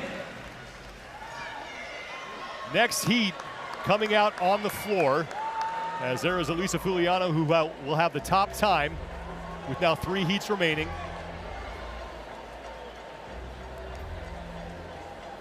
I don't think I took a breath that entire time watching it happen. Here are the women who are in heat number 2, and anytime we're doing a handstand walk, Danielle Brandon is going to be a factor. She's in lane 8. Danielle Brandon made a name for herself and a statement last year during the handstand walk event with the speed and ferocity that she attacked with. A lot of times you'll see athletes take break in between implements to pause. She didn't do that at all. If anyone's suited to have success here, it's the handstand walk, but you got to get through the pegboard first. And it is just that quick, ladies and gentlemen. This event, no joke. Second heat is underway, and Elisa Fuliano has your top time, 2:06.19 seconds. Danielle Brandon, center of your screen, unbroken. Both pegs needs to be secured at the top. Both pegs needs to be secured below the red line before athletes can come down. So an element of control needs to be shown before they hop on. Brandon is done first out of the jump rope. Here comes Turi Helgadottir and Danny Spiegel, 75 unbroken single unders here. The thing you got to be careful of is that you want to race, as you said before, a controlled freak out. Athletes want to race here. They're so used to going fast on double unders, but with the unbroken looming, a single under just needs to be unbroken. That's going to be the fastest route. You don't want to miss it at 10 or a 15, but just staying relaxed here. The pistols are coming, you still have a handstand walk. You can only lose the event here on the jump rope portion of these tests. Turi Helgadottir and Danielle Brandon onto the single-legged squats first. Helgadottir's in the middle of your screen. Again, the time to beat in our last heat. Elisa with the time. I love that they're keeping them on one leg this year. It's just so great. You can easily establish a full range of motion. It's easy for the judges, but this unbroken element where you bring in balance and coordination to what is typically a testament of speed and stamina. Helgadottir is your leader. Brandon right behind her. Ellie Turner and Paige Semenza in the top 4. And now Brandon right behind Helgadottir onto her hands. And Brandon, like she shot out of a cannon, up and over onto her feet. Danielle Brandon is across. 1:53.39 seconds. Helgadottir is in. 1:57.95 for her. Ellie Turner looking to be the next woman to finish up. She has a stumble, but she will get across, and here comes Danny Spiegel. Amanda Barnhart is in. Paige Semenza stumbled in lane number 1, and she comes across at the top of your screen. 3 women still on the floor. Alice Gazan is one of them. Julia Cato. As we approach the 30-second marker. Caroline Spencer and also Sydney Mikulishin still on the floor. Less than 30 to go here before we hit that 3-minute time cap. Yeah, but Sean, Sydney hasn't even got through the single unders yet. 20 seconds to go. Cato able to bring it home. 15 seconds. Cato, Spencer, and Gazan get across with about 10 seconds to spare. And Sydney Mikulishin is not going to get through the single unders as we are through now 2 of the initial 4 heats. Top 20 times move from this round to the semifinal round. And I said before, if Danielle Brandon can get to the handstand walk portion, there's no one out here that can beat her. The test will be that as the skills increase on the pegboard and the pistols. Heat number 3 of 4. In lane at number 5, Brooke Wells, another athlete. Very good on her hands. And also, it's just great to see her back out here in contention once again after what she went through. Basically, the last time she stepped out here on the Coliseum floor was when she had that elbow injury during the snatch event. So this is not just her first time to the games, but her first time back in the Coliseum in front of all these people. Got 3rd last year in the handstand walk and is one of the best in the game when it comes to handstand walking. The question is, how's the elbow holding up on the pegboards? How's it going to hold up on these implements after that surgery?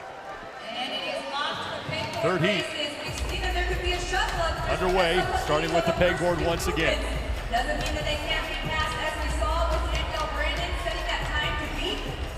153 is the time. There goes Brooke Wells on her initial ascent up that pegboard.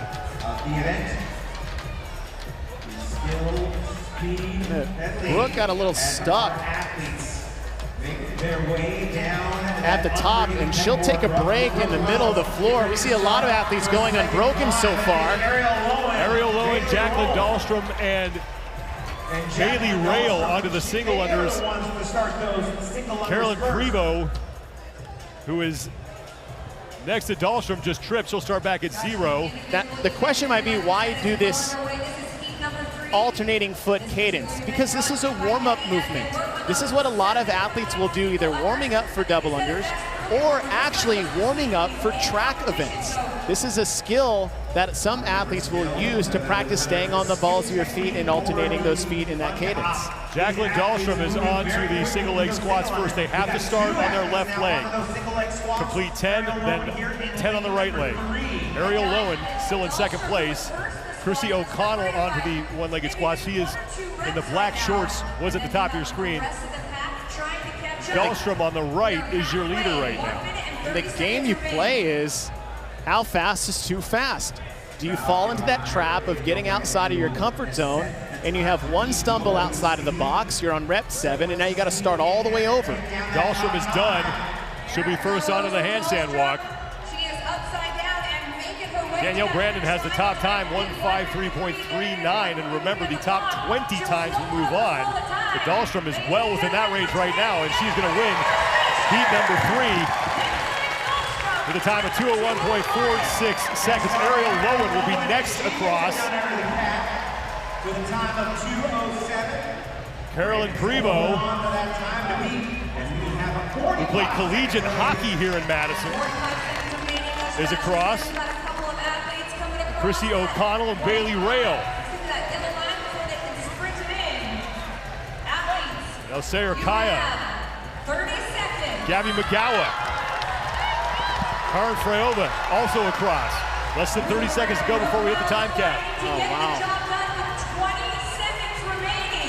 Gabby actually had a lot of trouble on the pegboard and the single ones. And here comes Brooke Wells.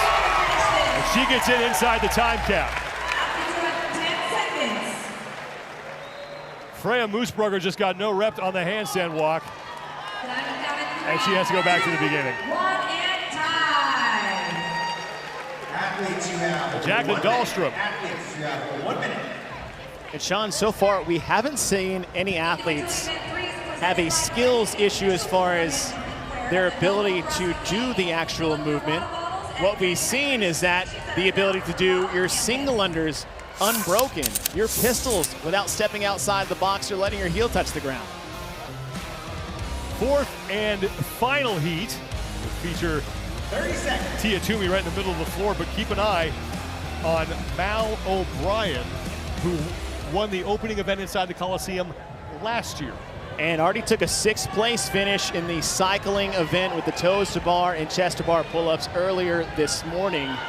And one of those athletes that has been crowned as the heir apparent to what could be Tia Toomey. Stand by. All right, ladies and On the pegboard to start things off. That's Haley Adams, Tia Toomey, and Laura Horvath.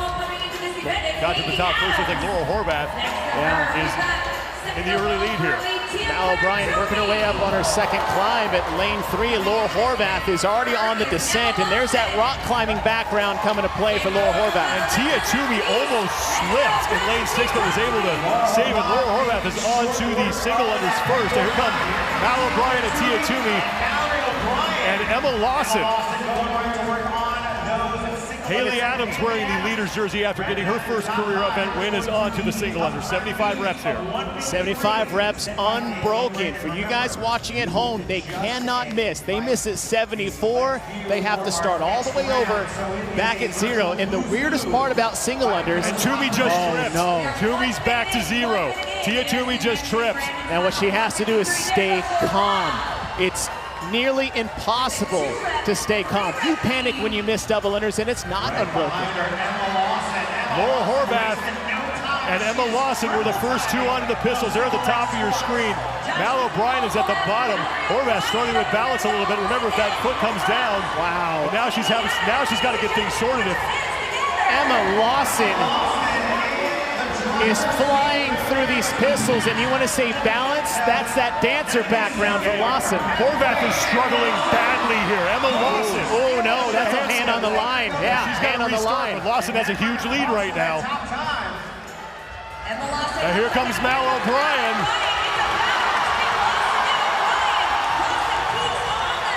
And Emma Lawson has fallen, and that will open the door to Mal O'Brien to win this heat. O'Brien is through, and she will move on to round number 2. Emma Lawson is still in second, but Alexis Raptis is trying to hunt her down. Tia Toomey, center screen, still has a shot. There goes Lawson. Emma Lawson is in. Alexis Raptis is across.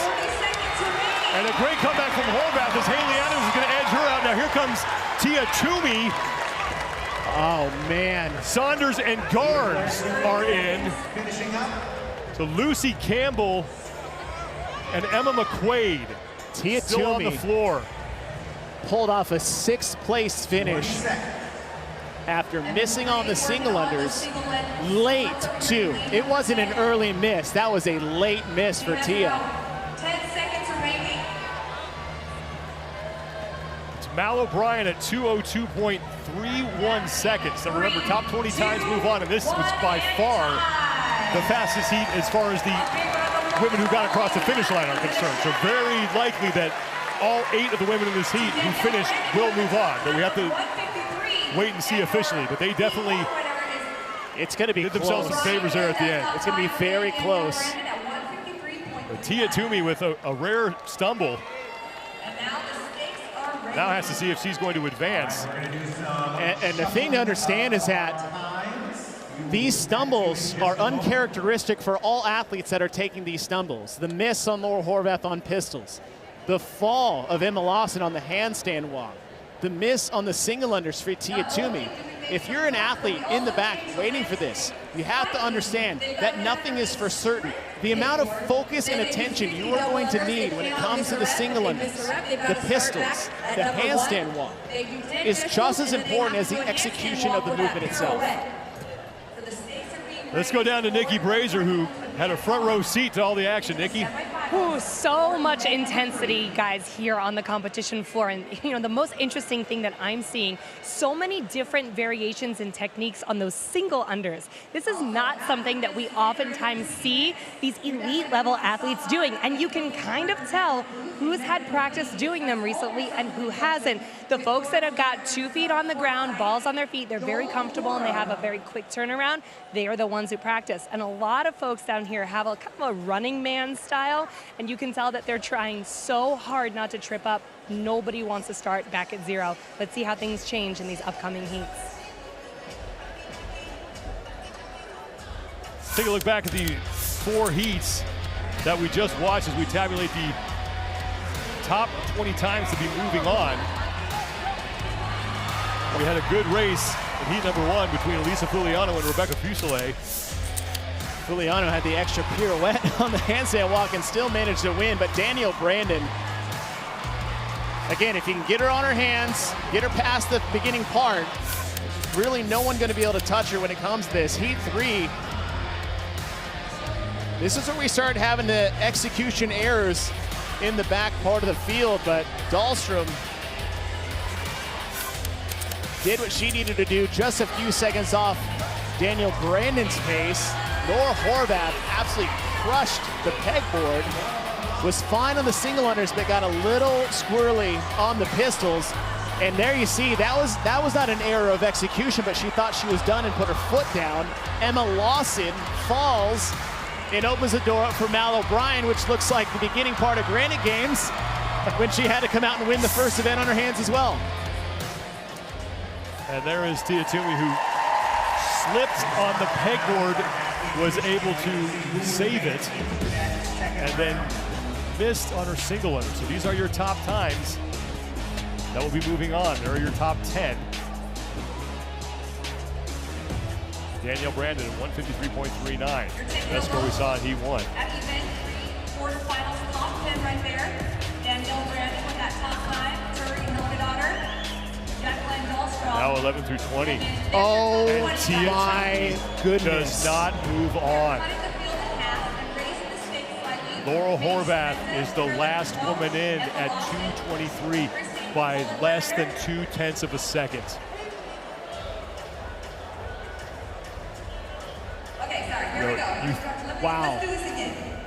We've got Laura Horvath advancing, Haley Adams, Victoria Campos, Christy O'Connell, Paige Powers, Alexis Raptiste, Christine Cohenbrander, Emma Lawson, Carolyn Prevot, Paige Semenza,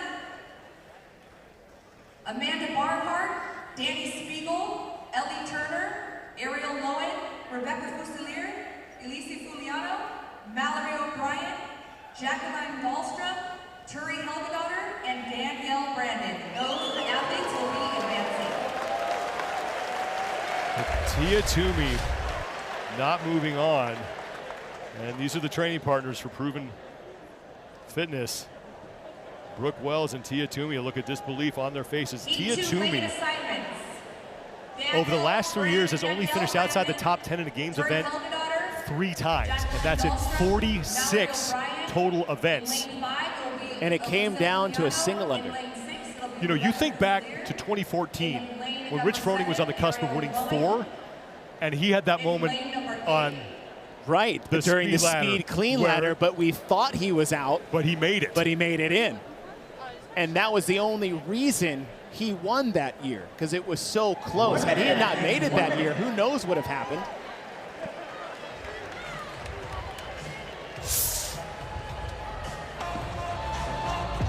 There are definitely some shocked faces around the Alliant Energy Center right now. The first of now 2 heats, top 5 women moving on to the finals. Laura Horvath, who is the last woman to sneak in, she will be down in lane number 10, and now we up the complexity and the difficulty of some of these movements.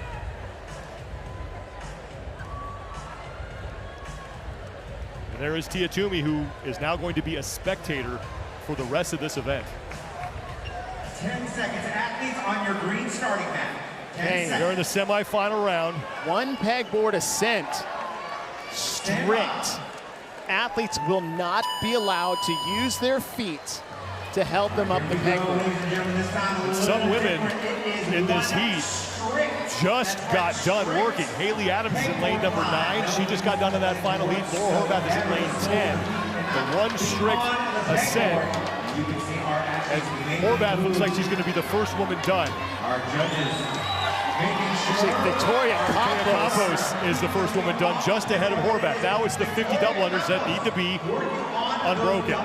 Back to familiar territory. We're back to the double under, and this is one of those that can be raced when there's no fear of failure, when there's no fear of unbroken or start over. And Laura Horvath on the right has missed twice so far in this set of 50, and I said you had to be relaxed. And Campos just missed 2. She's back to 0. Emma Lawson on the far end of the floor. She's on the far left side of your screen. Laura Horvath just missed again. Now she just, Emma Lawson is on to the single-legged squats. Same rules apply this round as did last round. Christy O'Connell moves into second place in the heat. Paige Semenza is now in third, followed by Haley Adams. The pace and balance that Emma Lawson has in the top part of your screen on these single-leg squats is an absolute weapon in an event that needs to be as quick yet as controlled as this needs to be. Lawson is through. Now the handstand walk. She has to get on her hands, complete a full 360 in that 4x4 blue box. She is through that now. It has to be up and over the obstacle unbroken. Remember, she fell the last time on this part of the event. I think a lot of that was just due to going too fast, getting caught up in the moment. And Lawson is through cleanly, and Lawson is going to take the first heat. Haley Adams has moved into second place. Christy O'Connell is in third along with Paige Semenza. Semenza's at the top of your screen. Now here is Haley Adams looking to be the next woman in, and she is across. Christy O'Connell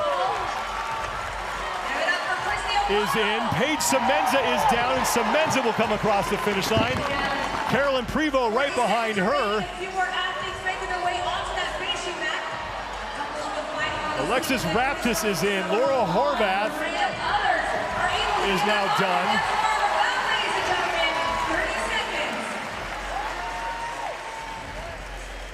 And now Campos is in. So Lawson, Adams, O'Connell, Semenza, and Prevost all have a chance to move on. Top 5 times advance here. So the last time is 2:18.75 seconds from Carolyn Prevost, as Christine Kohlenbrander is not going to get in, and neither will Paige Powers. 1 minute.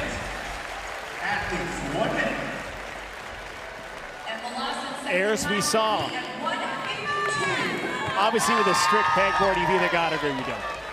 That's the big element there. Do you have the upper body pulling strength and stamina to get your way up and down the pegboard without using your legs? The execution errors that we've seen on double unders is fascinating to me. These athletes can do 200, 300 in a row, but when you say you have to do it unbroken, absolutely incredible what that's done to these athletes. Second of 2 heats here, Danielle Brandon, who had the fastest time in round 1, will be at the far end of the floor in lane number 1. And there is Mal O'Brien looking to move into the final round here. Stand by. Joshua, you're looking at your top 10 1 times strict pegboard ascent. for the final round. Let's see how these ladies handle this next upgrade. We'll call it Lane 6 is Rebecca Fuselier. She's in the middle of your screen. She just got to the top, as did Danielle Brandon. Brandon working her way down, as is Jacqueline Dahlstrom. Dahlstrom, O'Brien, and Brandon. First 3 done. 50 unbroken double unders for them. And here comes Fuselier and Elisa Fuliano. Drury Helgadottir, Amanda Barnhart, and Ariel Lowen, as Danny Spiegel and Ellie Turner are still on the pegboard. Find a pace you're comfortable with and stick with it. Don't race the other athletes on 50 double unders. Just find something that you know you can keep and do unbroken. And a no rep for Danielle Brandon. Danielle Brandon just trying to go a little too quick. She's got to understand it. She doesn't have to really race here because how good she is on her hands. She just has to get there unscathed. That's the trick for Danielle Brandon. Mal O'Brien on the right side of your screen with a really good pace here. She's on her second 10 and she is done. O'Brien first of the handstand. No problem on the pirouette. Here comes Danielle Brandon. Brandon quickly through the pirouette. And Brandon is threatening to catch Mal O'Brien, but she may not have enough real estate. O'Brien is down. And O'Brien is in. Here comes Danielle Brandon. Danielle Brandon all smiles as she crosses the finish line with a time of 1:46. Lisa Fuliano will make it in. Here comes Rebecca Fuselier. Dahlstrom and Lowen across. And Turi Helgadottir.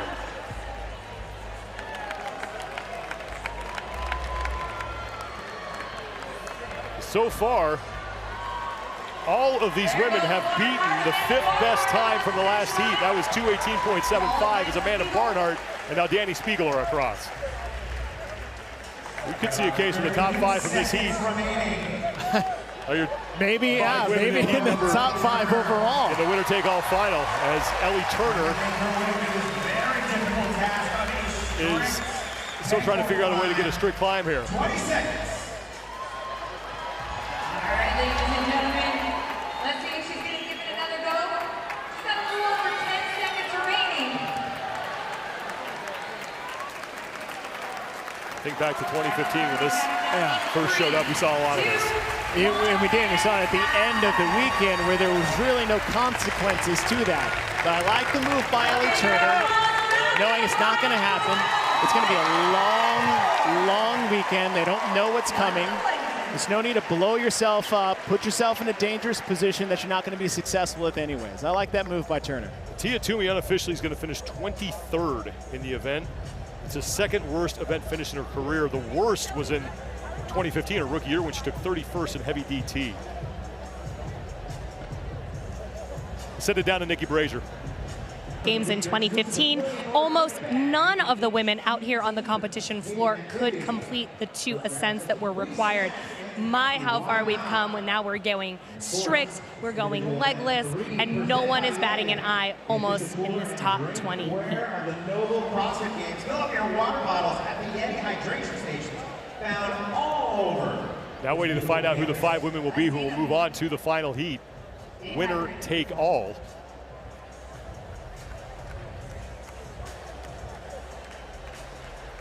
And it looks like Mal O'Brien, Danielle Brandon, Emma Lawson, Elisa Fuliano, and Rebecca Fuselier are going to be the ones moving on. That's unofficial right now.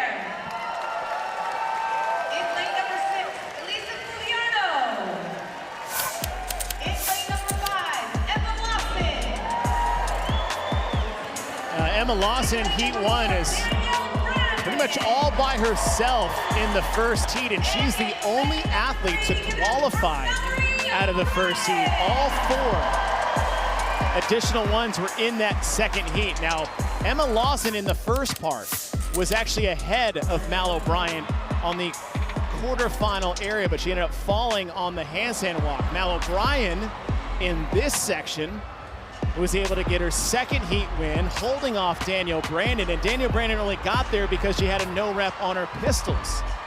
So you got 3 athletes between Emma Lawson, Mal O'Brien, and Danielle Brandon. I mean, all these athletes have looked awesome so far, but having all packed together in this heat is going to be quite the show. 3 rookies moving on here. And there are your 2 vets, and one of them is a teenager. We're going to take a quick break. When we come back, the final heat for the women in event number 3.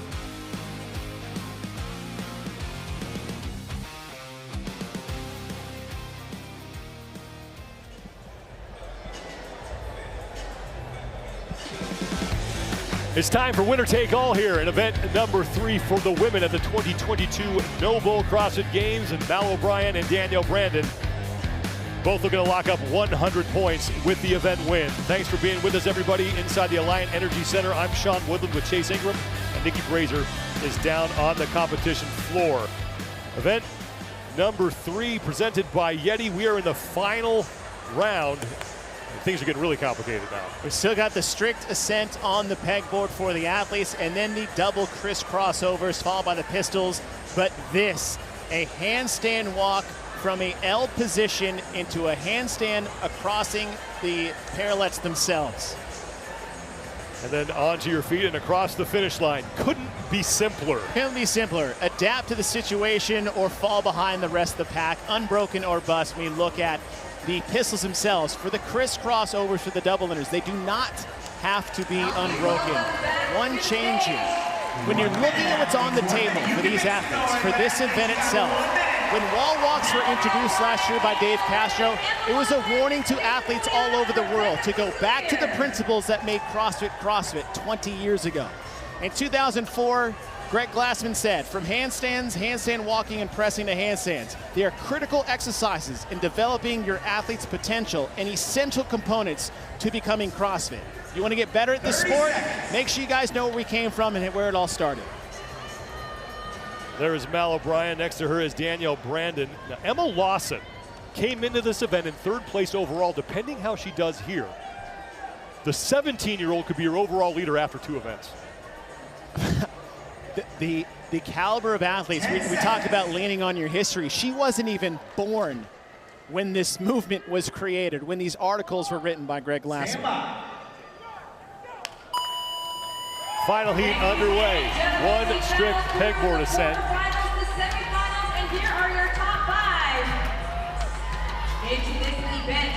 All looking for that first Emma Lawson, Danielle Brandon, and Mal O'Brien, along with Rebecca Fuselier, getting to the top at about the same time.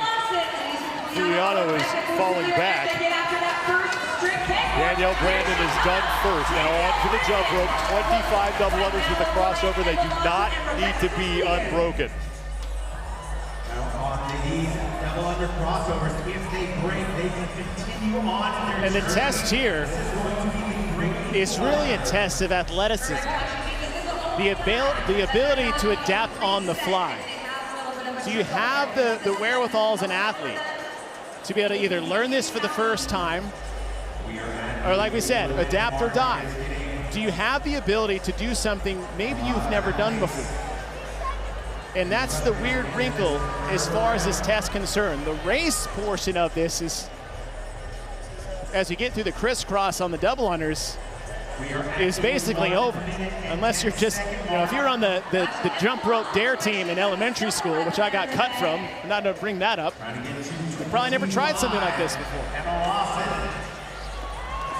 All the women here are just trying to figure out how to string a couple reps together. Danielle Brandon looked like she was in a good rhythm early on. And now she's continuing to move. So Danielle Brandon looking pretty good here. At the front of your floor, got about 3 reps. Mal O'Brien got another one in.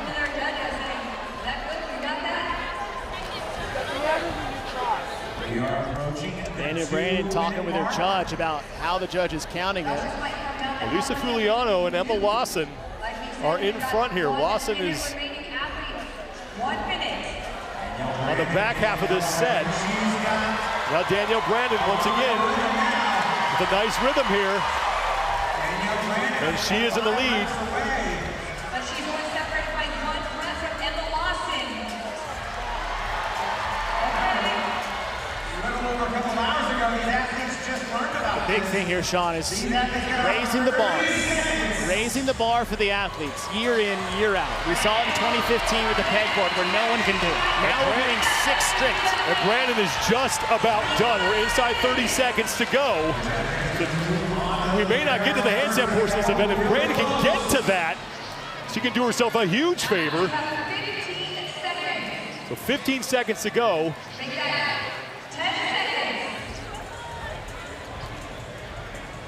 Fuselier just 1 behind her. And it looks like Fuliano did get through all of those double unders. She was moving on to the handstand portion, so Lisa Fuliano may have just won that event. We'll have to wait for the official score. And the wild part was Fuliano was the last one off the pegboard. We'll have to see how it all shakes out, but Elisa Fuliano looked like she was moving on to the handstand portion. Technically would be event number 3, even though we were a little postponed today. That leaderboard. But Mal O'Brien and Emma Lawson came into this event in 6th place and 3rd place respectively. Emma Lawson, like we said at the top of that heat, may wind up with the overall lead, and Mal O'Brien could find herself in 2nd. A lot still needs to happen, but after 2 events, potentially at the top of your women's leaderboard. Feel that 2 of the youngest athletes basically ever competed at the CrossFit Games. Last year, Mal O'Brien was the youngest woman, became the youngest woman to ever win an individual event at the CrossFit Games when she won the wall walk thruster event inside the Coliseum here. The way things are going, I would be surprised if those 2 go out and win an event soon. All right, she threw it into the crowd. Who else wants one? What about on this side? This is the start of that final heat. And as you mentioned, Fuliano was the last woman off the pegboard. Fuliano 2nd from the right, struggling a lot on the strict pegboard itself, where your top 4 athletes got through, and Danielle Brandon looks like she had a great rhythm. Obviously getting frustrated with the calls, but Fuliano, you can see her step right across the line at the very end, designating she did complete all 25, where all the other athletes were on the rope. So Fuliano may get that win. We will take a break. When we come back, the men take on the skill speed ladder here at the 2022 NOBULL CrossFit Games. These are the unofficial results right now. Fuliano with a cap of 27 reps remaining, but again, that's unofficial. It looked like she was done and was moving on to the handstand, but yeah, we'll wait for the official call on that. Woo, men's turn. Good luck, boys.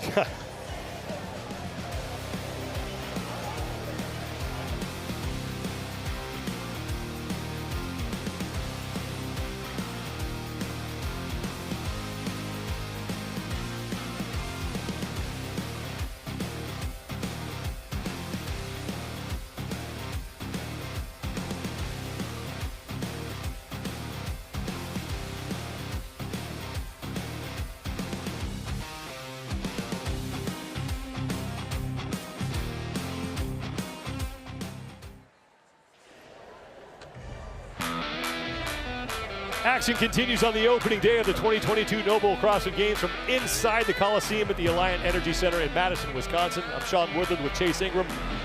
Mike Arsenault tagging in. He's down on the competition floor now. This is the 3rd scheduled event, but the 2nd event the men will compete in here.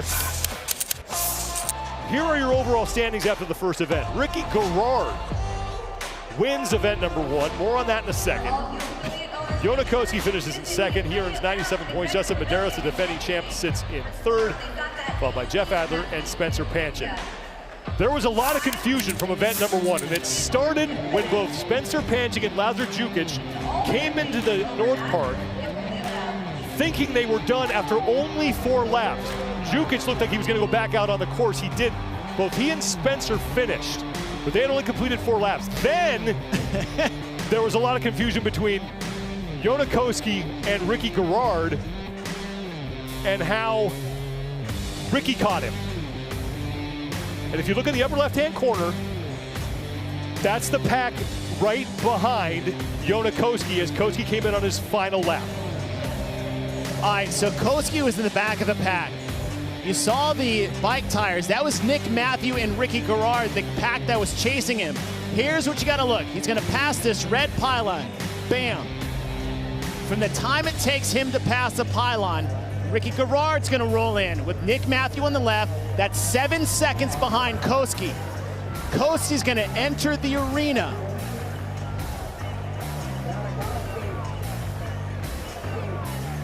Koski enters the arena.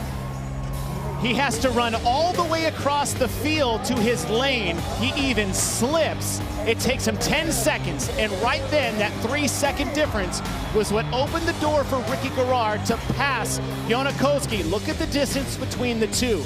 That took Koski 10 seconds. He was 7 seconds ahead at the pylon. He lost 10 seconds in the arena, and that's how Ricky Garrard got the win. Ricky Garrard, with his first official event win at the CrossFit Games, picks up 100 points as a result, and there have been a lot of questions. How did he do it?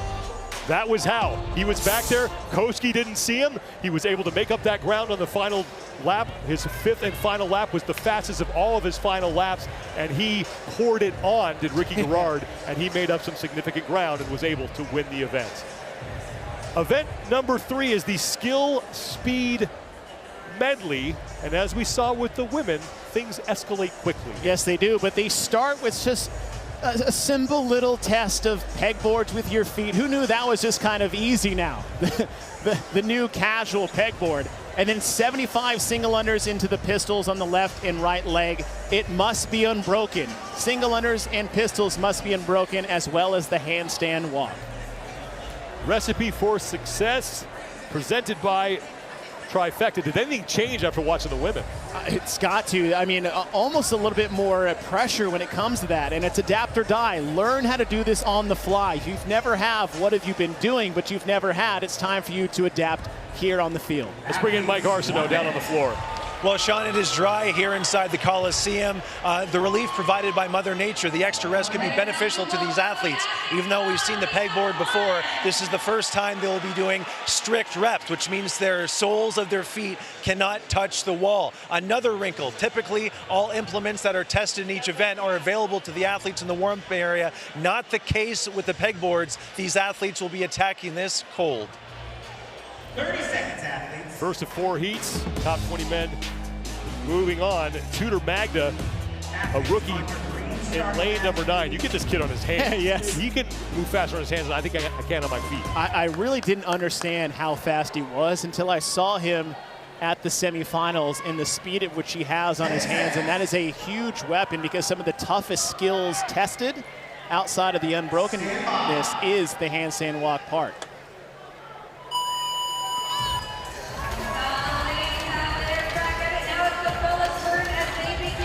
There is Tudor Magda on his first climb up that pegboard. This is the quarterfinals for this event. All 40 athletes coming through here. Then we're going to cut the field of play in half. Brent Fikowski in lane number 4. Moving quickly. Once that is done, they got those 75 single unders, those single squats, and of course that handstand walk. Fikowski knocking out his 3rd climb here. And he is done. Brent Fikowski onto the single unders along with Austin Spencer, Tudor Magda, Heinrich Happelainen. Here comes Travis Mayer, Tim Paulson, and now Colton Mertens. He said it's so weird to come to a movement that typically in an event you'd be racing other athletes with as far as your cadence and your speed. When it comes to 75 single unders, the focus and attention of speed goes out the window, of just staying smooth and calm. But the pressure as you get closer to 75 mounts tremendously. Heinrich Happelainen and Austin Spencer done at the same time. Here comes Travis Mayer and now Tim Paulson. 10 reps on the left leg to start, then 10 on the right. Now, if you don't hit depth, you don't have to start back at 0. Right, a no rep as far as depth or extension is not cause for starting things over again. It's walking outside or stepping outside of the box, or that heel possibly hitting the ground during the movement. Austin Spencer is the first man onto the handstand walk. Here comes Heinrich Happelainen, and now Brent Fikowski is in 3rd. And Spencer falls. He's got to go back to the beginning. Haapalainen and Fikowski fighting for the... Has not gotten through the single unders yet. One of the best handstand walkers in the men's field. Just missed again. Can't even get out of the single unders. Final seconds here. Tudor Magda isn't going to make it to the handstand. Heinrich Haapalainen 2:06.33 seconds. Was in a race with Fikowski, who a couple of years ago had a costly stumble on a handstand walk in 2019. And for Fikowski to pull a 4th place out after that fall is pretty impressive. But again, we're going off overall time for your top 20, and then a tough no rep for Tim Paulson.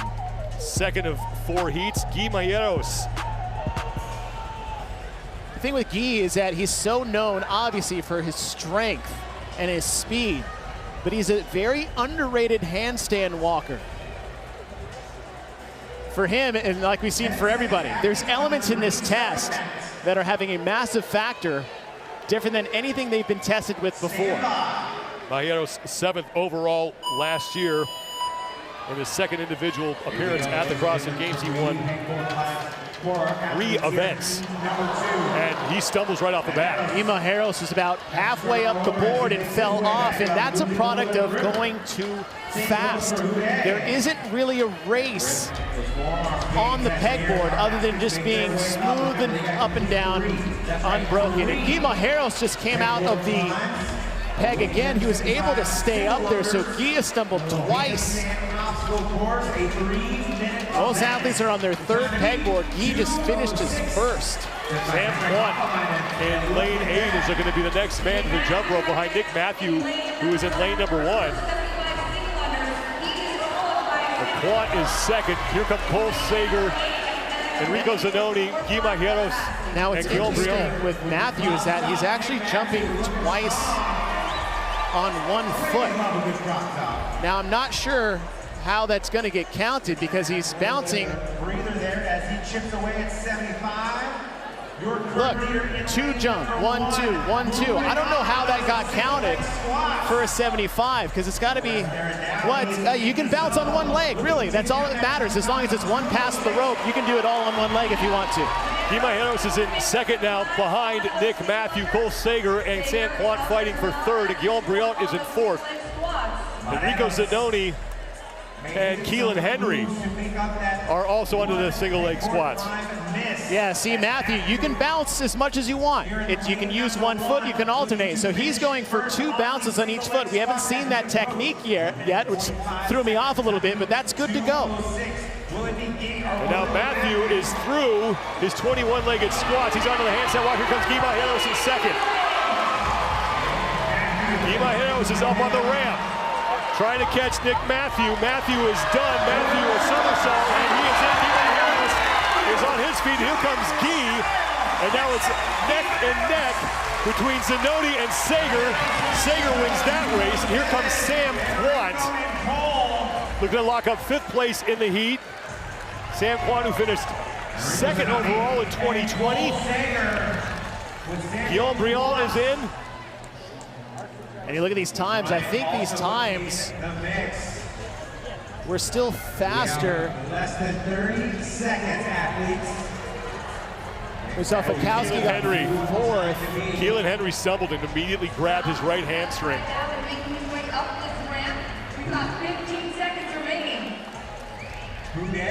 He's been nursing a bum hamstring for a little while now as Baden Brown is in and Julius Carabas. Nick Matthew at the top time, 2:04.54 seconds. Looking to move on to round number 2. Yeah, Nick Matthew bringing a crop top and a forward roll to the finish line. Matthew actually just missed out by a single spot at Granite Games, just missed out by a spot in the last chance qualifier, and then got the backfill invite to get him through to the games for the first time. Heat number 3, Pat Vellner gonna have to dig himself out of another early hole, 20th in event number 1. I think Pat Vellner is one of your top picks who could win this event. But with the weird quirks that are a part of this, the unbroken single unders, the unbroken walks, the pirouettes, there's some elements in here that, you know, Pat will even joke that he has a tendency to kind of mess up over the years. Third of 4 heats here in this opening round is underway. And all the men getting to the top of that first of 3 climbs at about the same time. Just wild to see the advancement of the sport since 2015 when we first saw pegboards unveiled at Pedal to the Metal in the final event of those games. And now we have athletes casually racing 3 unbroken pegboards with some of the best pegboards tasks still to come. Right side, bottom right side of your screen in the gray shirt is Dallin Pepper. And Pepper is done along with Ubnix Olsen, Alexander Caron, and here comes Will Morad. Alex Vigneault at the top of your screen. And now Saxon Panchik, as all the men are under their single unders, and Pat Vellner with an early trip at the bottom of your screen. Dallin Pepper. I joked about the DARE team back in elementary school, Sean. Look at the rope that Dallin Pepper has. Do you know why that's in there? It's in there for single unders, and it's in there for crisscross. That is a rope that you can actually utilize to those specific skills. Uldis Ubnix and Noah Olsen are the first men onto the single leg squats. Here comes Will Morad and Dallin Pepper, along with Alexander Caron towards the top of your screen as Pat Vellner now just getting to the single-legged squats. Alex Vigneault moving on, as well as Jay Crouch. Jason Hopper is there as well. Leaves Saxon Panchik is the only man on the single unders. He's in the background there behind Dallin Pepper in the black shirt. Noah Olsen is through.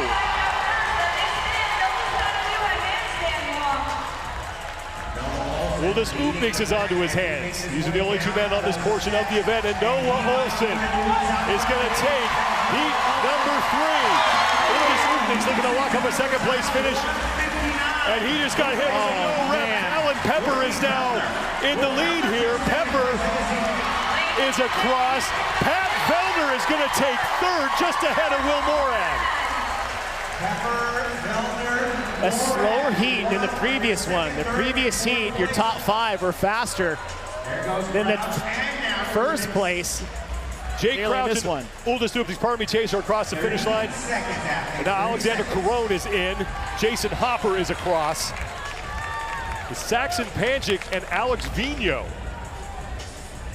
left on the competition floor. 20 seconds before we hit the time cap. And Saxon's going to get in inside of that. Vigneault will not. 10 seconds. Execution. A wrinkle from Adrian Bosman.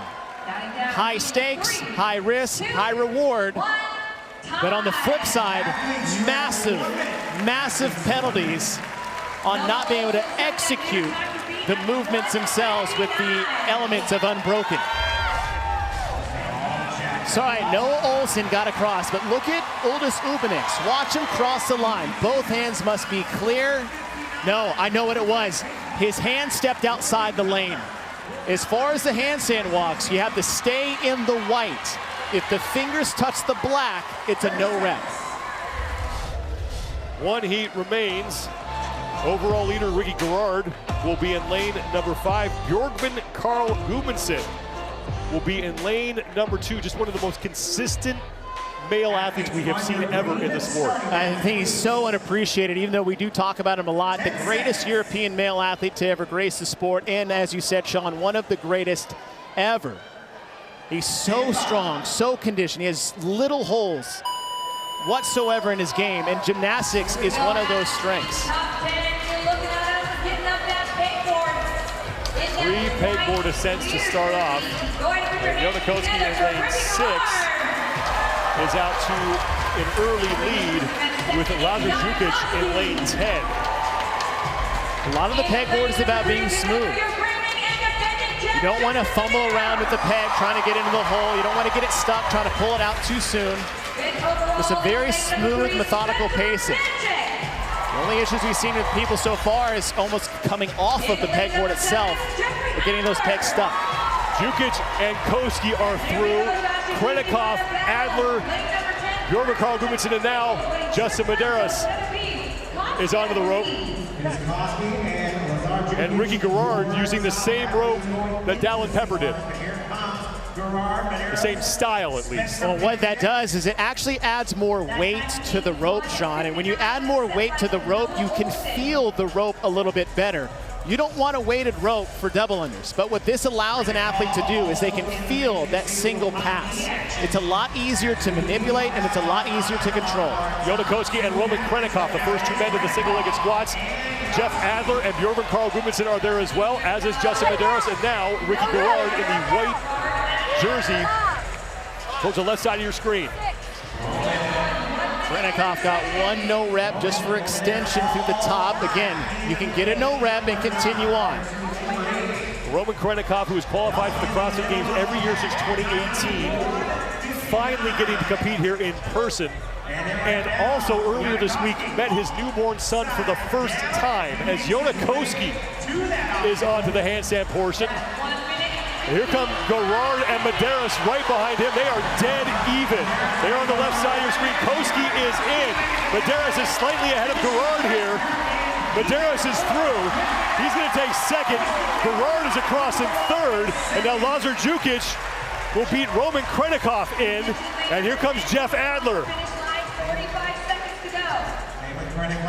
There are a lot of times in that low 2 minutes, Sean. Moritz Fiebig is across, as is Bjorn Carl Gudmundsson. Gudmundsson is upset. Spencer Panchik, with less than 30 to go, should be able to get through here. And Willie Georges, at the bottom of the screen, is trying to get through as well. As Spencer is across with 15 seconds to spare. Willie Georges has got to get to that yellow line.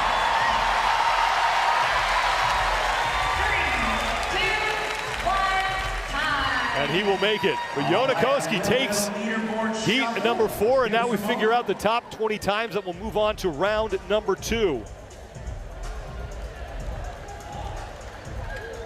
Send it down to Mike Arsenault.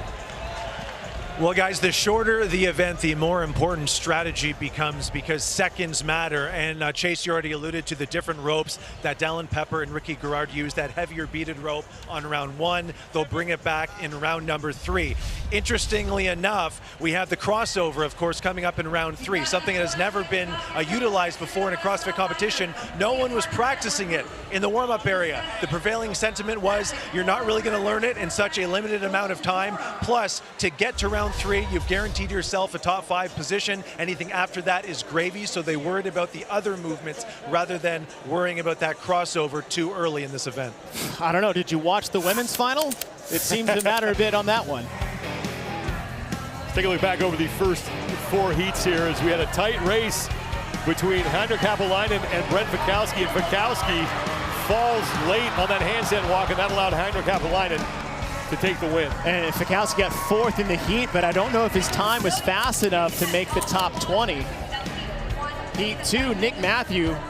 Again, for these single unders, really it's whatever gets the job done. You want to bounce on 2 feet, you want to do them all on 1 leg, all that matters is that it needs to be unbroken.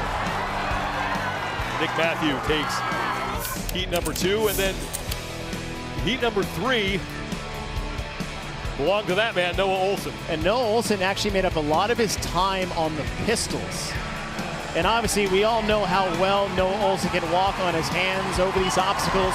That's the thing with these obstacles. The obstacles are now nothing new, which is crazy to say, but the advancement as this sport grows, we're gonna see the pirouettes on the parallel bars from a press to a handstand. But the big race here went from the single unders to Koski.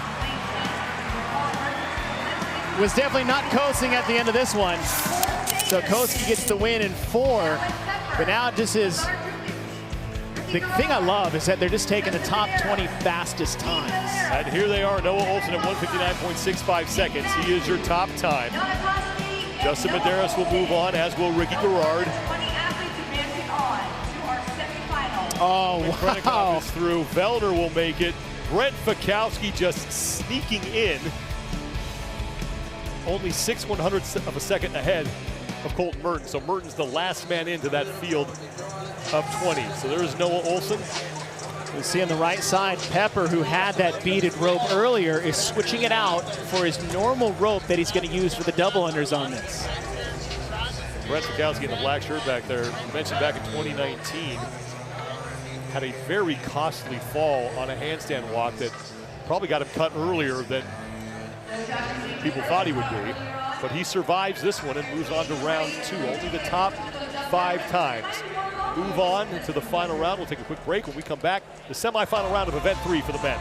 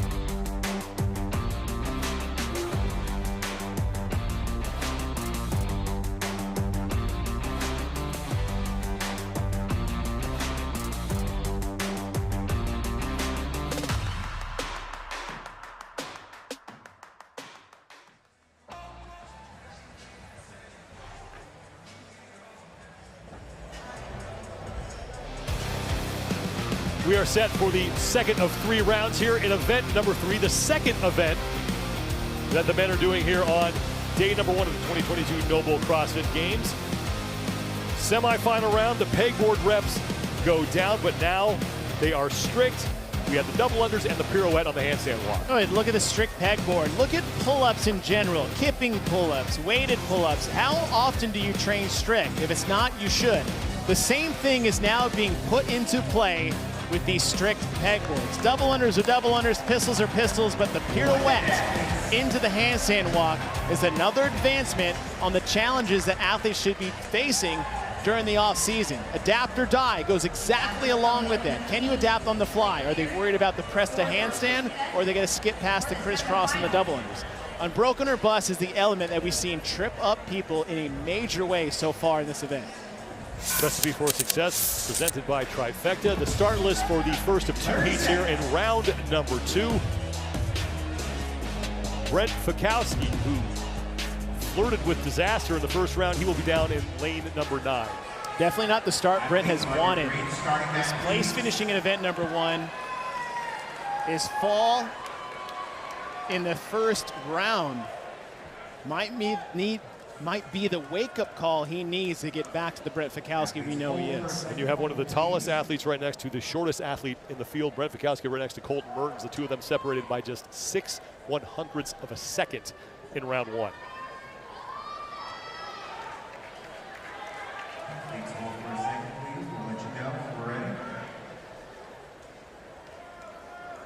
The men will have to do 2 of the strict pegboards. The women had done 1.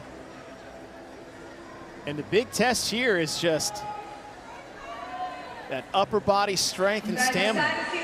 The ability to go through this. I talked to some coaches about their athletes coming into this. Caroline Lambre, who is Jeff Adler's coach, said if you haven't been practicing things like this, you've missed the boat. She said specifically is when wall walks were unveiled last year, it opened the door to the past. Right? Strict anything. The big thing is, like, you know, CrossFitters, they're natural kippers, right? It's like fried food. I'm gonna take a movement, can I kip that, right? Can I fry that? Who knows? The opposite should be true. Can you do that strict? How heavy can you do that? Can you do a, you know, whether it's pegboards, toes to bar, rope climbs, how can you make a simple movement easier or more challenging? And you can do that with distance. You can do that with implements. And what I think we're seeing here after this event is that the playbook that has always been the playbook, people are starting to go back to chapter 1. The basics of gymnastics, things you have to learn. Fitness in 100 words. Pressing the handstand is in there. Pirouettes are in there. These are the things you went into open gym with your buddies. You're like, hey, let's play a game of horse, but with gymnastic skills. You see that with deficit handstand push-ups. You just stack up plates and everybody does one handstand push-up until you can't.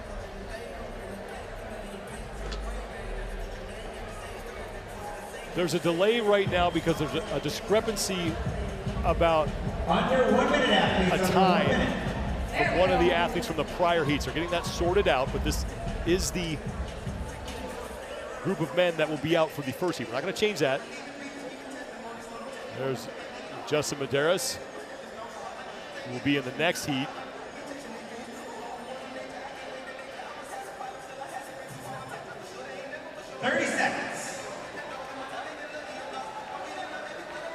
Austin Spencer, he and his wife Caroline, both competing here.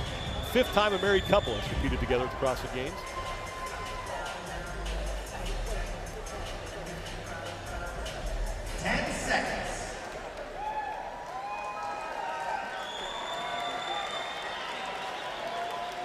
Stand by. All right, two strict pegboard ascents for the women. And it's Pat Vellner who's out front for the men, pardon me. Pat Vellner who's out front early. And Travis Mayer right there on the lead. Hayes Roman Krenikoff is there as well. As now both Vellner and Mayer are done. Number 8, Samuel Quant. Vellner, though, making his way up. Adler struggling a little bit. What you see is you want to be a bit tighter in that, how he gets extended there. That's a tough position to be in for a strict pegboard. Will Morad and Pat Vellner, the first two to the 50 double-unders. Again, these have to be unbroken. Sam Quant, Travis Mayer, and Roman Krenikoff now onto the rope. Krenikoff also in the mix. And most instinct would go to go as fast as you can. This is a race. Yes, this is a race. You do need to go as fast as you can. But 50 unbroken slow, it will be always faster than 50 unbroken with a few misses as fast as you can. Morad and Vellner get through cleanly. They are onto the one-legged squats. Single leg squats. Vellner on the left, Morad is on the right. Roman Krenikoff, Travis Mayer, and Sam Quant. Now here comes Austin Spencer.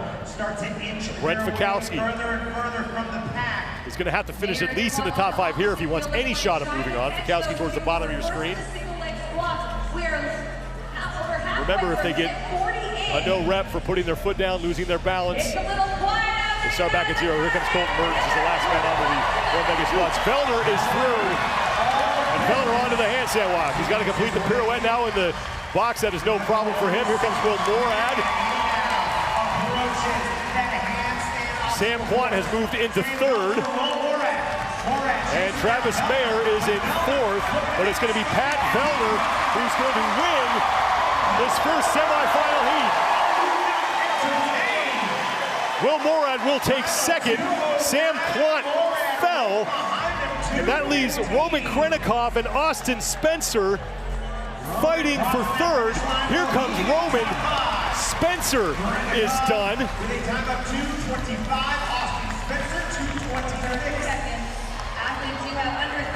Now Jeff Adler will get across. And it's a sprint between Fikowski and Quant, as Travis Mayer and Colton Mertens are still on the competition floor. Enrico Zanoni hasn't even gotten through his pegboard climbs yet. So Pat Vellner at 209.06 seconds. And Mertens trying to get inside the time cap, and doesn't look like he made it. But Pat Vellner by 6 seconds over Will Morad. Your top 5 out of that heat: Vellner, Morad, Krenikoff, Spencer, and Adler. 2:37.70 seconds is the time that belongs to Adler. You got to beat that if you want to get into the top 5. Final heat here in this semi-final round. Noah Olsen will be in lane number 1 at the far end of the floor, had the fastest time in round 1. He also had the most flawless run of the athletes in the quarterfinals for this event.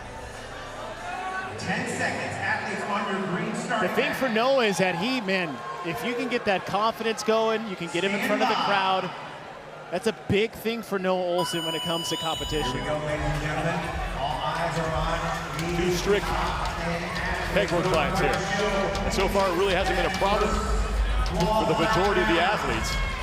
Noah Olsen fumbling a bit with the peg. Now, if you have your feet, it's not a big deal, but no, that right hand had missed 3, as far as like placements. Ricky Garrard in lane 7 in the leader's jersey is done. Medeiros is in second place behind Ricky, 50 unbroken double unders. And here comes Medeiros. 2:37.70 seconds. That's the 5th best time that belongs to Jeff Adler. You gotta beat that if you want to have a chance. Again, the speed element here is being unbroken. For the things you're accustomed to in your own affiliate, you can hear your rope. The music's not pumping too loud. There's no crowd. There's no pressure. A lot of these little things have massive impacts on your ability to stay smooth on these movements. Garrard gets through cleanly on the 50 double unders, and he is on to the 10 single leg squats. Got to start on the left leg. Here comes Medeiros in second. Jukic, Majeros, Nick Matthew, and Jonakoski are behind the 2 leaders right now as Koski and Matthew move on to the one-legged squats at the same time. Here comes Guy Majeros and Heinrich Kapelainen now in the back in the black shorts just off the pegboard. Noah Olsen is stuck on the pegboard, has yet to complete his 2 climbs, and Cole Sager at the other end of the floor has yet to get through his as well. Garrard is done. 2:09.06 seconds is the top time. That belongs to Pat Vellner, and Ricky Garrard looking to find himself in that group of final 5 athletes. Justin Medeiros sits in second. Now here comes Nick Matthew and Guy Majeros. So Ricky Garrard is going to take heat number 2, and Ricky Garrard, we will see you in the final. Here comes Justin Medeiros. He is in. Pat Vellner now has the 3rd best time. Majeros is across. And Nick Matthew. Jonakoski is in. Looking for that top 5. Jonakoski getting it done in 2:16. We are going to have ourselves There's Lazar Jukic. seeing the times now. You can see your top Ricky 5. Garrard and Justin Medeiros both beat Vellner's time, so the 3 of them will get in. Will Morad was second out of the last heat at 2:15.42 seconds. Majeros beat that, as did Nick Matthew. It is going to be a heavyweight showdown. 10 seconds remaining. Noah tapping out as far as trying to make the next climb, and honestly, where he's at, he's not getting another pegboard climb in that time. A smart move, again, day 1, 3 more days after. Well, no, 4, because we got action tomorrow now. Event 2 that was supposed to be done today will be done tomorrow as Ricky Garrard gets the heat win. And it looks like it's going to be Garrard, Medeiros, Majeros, Matthew, and Vellner.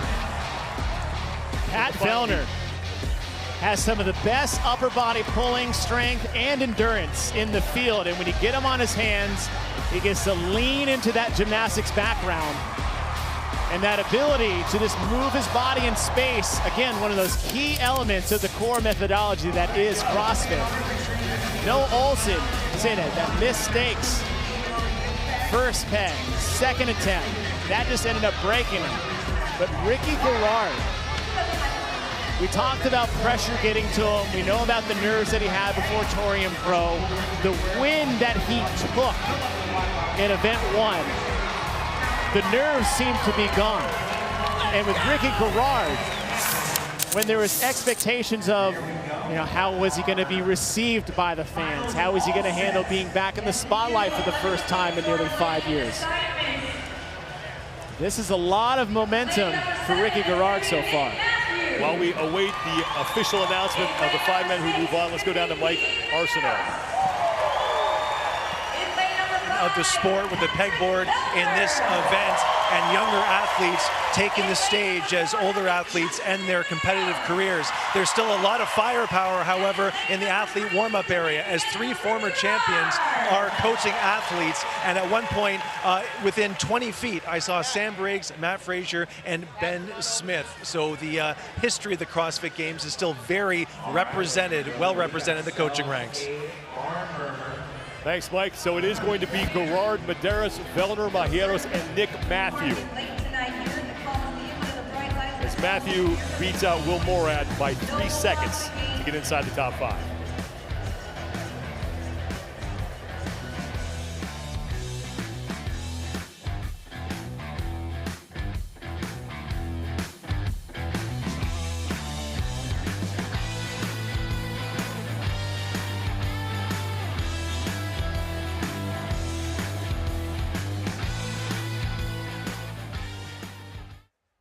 The 2022 NOBULL CrossFit Games are sponsored by Trifecta, the official meal delivery partner of CrossFit.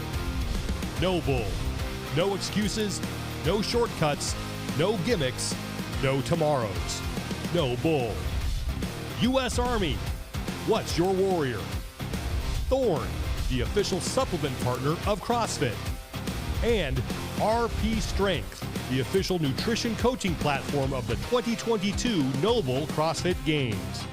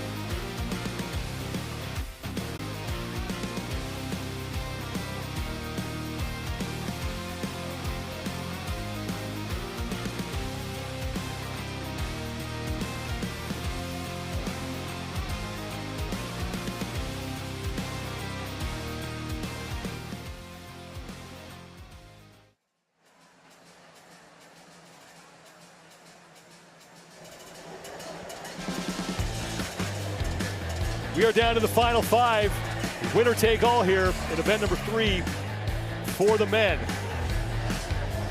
Glad you're with us, everybody, and what has been an exciting evening so far inside the Coliseum of the Alliant Energy Center. I'm Sean Woodland with Chase Ingram. We have Mike Arsenault down on the competition floor. Final round of the skill speed medley presented by Yeti. The pegboard ascent is now down to 1, and we add in the double under crossover and the parallettes on the handstand walk. Oh, we saw in the women's field that it was the crisscross over on these double unders, even though these press to handstand is looming. The one everybody wanted to practice when they had it announced, but the one that they should be is looking at this crisscross, and that's the adapter die that we're talking about. Adapt to the situation given to you, or fall behind the rest of the pack. Unbroken is no longer in play for the crisscross. I mean, look at the movements on display in this event. If you want to fast forward to 2023, what is possible in a year from now with the tests that we're getting here in 2022?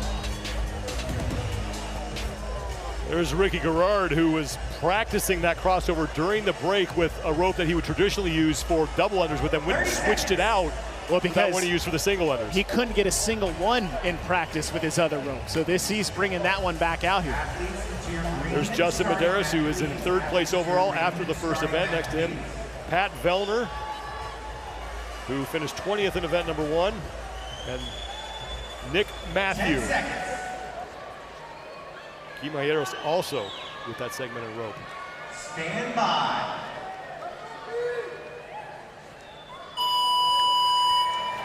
One strict pegboard ascent, and then the portion Justin Medeiros point for the women is up next, and Medeiros slipping early. He slipped early, and he lost the peg behind the pads. He had to go behind the plate and get it. Gerard is done first. Here comes Pat Vellner.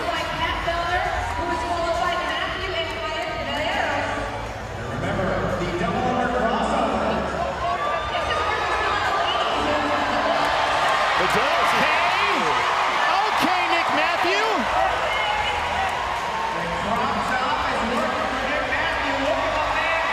Nick Matthew has figured this out. Trying to be the first athlete we've seen get past this part of the event. And look at Nick Matthew, he's got 5 remaining. Ricky Gerard is struggling. Pat Vellner has started to string some reps together. Guimayeros is as well. And Guimayeros, I think, is trying to pay attention to what Matthew is doing. And Guimayeros is in second place. And Matthew is through. Now on to the 10. Somewhere in the crowd is a happy, smiling Adrian Bosman after what Nick Matthew just did with those crisscrossovers. And Matthew almost lost his balance. He gets through the first 10 on the left leg. And now Medeiros is through. And Justin Medeiros trying to retake the overall lead from Ricky Gerard. There is Adrian Bosman, the competition director, on the left side of your screen. As Guimayeros is through. Here comes Nick Matthew. Now he's got to start in a seated position and press to a handstand, walk across those parallels and get down the ramp, and that is no problem.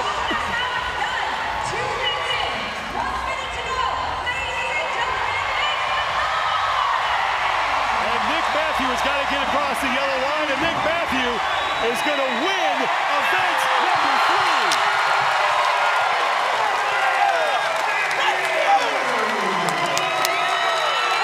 Justin Medeiros is back on the handstand, and he can't get himself into a supported position. Guimayeros and Pat Vellner have gotten through the double unders. 30 seconds to go as Guimayeros approaches the parallettes along with Medeiros. And there goes Guy. Medeiros can't get it pressed out yet. So Guimayeros will take second. 10 seconds to go. Medeiros has finally got himself upright. Medeiros will take 3rd place in the event. Vellner will finish 4th, and it's Ricky Gerard in 5th. But how about Nick Matthew? Man, you get your golden ticket in the most unconventional way ever.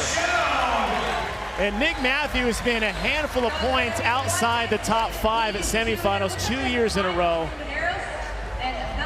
Unbelievable. And Nick Matthew, his first event win of his career at the CrossFit Games, and he gets to talk to Mike Arsenault. Nick, this is your first CrossFit Games, your first win, 100 points in event number 3. This might be the loudest I've ever heard the Coliseum on a Wednesday night. What does that victory mean to you, staring down 4 of the most famous names we have in CrossFit? You know, I can't even describe it. This is absolutely insane. This experience is just crazy from the beginning so far, and it's just, I'm super happy to have made it. And yeah, that's all I got. Your performance in the final was very impressive. My favorite part of your performance, I think, was in round number 1 when you had kind of the Rocky Balboa skip. You had the crop top. You look like you're Rocky Balboa in Rocky 3. Why did all those movements line up for you so well in this event? Man, I don't know. I've just always been a kid at heart. I like playing at the playground and take my little one there every day, and yeah, just develop the skills for that fun stuff. So. 29th place on event 1, 1st place here in event 3. We'll see you later this evening. Yeah, thank you. Thank you very much, everybody.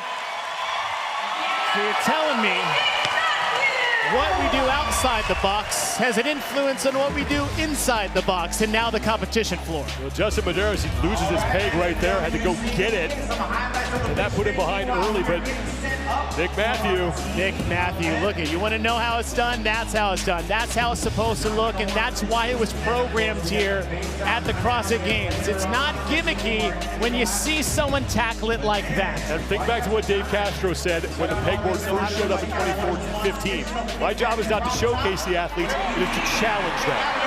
The fact that you can't do it is not my problem. The fact that you can't do it might show you what you need to be working on in the off-season next year.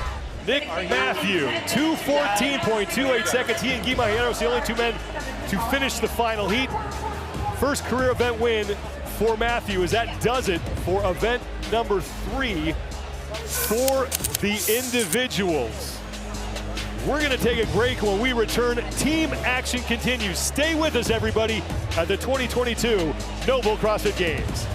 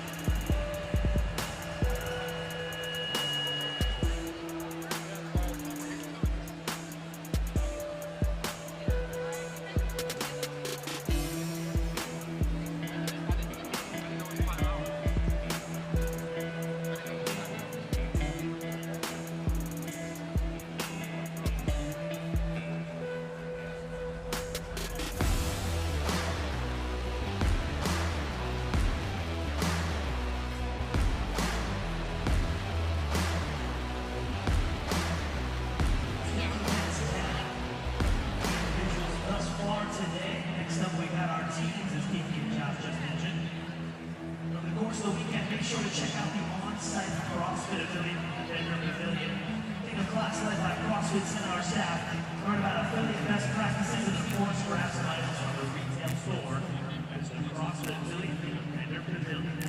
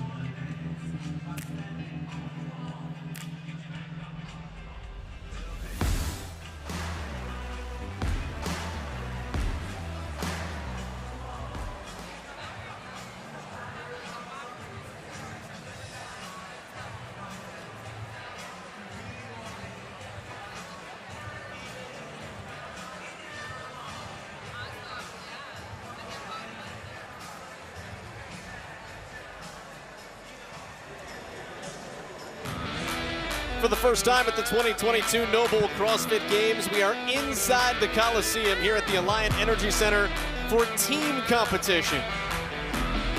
It is event 4, but it is the second event that the teams will take on here this week. Alongside Jeremy Austin and the 2009 Fittest Woman on Earth, Tanya Wagner. Jamie Hagia is down on the floor. My name is Joel Godet. This is an absolute gymnastics test for these teams. CrossFit Mayhem Freedom not in first place, not wearing the leader's jersey for the first time since it finished second at the 2017 CrossFit Games. Rich Froning chasing from behind for the first time in 1,800 days. The event description, gymnastics heavy. Guys, this is a shoulders burner. Absolutely, Joel, and 5 rounds of 15 synchronized burpees over the worm. Between those rounds, the pairs will alternate between 3 or 2 pegboard ascents between the men and the women, and 15 parallel bar dips. The first time we've seen this movement, the first time anyone's seen this movement at the CrossFit Games, getting to play on it before the individuals. 10-minute time cap coming up. Recipe for success, Tanya, how do you tackle this thing? There is a lot going on in this event, and anytime you have a worm and a new element where you're not sure what your other fellow teammates are going to do in there, you need the communication. Communication is key. Where, who, when, where are you going next? It is just at its best knowing what you're doing and playing that over in your head so that you know where you're going next. Ingredients for success brought to us by Wild Protein Chips, which I had in the vendor's village earlier this afternoon. They are very good. Our lane assignments here in Heat 1 consist entirely of teams made up from Heat 1 in Event 1. AB CrossFit, international team, but based out of Florida, training Think Tank, of course, is a second-year team here at the Games, or I should say a repeat team here at the Games from a season ago. 80-20 out of Portadown, Ireland is in lane 4. In lane 5, though, it is the Greater Heights Ascend team that qualified out of the Granite Games. Kind of a super team. Jordan Cook has been to the Games before. Emily Tanner is the team's owner. She's actually the gym's owner. Brought to us by Guaranteed Rate, our spotlight team. Greater Heights Ascend is actually owned by Emily Tanner and 66-year-old Carlos Faez, who renovated his machine shop. Emily Tanner walked in, he said, this is an affiliate, but we have no members and no coaches yet. They got together, they built it up. Here they are just a couple of years later at the Games. Carlos is here at 66 years old for his first Games experience. Stand by.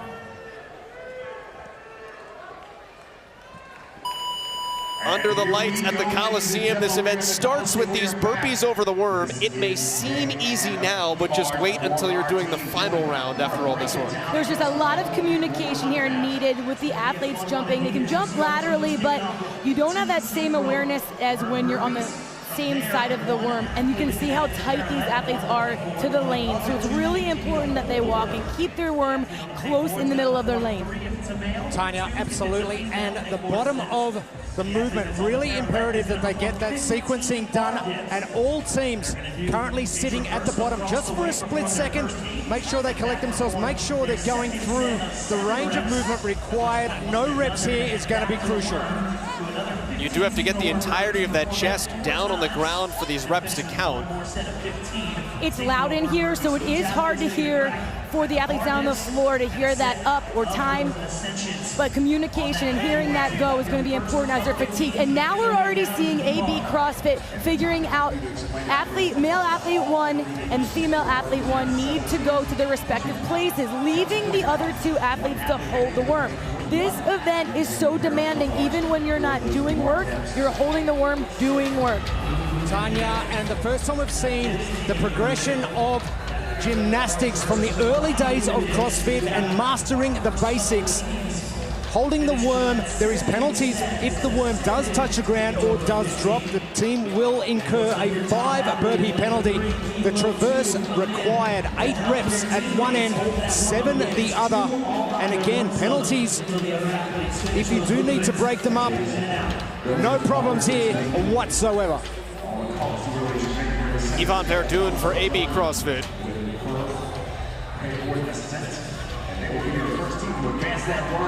And the worm is advancing down in lane 2 for CrossFit Kilo 2. 80-20 just behind them, but it is Kilo 2, about 90 minutes away from Kilo 1, 2 affiliates. And it's all about what each one of your athletes can do on the pegboard as well as the P-bars. Having an athlete that can fly through, if they're paired up with another athlete that struggles, will be what holds the teams up. But if you have everybody that can fly through, we'll be good. Wild protein chips are the official protein chip of the NOBULL CrossFit Games. You can order online and find them nationwide. Whole Foods, Sprouts, and select Target locations. Also available regionally at Costco, Heb, Wegmans, Giant, select Albertsons, Safeway locations, and King Supers. Tanya, you mentioned it earlier in the recipes for success, and it's really imperative you get the right people in the right spots at the right time. If you've got your weaker athletes, you probably run them first to minimize the fatigue. The burpees over the worm are probably going to be the most crucial aspect here, with that tricep fatigue kicking in, and probably kicking in already. So Kilo 2 going back to it here. Traversing the parallel bars is Deirdre Franzen. I love that we're upping the ante here for the demand on dips. We've seen dips before the CrossFit Games and ring dips, but having to have that buy-in of the traverse just makes it that much more demanding.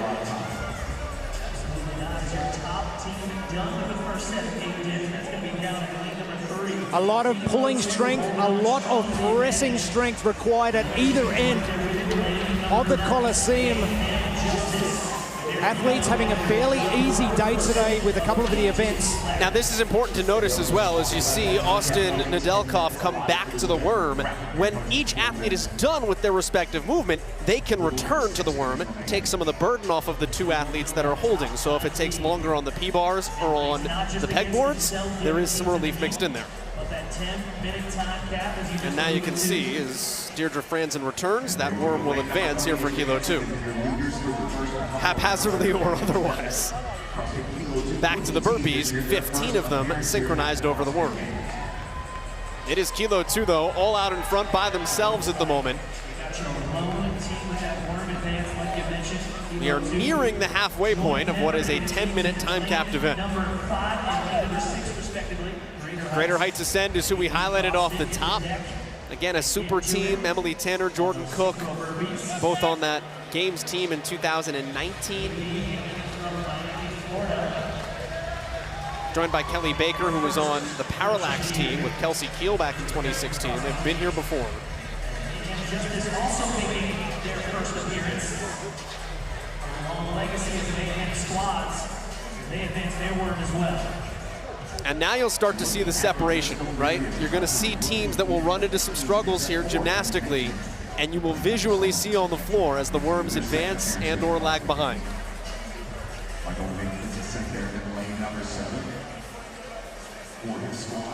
The demand of the weight of that worm being 315 pounds, that top front section weighs 100.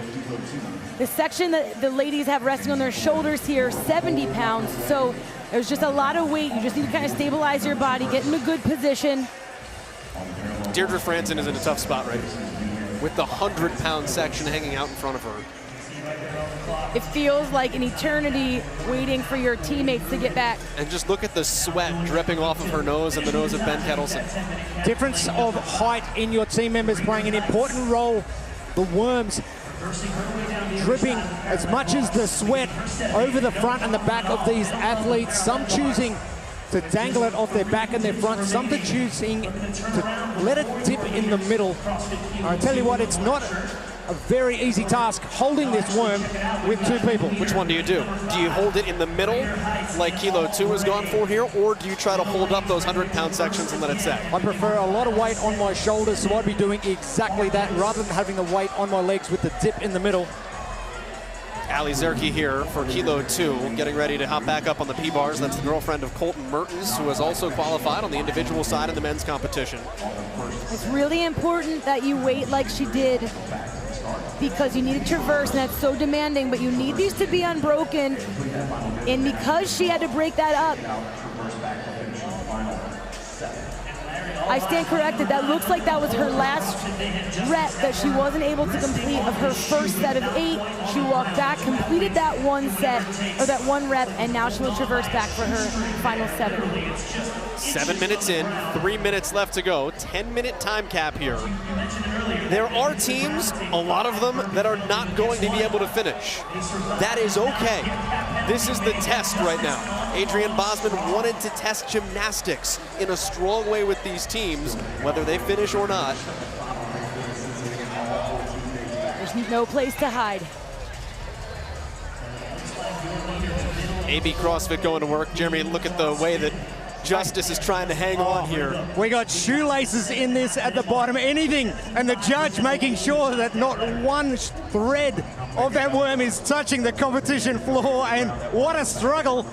And Seth Stovall's doing yeoman's work. That's actually not a bad strategy to use your foot as a prop. Absolutely not. Wasn't mentioned anywhere before that you couldn't do it. So, hey, let's roll with it. Mayhem Justice, they came in last in the opening event today, so trying to do some work here. You know, it's early to mention cuts, but certainly you don't want to apply pressure on yourself unduly. So Justice trying to pop back up the leaderboard. Second place right now behind AB. And again, you'll see that Latin American flag next to AB CrossFit. That team is based out of Florida, though. Just a heavy Latin American presence. And one of the cool things with these teams, their jerseys don't say the state or the location or country of their affiliate. It is their affiliation individually. AB's self-made jerseys say Unity on them.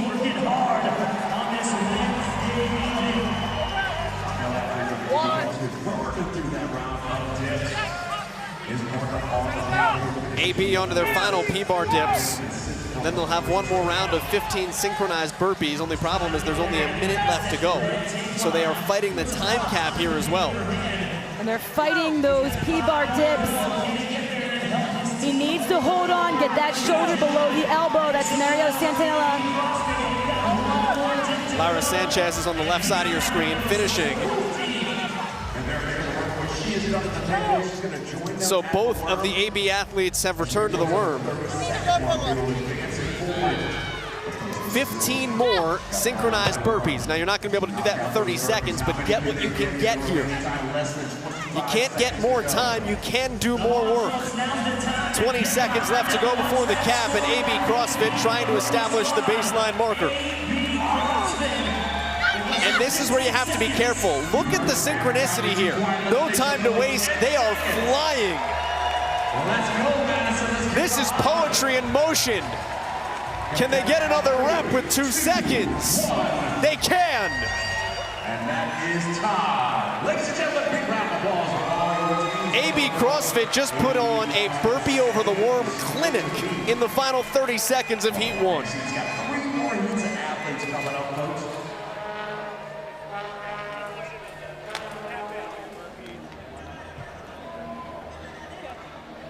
Three more heats still to come here in event number 4 for the teams, although the second event that they have actually tackled today, and Mayhem Justice with a fine showing and performance as well. Many thanks to the shoelaces of Seth Stovall. Great start to competition inside the Coliseum, and the struggle was real. And I don't think these teams expected this event to be as difficult as it was. A lot of fatigue, especially getting to the pegboard and the P-bars or parallel bar dips. Sweat dripping off. AB so good.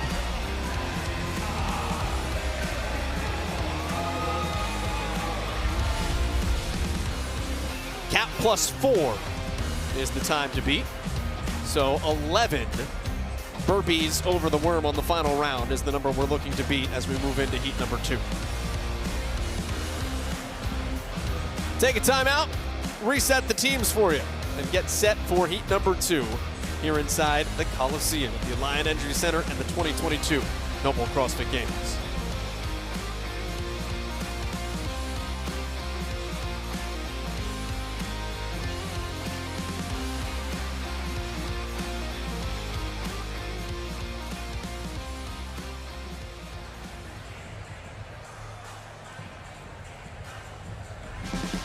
Cap +4 is the time to beat as we get set Heat 2 of Event 4 for the teams here at the 2022 NOBULL CrossFit Games.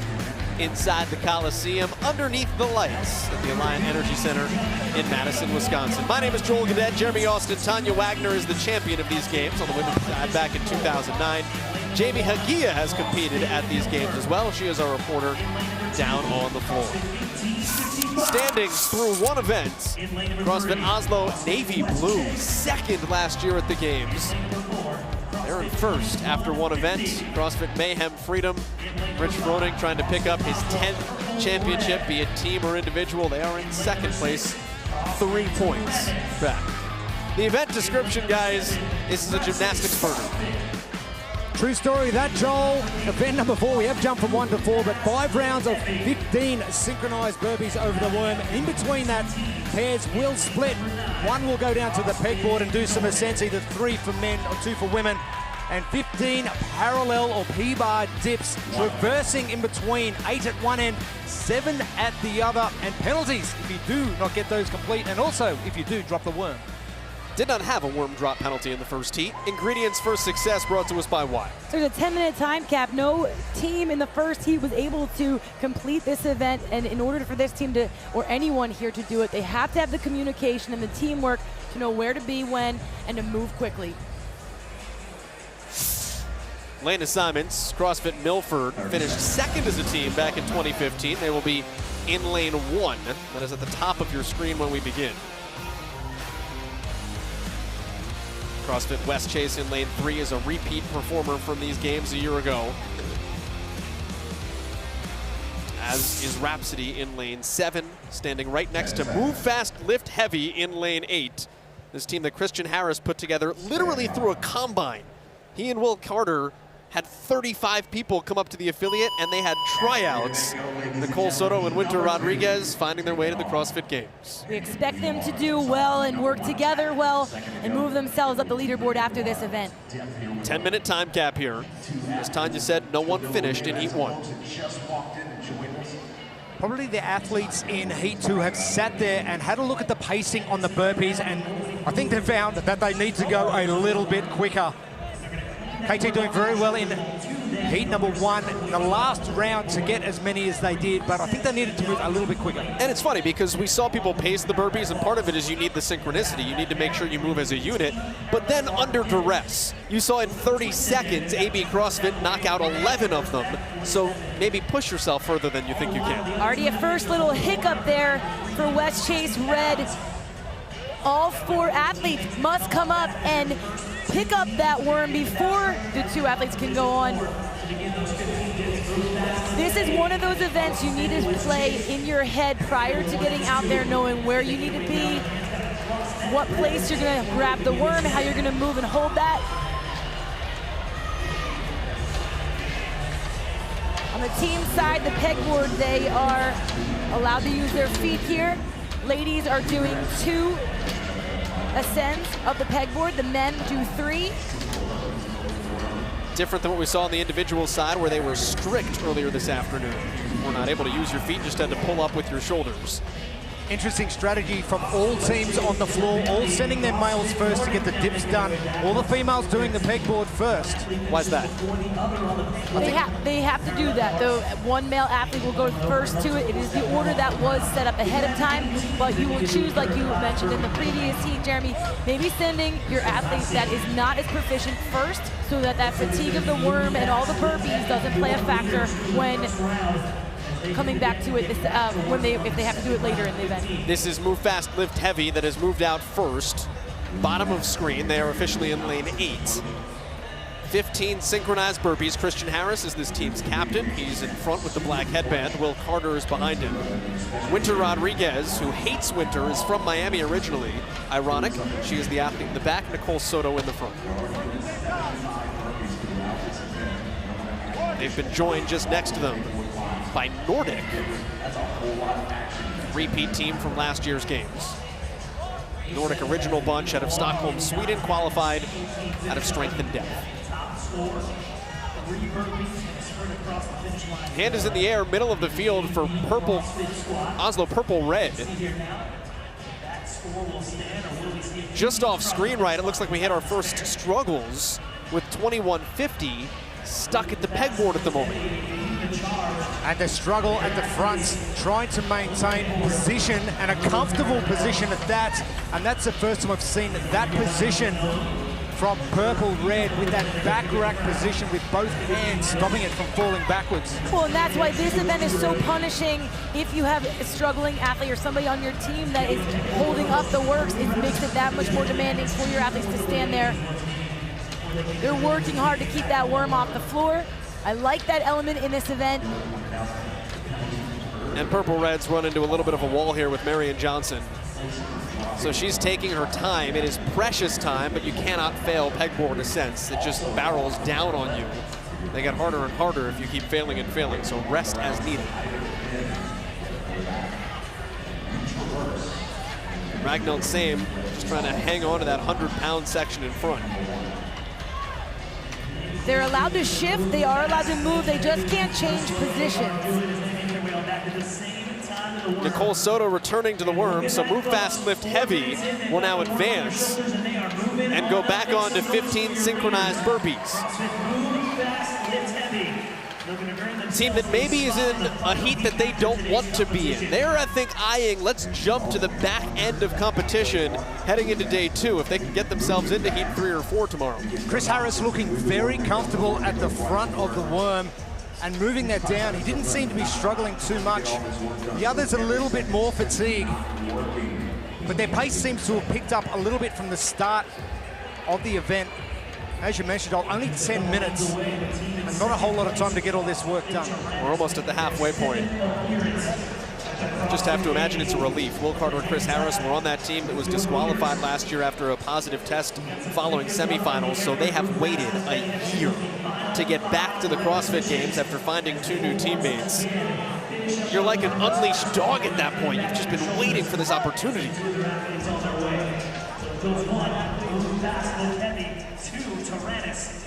And now Winter Rodriguez will head down to the P-bars. Christian Harris will move to the pegboard ascents, 3 of those for him. And they're choosing the strategy of staying together in the middle of the worm and letting it drape over them. Are they leaning on each other?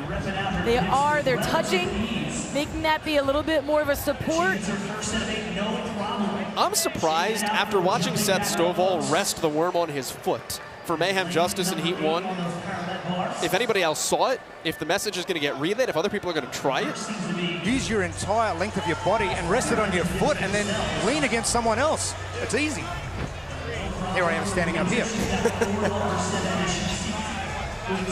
Winter Rodriguez was a great individual competitor before joining the team, 11th last year at the Mid-Atlantic CrossFit Championship, so just outside last chance online qualifier position.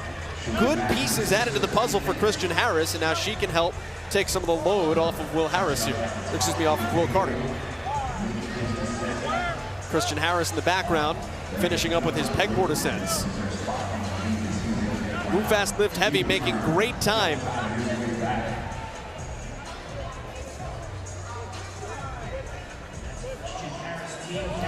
Everybody set to advance that worm now. It'll be 15 more synchronized burpees over the worm. Adrian Bosman programmed the CrossFit Games this year, did tell us in testing, the athletes when they got to this point said they were the hardest burpees of their lives after all of the strain put on your shoulders. And strenuous as well, I think.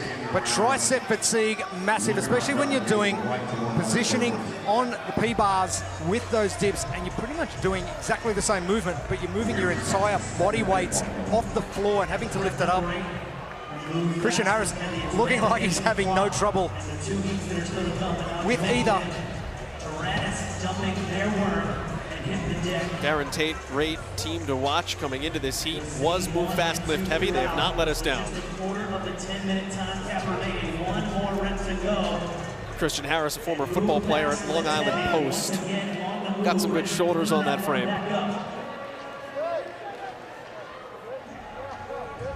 And now it will be Harris holding. And this is an interesting position we'll see some people attempt too. Harris is going to use his legs bend himself forward and just drape that worm on his back. Stance is a lot wider than we have seen for a number of athletes. Great position to be in. It's almost like, to use a football metaphor, it's almost like he's an offensive tackle, right? He's gotten in that good 2-point stance. He's resting. Worm just sits on his shoulders. Well, it is one of the most strongest positions you can get into, so why not utilize it? Will Carter with the traverses. Nicole Soto with the 2 pegboard ascents.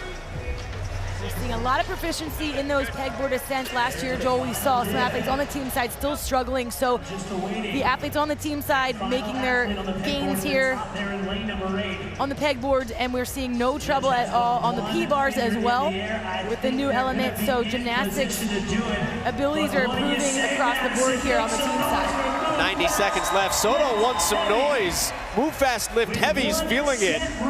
AB got to this final set of 15 synchronized burpees over the worm with 30 seconds to go. So about a 40-second lead. Although a little bit of a bungle there, getting set. It's about 10 wasted seconds for move fast, lift heavy. They have 1 minute remaining to work through these 15 synchronized burpees over the worm. Time to beat is cap plus 4. So 11 burpees here. Great tempo, even under fatigue, keeping them together. On their scoreboard, hand in the air from the judge.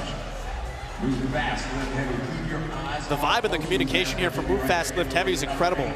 You can't even tell who's calling. They are just going as one cohesive unit, and they'll come across and finish unofficially in 9:36. Move Fast, Lift Heavy with the time to beat here in Heat 2.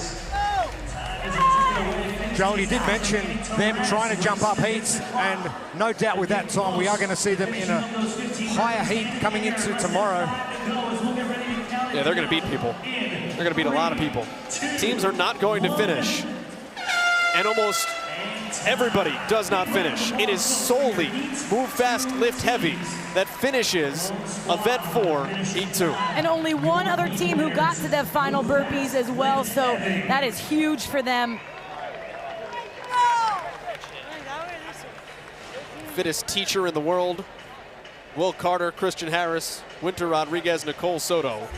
Move fast, lift heavy. They hit the P-bars hard. They work together the entire time. Some different strategies that they use on the worm, led by Christian Harris here. A lot of communication the whole time. Strength across the board, showing their proficiency in these gymnastic movements and literally leaning on each other when they needed to on the worm. Looking for some love, looking for a little support from the crowd here to give them that final push. First team that we're seeing to finish this event that will move them up the leaderboard after their 25th place finish in the first event of their CrossFit Games here in Madison. What is CrossFit? Large loads, long distances, quickly. Move fast, lift heavy. They win Heat 2. It all comes back to the same core methodology.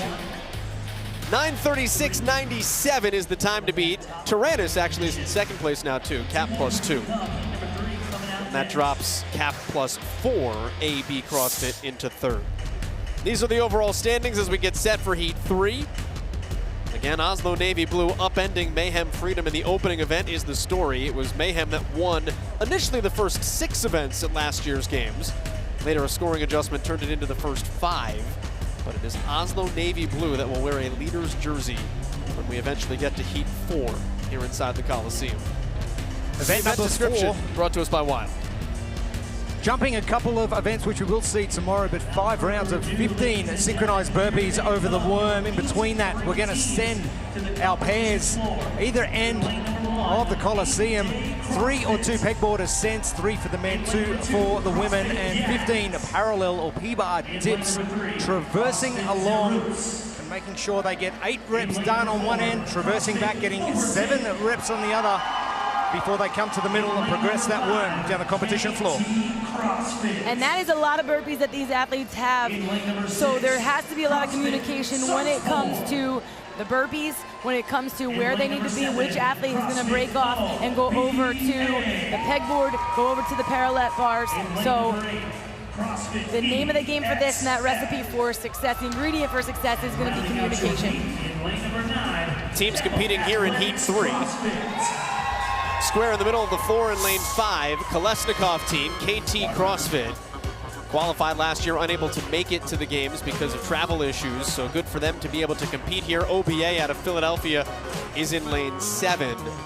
8th Day CrossFit did win a heat in event 1 today in lane 1, but in lane 9, KAMO, Kansas, Missouri, they're right on the line, our guaranteed rate team to watch. Camo Athletics, they were told in semifinals that they resembled a bunch of sneaky fit little gremlins. They're one of the smallest teams out there, but because of that, maybe this is an event that they can hit a home run on. They were at the MAC, and they were fun to watch. They're aggressive. When they have confidence, you're going to see them just take off. So I expect a lot of energy from them. I expect them to do really well in this event. And it was 8th Day that we alluded to that won Heat 1 of event number 1. So you've got some momentum and some confidence riding high. 10 seconds. The Paz couple in the back. Schaefer right, Jones left. Stand by.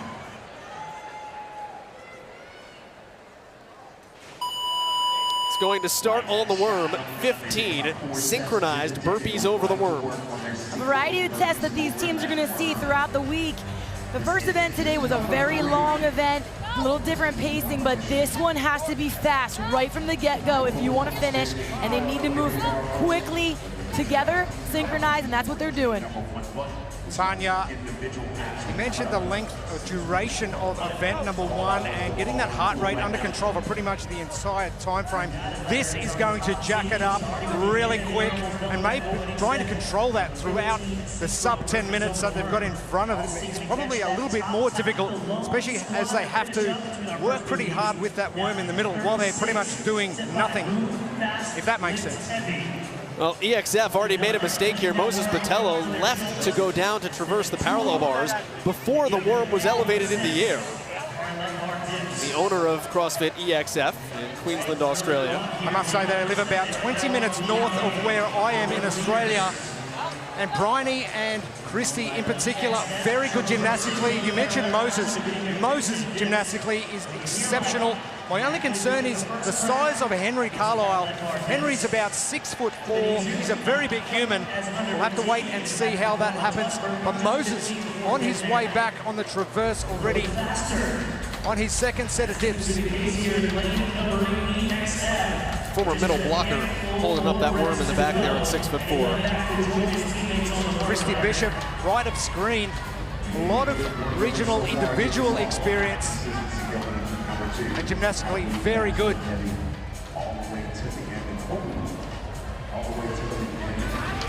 Still waiting for Bishop to come back down and return to the team here. Pick up the worm, they will advance it. So it is EXF in front. Formerly Bishop, now Christy Hollard, getting married recently as well. But their first time at the games and getting their team together. You would know this more than anybody, Jeremy. Christy Bishop lives in Brisbane. She actually travels quite a distance to be able to compete with EXF here. Lives on the same street as Royce Dunn, though. There's a street in Brisbane where all the fit people live. Well, she lives about 4 hours north of Brisbane, but she's left her family at home and moved to Brisbane to compete with EXF. So big move for her. And great to see her on the games floor for the first time. Now here's Camo on the right side that has joined EXF. We talked about them sneaky fit little gremlins. Look at them go to work. Trying to make up some time. They weren't the first to move it, but they are moving really fast, staying low to the burpee as they jump over. They don't stand a full extension. That's really smart.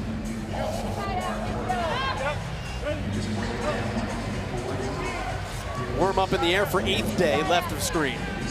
Zoe Jones will head over to the parallel bars.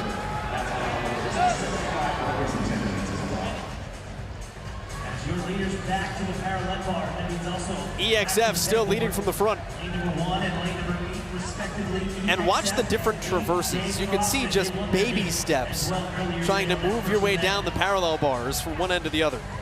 If you're not as comfortable, you're going to minimize the movement, and you're going to try to stay as tight as possible. Your more comfortable athletes are going to take bigger steps, use more of their hips there.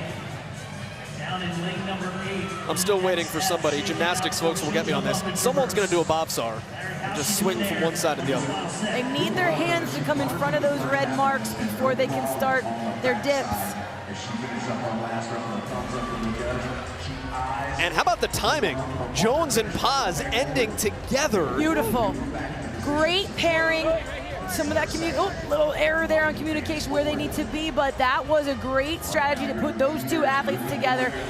The right pair can make up a lot of time on other teams. You mentioned it in the ingredients to success. Getting the right people in the right spot, really important. And those guys, milliseconds in it. Closing in on the halfway mark here, 10-minute time capped event. The time to beat is 9 minutes and 36 seconds. That's move fast, lift heavy from heat number 2. It appears as if Zoe Jones is the caller there for 8th day. Once her chest hits, basically gives the go for the rest of the team to move.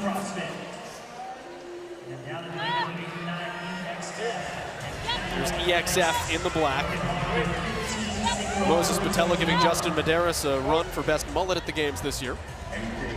Wild Protein Chips is the official protein chip of the NOBULL CrossFit Games. They're online, or you can find them nationwide. Whole Foods, Sprouts, select Target locations.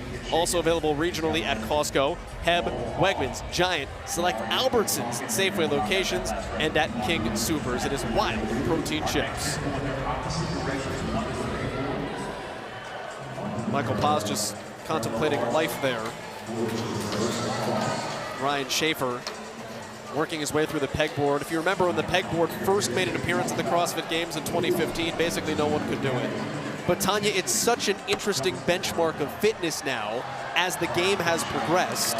And it's something that if you're going to compete at this level, you need to test yourself on. Greg Glassman spoke about it way back in 2002 about gymnastics abilities and being able to perform them at all different rudimentary to advanced levels. And people don't always listen to that until they see it come out at the games, until they see the demand. And so we've seen the progression of abilities in gymnastics because the pegboard was introduced back in 2015.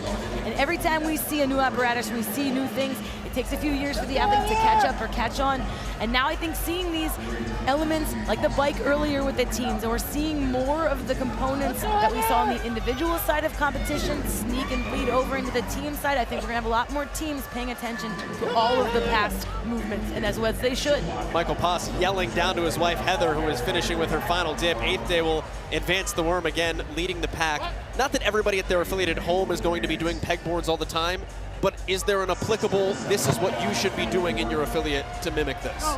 The standard was set very early on the progression, as Tanya mentioned, and that standard has just increased, and the skill level of athlete has increased with their adaptability. So I don't think anything's off the table, and I don't think Michael was yelling at his wife. I think he was talking to her very nicely. I love you too, honey. Just dip faster. This worm is very heavy. You can see 8th day working through the 15 synchronized burpees EXF joining the bottom of the screen. And a no rep for EXF. You have to make sure every chest is on the ground before any one person moves. That's the awareness and the communication we talked about. For the athletes that were standing there holding the worm, their chest isn't as blown up as the athletes that were just doing the P-bar dips. So it's important, even though you want to go faster and get yourself moving, no reps are super costly. That's a Jones now to the pegboard. Paz back over to the P-bars. And as we were told during event 1, yes, the Pazes are married, but they never pair up. It's always Heather and Schaefer.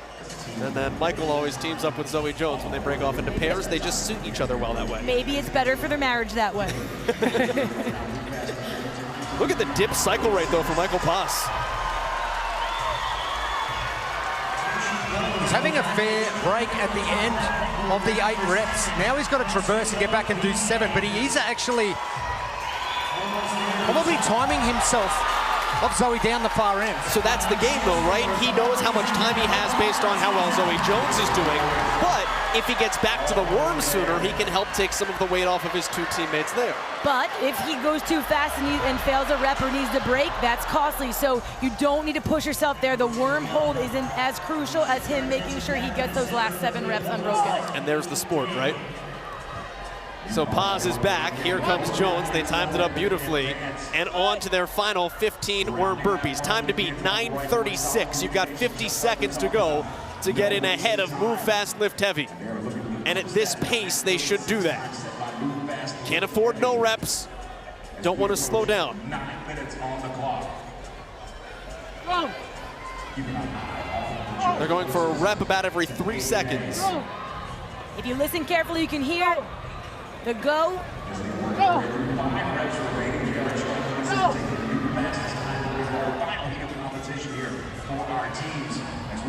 When the judge's hand goes in the air, we know 5 reps remaining. That is indeed the case here.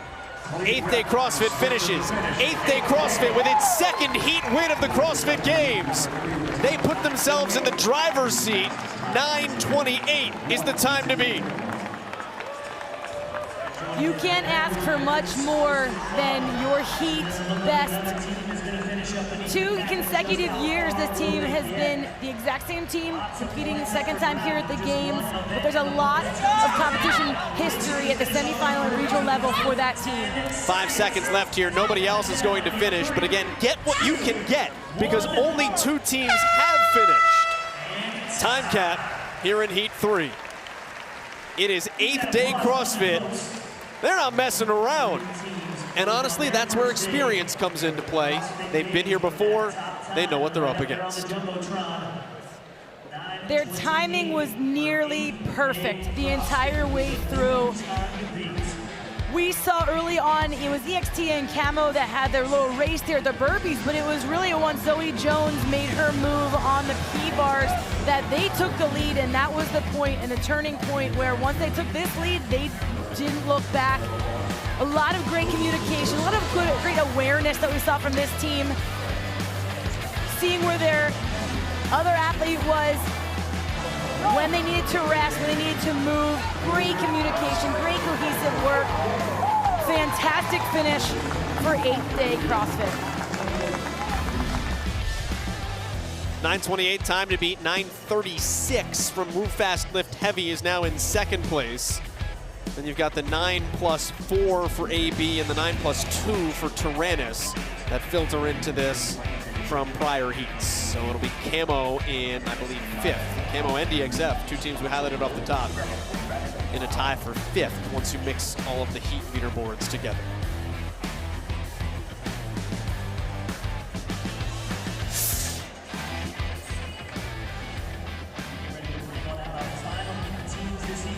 Heat number 4 inside the Coliseum, event number 4 for the teams. This is the 2022 NOBULL CrossFit Games at the Alliant Energy Center. Here in Madison, Wisconsin, it is CrossFit Oslo Navy Blue that has thrown the first punch. The distinct question coming in wasn't just could anybody beat Mayhem Freedom this year, it was could CrossFit Reykjavik. And CrossFit Oslo Navy Blue sat there and said, you know what? I took that personally. They throw the opening punch and have mixed things up a little bit. We'll talk about that more in a second, but first, what are we doing here inside the Coliseum? Absolutely, it's an electric atmosphere in here for team event number 4. 2 and 3 we'll get to tomorrow. But 5 rounds of 15 synchronized burpees over the worm as they progress down the floor. Between those rounds, however, pairs will be performing 3 or 2 pegboard ascents, 3 for the men, 2 for the women, and 15 parallel bar dips with a traverse in the middle, 8 at one end, 7 at the other, and a 10-minute time cap ahead of these athletes. And the ingredient for success in event 4 is all about teamwork. This is communication at its best. Know where you're going, know what you need to do, know what you're doing as a team, talk about it, and make your move. Let's check in down on the floor with Jamie Hagia. Thanks, Joel. This is the first time the P-bars are making their debut at the CrossFit Games. You'll notice the teams are the first ones to use this new apparatus, and you'll notice that it has a little bit of a bend in the middle, so these athletes will have to stay tight in their core and their arms as they traverse across these bars. Jamie, thank you. As we take a look at the start list here, one team to take a look at is in lane 7. 4th place overall coming in. That's CrossFit Portee. They've actually used parallel bars in competition before, back at the Winter War in 2018 in their home country. So 3 of their 4 athletes have used this apparatus, maybe an interesting advantage for them specifically, just coming from Finland. But the teams to keep an eye on, not wearing the white leaders jersey for the first time since 2017. CrossFit Mayhem Freedom after a second-place finish in the opening event. Rich Froning, Andrea Nisler, Taylor Williamson, and Sam Cournoyer, they are now chasing CrossFit Oslo Navy Blue. And now we're gonna see the pressure for Oslo Blue. How do they hold up? You spoke about it, Joel. The pressure was on Reykjavik and Freedom. That was the battle. Oslo said, hey, don't leave us out. Well, here they are. They are in the first place position. First place means first place to them. And what are you doing now that you're in that position? Here's your chance to show us. Don't taunt the tiger. Have you poked the bear? What is Mayhem Freedom going to be doing in this event? They will not like what just happened, and they're going to come back with a vengeance, and I can't wait to see what happens in the next 9.5 minutes. I got news for you. The hand was in the air for Oslo before it was for Mayhem Freedom. So defending the white tops and red bottoms here, Oslo picks up the worm. They are trailing, though, CrossFit Portee, who we pointed out at the very beginning as well. And a little bit of a hiccup for Oslo. They weren't sure who was going where. That's going to cost them maybe a precious second or two. There was a hiccup for them, but then also Freedom off screen missed a burpee. Rich had to get back down to do their final burpee. So it is loud in here, and with your judge's hand in the air, they're watching to make sure they have all 15 burpee reps. David Dahl-Reingard is on those dips right now. Rich Froning is in the foreground for Mayhem Freedom. Ingrid Hodenbier is on the pegboard ascents and is taking her time.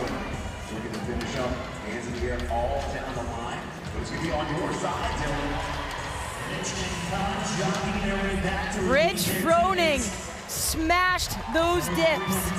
Barely rested, dropped off the P-bars, jumped right back up, traversed. And you can see Dahl-Reingard now returning for Oslo, but Mayhem Freedom has edged in front, so that missed burpee early doesn't hinder them at all. And Mayhem Freedom is the second team to hit the second round of synchronized burpees. They are right behind Portee.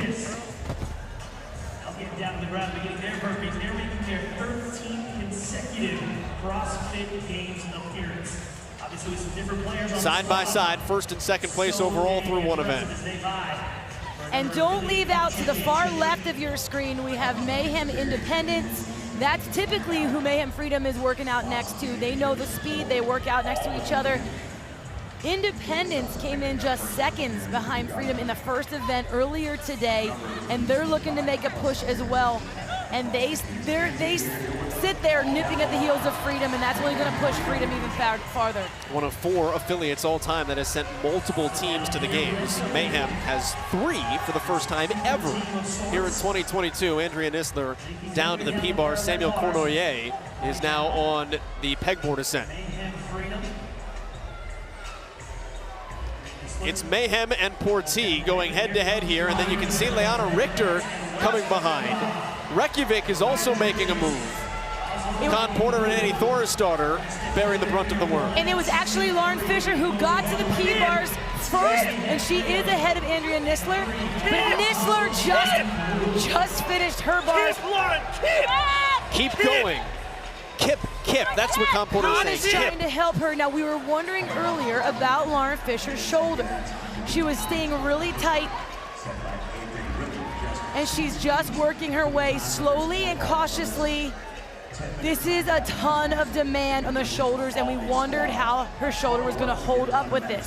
So she's got to make it beyond those red tape markers, and you can see the fight right now in Lauren Fisher.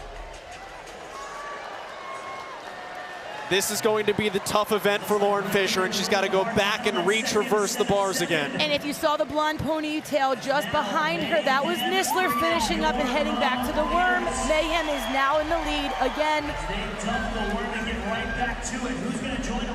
It's Mayhem and Selwyn, the New Zealand team. Gymnastically very good, the 2 girls, Maddie Schelling and Marnie Sykes, awesome. The other thing to notice on the floor are the markings you'll see as these teams are doing burpees, so you cannot lose track of who goes where on each round. So who is standing in which spot either has a stop sign or an arrow to point in the appropriate direction. Nice little help by the event team as you advance.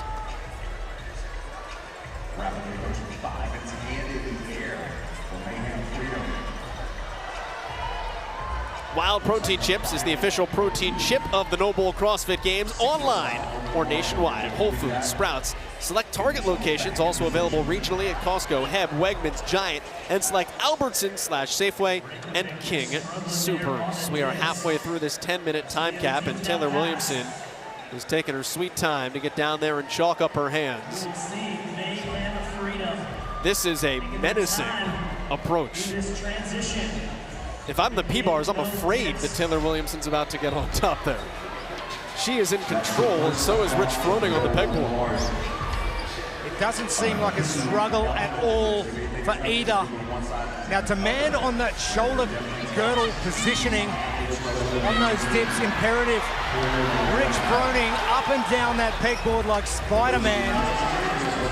And there is no resting for Rich Froning. Straight back to work below that red line. And I spoke about poking the bear. They are back with a vengeance. Taylor Williamson is just marching across on these P-bar traverses into the back half of her 15 dips. By the way, while Taylor Williamson is crushing the dips, Lauren Fisher is still struggling for Reykjavik, and you can see Con Porter, they have dropped the worm, so there will be a 5 burpee penalty when Annie Thorisdottir and Lauren Fisher both return, and Annie Thorisdottir has gone down to coach up Lauren Fisher, and she drops again. The penalty really crucial because she has to traverse every time she breaks a set. So if it's not done in 8 reps and 7 reps at either end, you've got to go back and traverse again and get the reps done.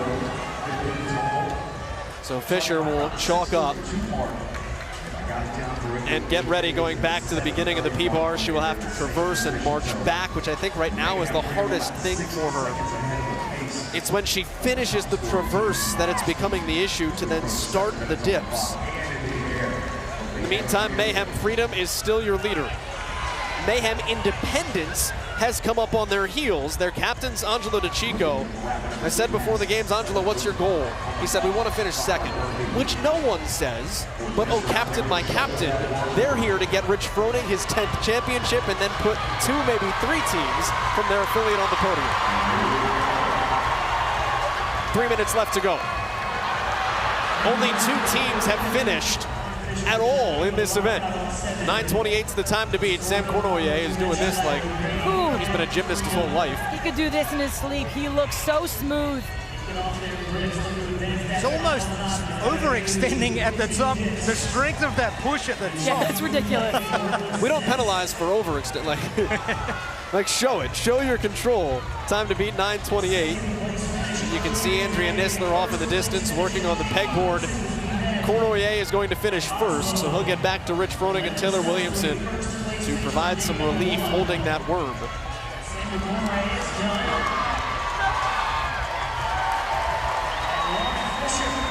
How many she done? This has been exceptional from Mayhem Freedom. Rich happy to just sit there and hug his worm while he waits. Now here's the trick. None of them are looking back in the direction of Nisler. And there, Cournoyer just took a peek. Nisler's coming down on the back end of her 2nd ascent here. So this will be it. Just 15 burpees over the worm remaining for Mayhem Freedom. Well, Oslo poked the bear in event 1, and the bear has responded. Mayhem Freedom out in front here in event number 2. But I'm watching the clock because 9:28 from the previous heat. 8th day CrossFit, it's going to be close. They're going at about a 3-second pace. Same as 8th day when they went 9:28. 9:36 is 2nd place. Move fast, lift heavy. The only 2 teams to finish so far. 9:28, the time to beat. You can see the judges count on the hand left of screen. Hand is in the air. 5 more reps remaining. Oh, it's going to be close. 9:28 is the time to beat. Mayhem Freedom. 4 seconds. Mayhem Freedom across. You got to go. Mayhem Freedom. I don't think they got there. They did it. Oh, my word. 8th day with an event win. Mayhem Freedom's in 2nd. Whoa. Who? The entire west side of Michigan just exploded. Now Mayhem Independence with 10 seconds trying to finish. They came in 3rd place overall. Oslo going to work. 2 seconds left. No one else finishes. 3 teams finish event 4. Boz called it early. He said they're not going to finish it. But I don't think Freedom knows that they didn't get the win. Now, if you combine that, that's a 2nd place finish with a 2nd place finish. Oslo's, without looking unofficially, probably ballpark 3rd or 4th. Mayhem may go into tomorrow with the overall lead. They're fine, but when it becomes hundreds of seconds for a win for 100 points, it was a show here on the P-Bars for Mayhem Freedom. Rich, Sam, they just blistered through it. On the other side of things, Lauren Fisher struggled. She had a hard time getting through those. Her team was supporting the best way they could, but it looks like that will be, I hope she didn't do more damage to her shoulder. We hope to see that she continues, but man, Freedom, if I could read Rich's mind, it would be like, settle down, folks, settle down. We're not wearing the white shirt, but it doesn't mean much. There's we have a lot to do, a lot to accomplish here. They just powered through that event. I wish I could have seen them next to 8th Day. I wish that could have been a race. Independence was squeaking there behind. They put on the pressure later on in that event as well. 3 teams finish. You said Boz called it, and he's okay with this. He wanted to test high-skill gymnastics in a different way from these teams. Today, they were testing. It was an easy one. If you got the 100 words of fitness, it's master the basics of gymnastics, and dips is one of those. Greg Glassman, back at the original CrossFit gym, had some parallel bars in his gym. So if you haven't been listening over the last 20-odd years, start listening. Jamie Hagia is down with the 2nd place finisher of event 4, Mayhem Freedom. Rich, this is your 12th CrossFit Games. You have seen a lot of events, a lot of workouts, but the first time you've seen the P-Bars. How did you feel playing on them, using them in the workout? A long time ago at Reebok headquarters, they had some, and we used to, with Maliolo and some of those guys up there, Hobart, we used to do like a little test that was 5 on one side, walk, 4, walk back, so it was 15 total, but similar. It's just been 10 years because I'm old, so. And Sam, you are a CrossFit individual athlete. This is your first day on a team in the Coliseum. How does that feel for you? Oh, I like it. It's way more fun, to be honest, yeah. I'm grateful to be part of this team. Only 3 teams finished this event, including you guys. What was the key to the success? We just had to trust ourselves and go for it. That's really all it was. Just pray. Thanks. Great job, guys. Congratulations. Thanks, guys. Well, they do sell shirts with that on it, so it is applicable when you come to the NOBULL CrossFit Games. Mayhem Freedom, how about that? After 2 events, they leapfrog, and this is why they win, right? Everyone gets excited, rightfully so. Oslo Navy Blue wins the first event, but after day 1, the lead is 15. I'm not surprised. I'm not surprised at all. Oslo Navy Blue, they are still in with a chance, but they do need to make up some points. Mayhem Independence, sensational. I'm really happy to see CrossFit Selwyn jump into that top 10 as well. And then 8th Day. 8th Day sneakily had a great first day, which for the teams is in the books. The individuals still throwing down back here inside the Coliseum, so stick around. And stick with us on games.crossfit.com for more results, standings, and information on the NOBULL CrossFit Games. For Jamie Hagia, Jeremy Austin, Tanya Wagner, my name is Joel Gadet. More to come from Madison.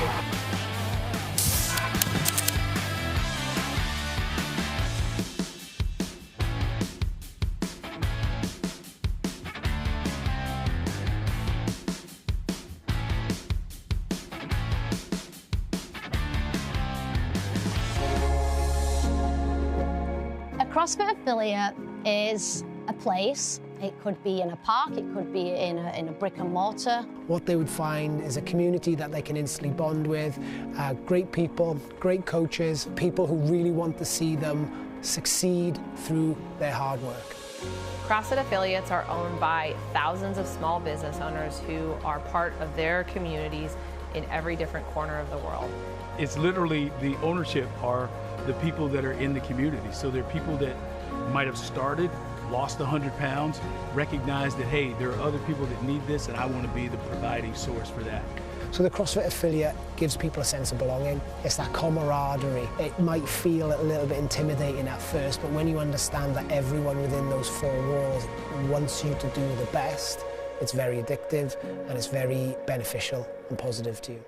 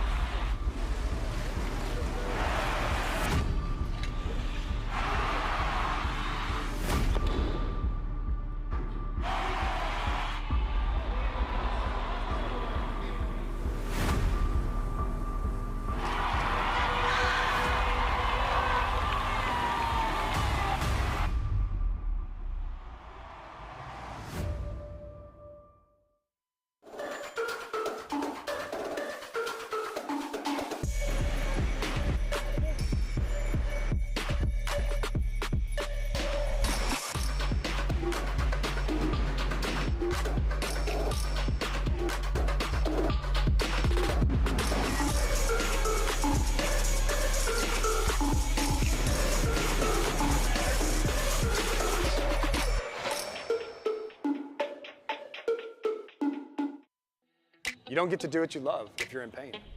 Nice and slow, smooth. Good, back to the middle. And right ear, right shoulder. We're here testing the 2022 NOBULL CrossFit Games workouts. Rusty's role is to make sure the athletes are able to perform to the best of their abilities, so that we can do our part to ensure this year's test is the best that it can be. Great. You know that it's one-sided. Your spine is super straight. It feels like play off once it gets older. That's what happens with the tendons. Here at Rusty, what we do is we find things that are holding you back, things that are causing you pain, that limits your ability to not only work out really well, but to just live pain-free, do things you love to do. We find what's wrong with you, we get you out of pain, and then we show you ways to keep yourself healthy so you don't have to keep coming back to us. Thank you. Appreciate it.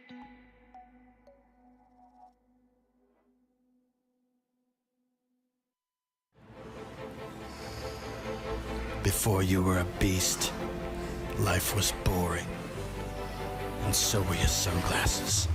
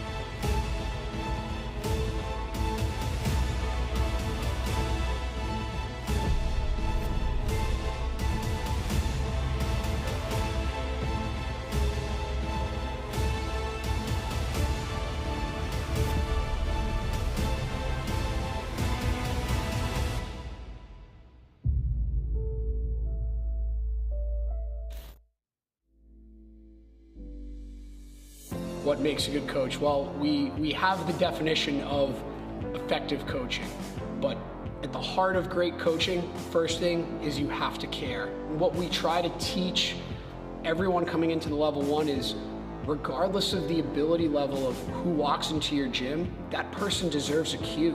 Whether that be someone who is coming to their first CrossFit class or a games athlete like Chandler Smith. Our ability as coaches and our effectiveness is directly impacted by our ability to have someone leaving our class better and have learned something new than when they walked in the door.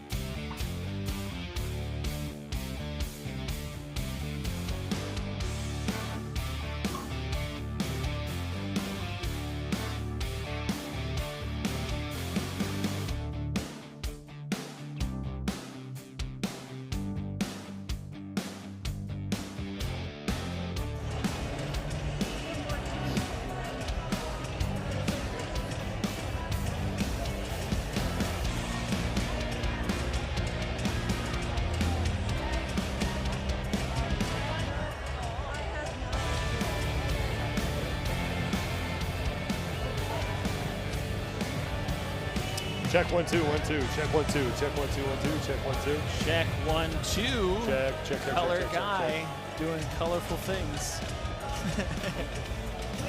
You got some of that look spray? at that. Look at that. Yes, I'm here. Man. That's my old garage. Yes, I can. Oh. Hi. You got some of that spray? Yes. Got it in our cream. That one. Thank you. I also have a different one too. Oh, that's good. That's Yeah. much better. Yeah, it's some good stuff. way I was going better. to say, hey, Froning just mentioned doing parallel bars back in the day at the old sponsors headquarters. They used to do a thing where they would do like 5, traverse, do 4. The man test. Yeah, so he referenced that. Really? Yeah, but he said that they used to do it at Reebok headquarters back in Boston with like Malialo and Hobart. So you definitely need to bring up that video.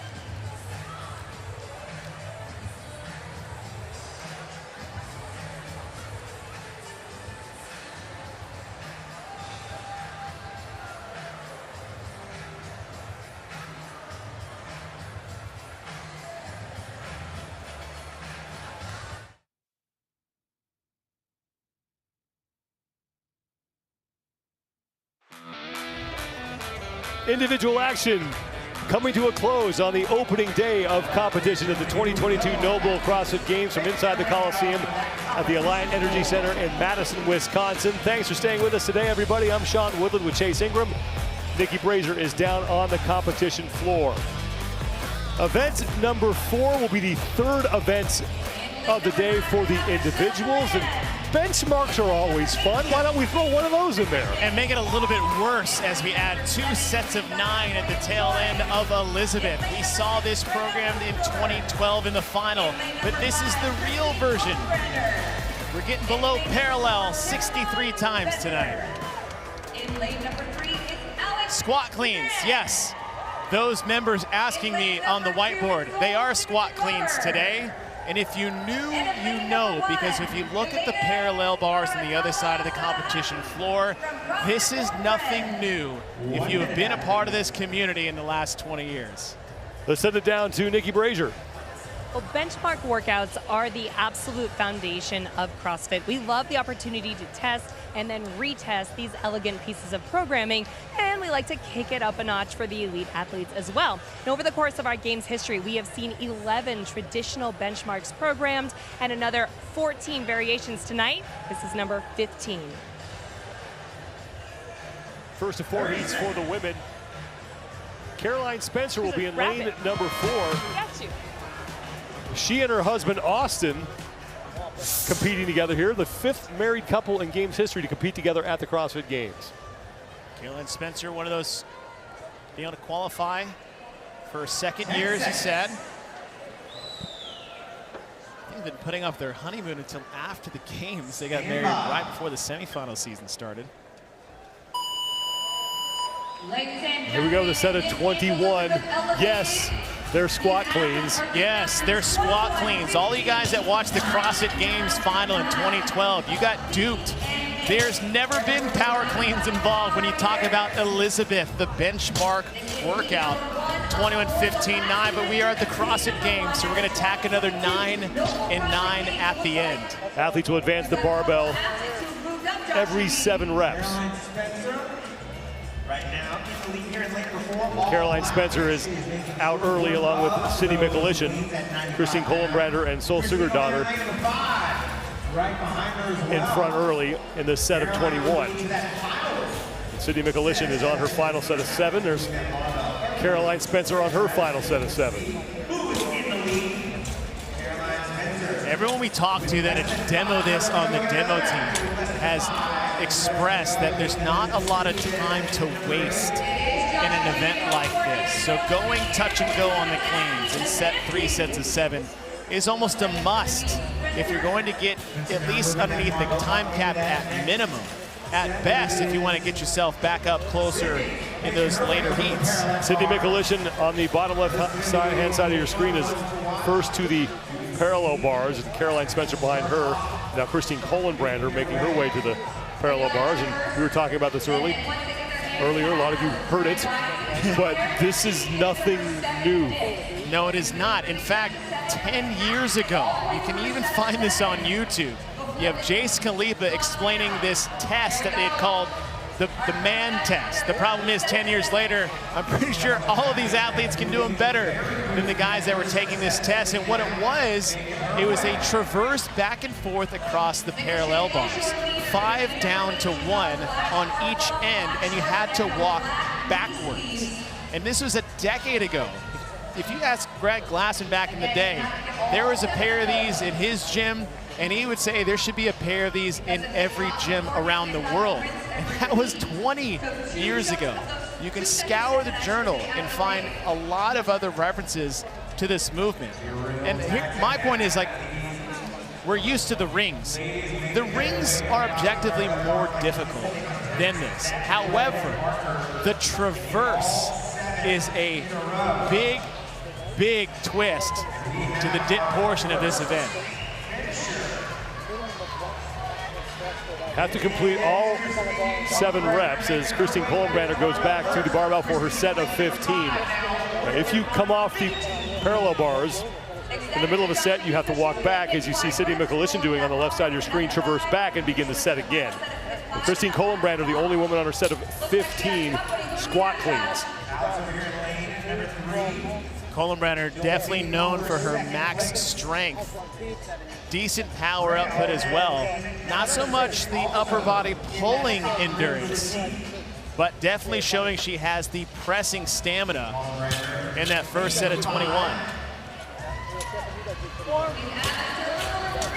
Kohlenbrenner and Alex Gazana, your top two athletes. Gazana's in the bottom left-hand part of your screen. Freya Moosbrugger sits in third place, with Sung-Young Choi and Caroline Spencer inside the top 5. A lot of different techniques, some touch and go on the right side with Kohlenbrenner, 2 or 3 reps at a time, singles on the left side from Alex Gazan. Even the Freya Moosbrugger to the right of Kohlenbrenner.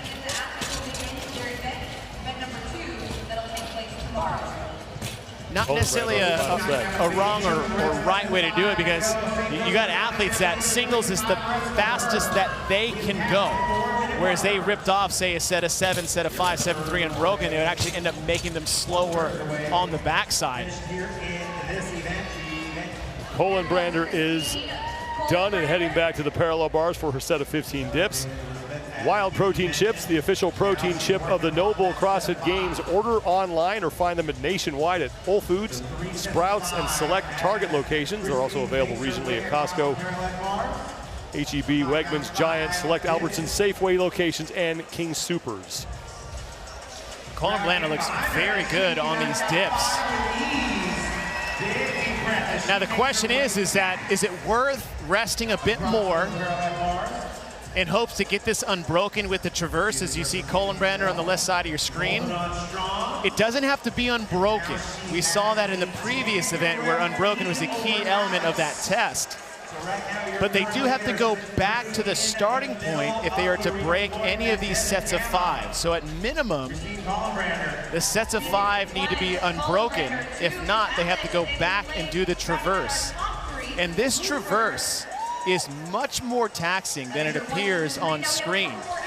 And the big taxing element is the top of that dip, the lockout, the press out. And so he said is playing the game between resting a little bit between sets or pushing yourself to the edge a bit and trying to do those sets unbroken, if not running back and trying to traverse again and get any reps you didn't do on the first part. Christine Kohlenbrenner now on to her first set of 9 squat cleans, 126 total scored repetitions in this event. Kohlenbrenner through 75 of those. Alex Gazan, Sung-Young Choi, Freya Moosbrugger behind Kohlenbrenner. Sola Sigurdardottir has moved into 5th.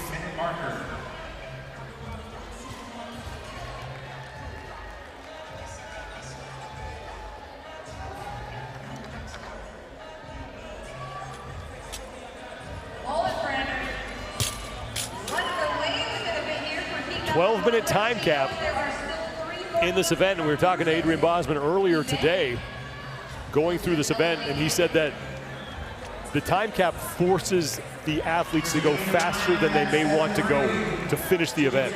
And it's a bit of a different time cap that we saw in event 1 to start the day, where the time cap was long enough that everybody had an opportunity to get in their 5 miles, their toes to bar, and their chest to bar pull-ups. Well, almost everybody. Everybody who could count to 5 did it all. But this time cap, much tighter. And we've seen this in the past where sometimes the time cap becomes an element of the test, where the time cap is a bit of a pressure cooker. It forces the intensity of an event. And if you don't have that from the beginning, you're not going to finish. Kohlenbrenner's through 87 of the 126 scored reps here.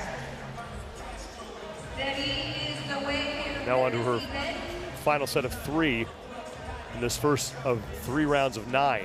As you said, it's Elizabeth plus, and that's +9 and +9 on the backside.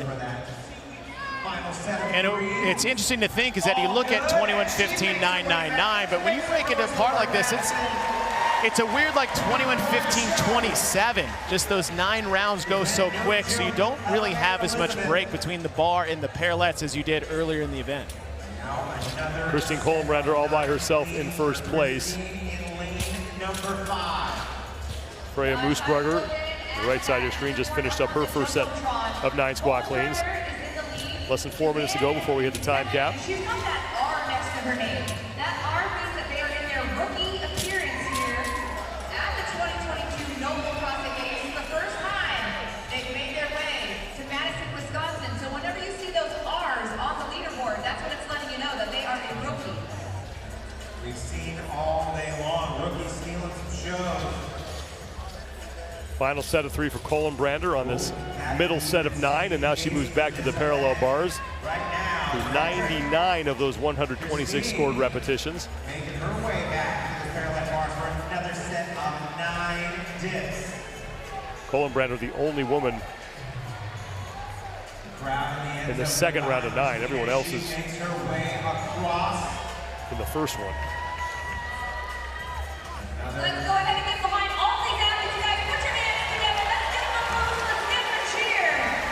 Colin Brander's use of the parallel bars. She's a former level 10 gymnast.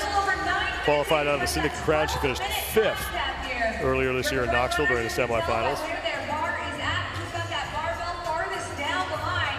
Choi able to advance in her next set of 3. Alice Gazan and Sung Young Choi are now into their second rounds of 9. 1, 2, and 3, ladies and gentlemen. 9.5 minutes to go. See Colin Brander taking a bigger break here. It's different than, say, breaking a 7 or 5 and having to go around, but you definitely don't want to have to break a set of 3. That is a lot of extra work relative to the designated work that you have to do to run back around and go do that traverse again. Colin Brander back to the barbell for the final time. 9 more reps here. Gosh, we're at the 10-minute marker, so athletes, you have 2 minutes. 2 minutes remain. Alex Gazan is on her second set of 9 on the dip portion, as is Sung Young Choi. So Sigurdardottir has moved into 4th now. She's creeping up. She's got 3 more cleans to go. And ladies and gentlemen, 9 reps. 90 seconds for Christine Colin-Brander to get inside the time cap. She has 9 dips that she needs to complete in order to do that. 1 minute and 20 seconds to go before that time cap hits. Let's cheer on as Kiki keeps an eye on the clock. Christine makes her way, and she's got 2, maybe got 3 reps in. 6 more reps to go. 1 minute remaining. Athletes, you have 1 minute. 1 minute.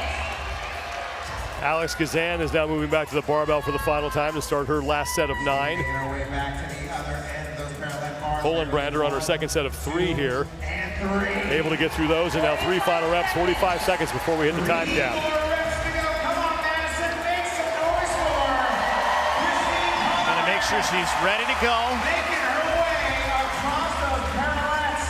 Her hands, both hands past that red line. 30 seconds. 30 seconds.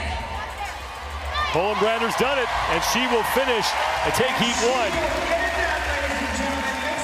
11:37.19 seconds for Christine Colin-Brander. She gets it done in a time of 11:37. Here's Alice Gazan just trying to get as many reps as she possibly can before the time cap hits. This is her final set of 9. Counting down in 3, 2, 1, and time. Kiki, those parallel bars are no joke. Christine Colin-Brander, the only woman to finish inside the 12-minute time cap in heat number 1, sets the early time to beat at 11:37.19 seconds. Colin-Brander a steady start on the first 21 cleans and made her move on the 21 dips off the parallel bars. And once she got to the round of 15, it was pretty much smooth sailing from there. Nobody was able to get in contention, even push her towards the end. And for Colin-Brander, a bit of a blessing and a curse when it comes to that. When you're leading the heat in heat number 1, you really don't know how to push with other athletes around you, not keeping pace with you. Alex Gazan is going to wrap up second place as she was able to get through 3 of those final 9 dips. Sung Young Choi takes 3rd, followed by Michelle Marin and Sola Sigurdardottir takes 5th.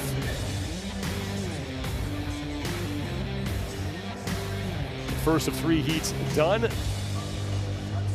The equipment team doing a great job of getting the floor set for the second of 4 heats. Ladies and gentlemen, in lane number 10, it's Julia Canto.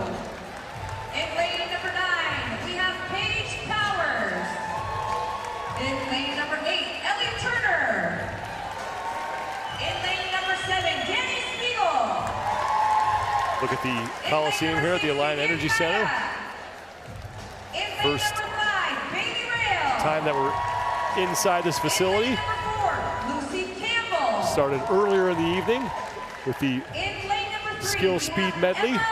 And now Elizabeth Elevated, which is event number 4 on your scorecard. But the third event that the athletes are doing today, event number 2, had to be postponed earlier in the day because of rain. That will take place tomorrow afternoon in the North Park, and it will take place as planned.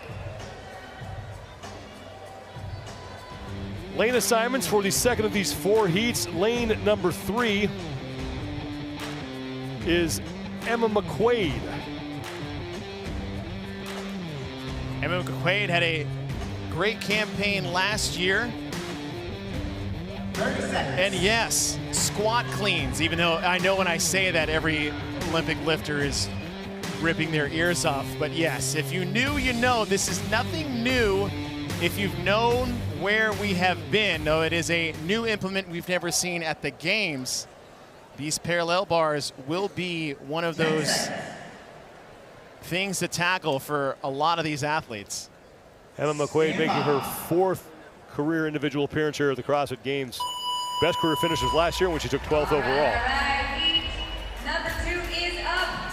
We are looking at Elizabeth Elevated. 11:37.19 seconds is the time to beat from Christine Pullenbrander in heat number 1, the only woman to complete the entirety of this event inside the 12-minute time cap. And we start with those 21 squat cleans. Sarah Kaya, Danny Spiegel, and Ellie Turner.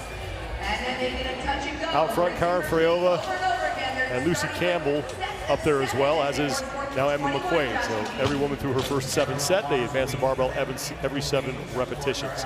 126 total scored repetitions in this event. Look at Ellie Turner on the right side of your screen. Now, when she was doing touch and go, she was having a very short extension through the clean. She was almost pulling herself under the bar more than actually extending all the way through. Now, there's nothing wrong with that as long as she receives it below parallel and stands up all the way, but a very unique strategy that Turner was doing. And what that does is, yes, it shortens the motion of having to pull the bar completely off the floor to full extension. However, as far as movement pattern's concerned, it checks all the boxes.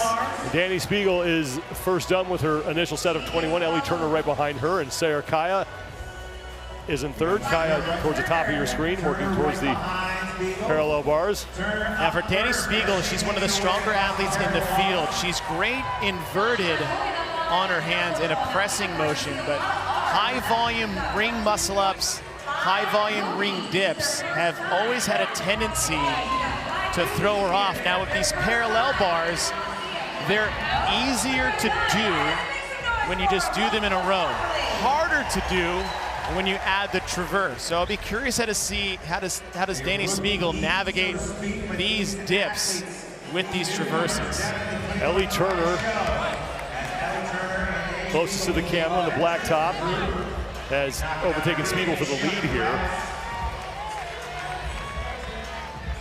Both of them through their second of 3 sets of 7.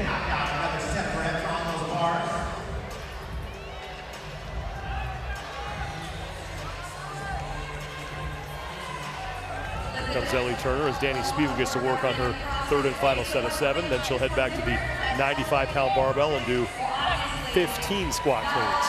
Now, Turner took a bigger break between the second and third set of 7, who actually moved ahead of Danny Spiegel, but then Spiegel hopped up faster before the third set. Emma McQuaid has moved into third place. She is closing in on Ellie Turner for second. Wild Protein Chips, the official protein chip of the NOBULL CrossFit Games. You can order online or find them nationwide at Whole Foods, Sprouts, select Target locations. They're also available regionally at Costco, H-E-B, Wegmans, Giant, and select Albertsons and Safeway locations, and King Soopers. So seeing if Ellie Turner opts to go touch and go again, watch her short herself underneath on the right side of your screen. So she doesn't extend all the way. With these barbells, these are light barbells for these athletes in this setting. If you were doing a traditional clean, whether it's for weights or say in your affiliate, changing that full hip extension to the second pull is something you would want your athletes to do. But when we're talking for time, for speed, a lot of the things you'll see on the floor are not usually things you'd be coaching in the gym. Danny Spiegel done with her set of 15. She has overtaken Ellie Turner for the lead now. Emma McQuaid sits in third, Bailey Rail now in fourth, followed by Victoria Campos.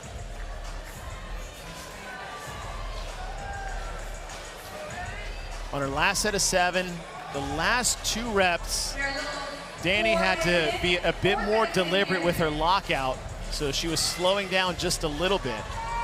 And it can't be said enough how taxing the traverse is on the tricep itself. When you think of one of the biggest muscle groups you need to be successful at this moment, and it is the tricep. Obviously, front part of the shoulder, the chest is involved with that, but that traverse on the lockout to get that final extension to finish the rep, that is what's getting smoked on these traverses.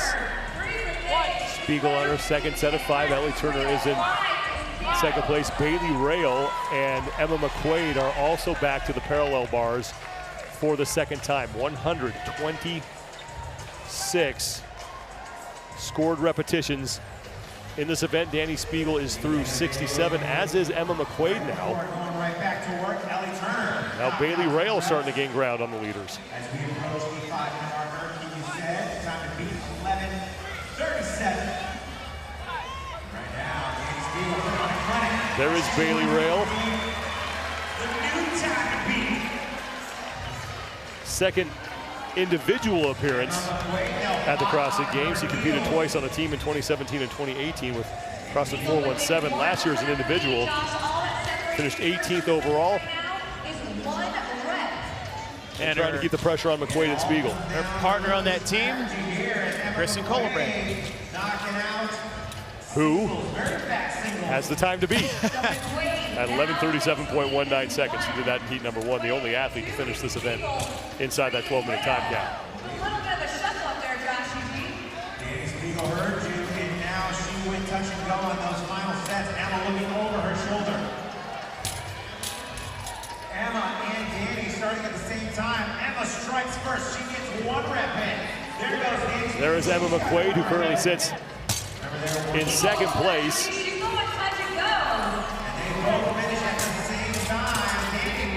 McQuaid raced quads since she was 6 years old and gave it up in 2013 when her partner David got badly hurt in an accident.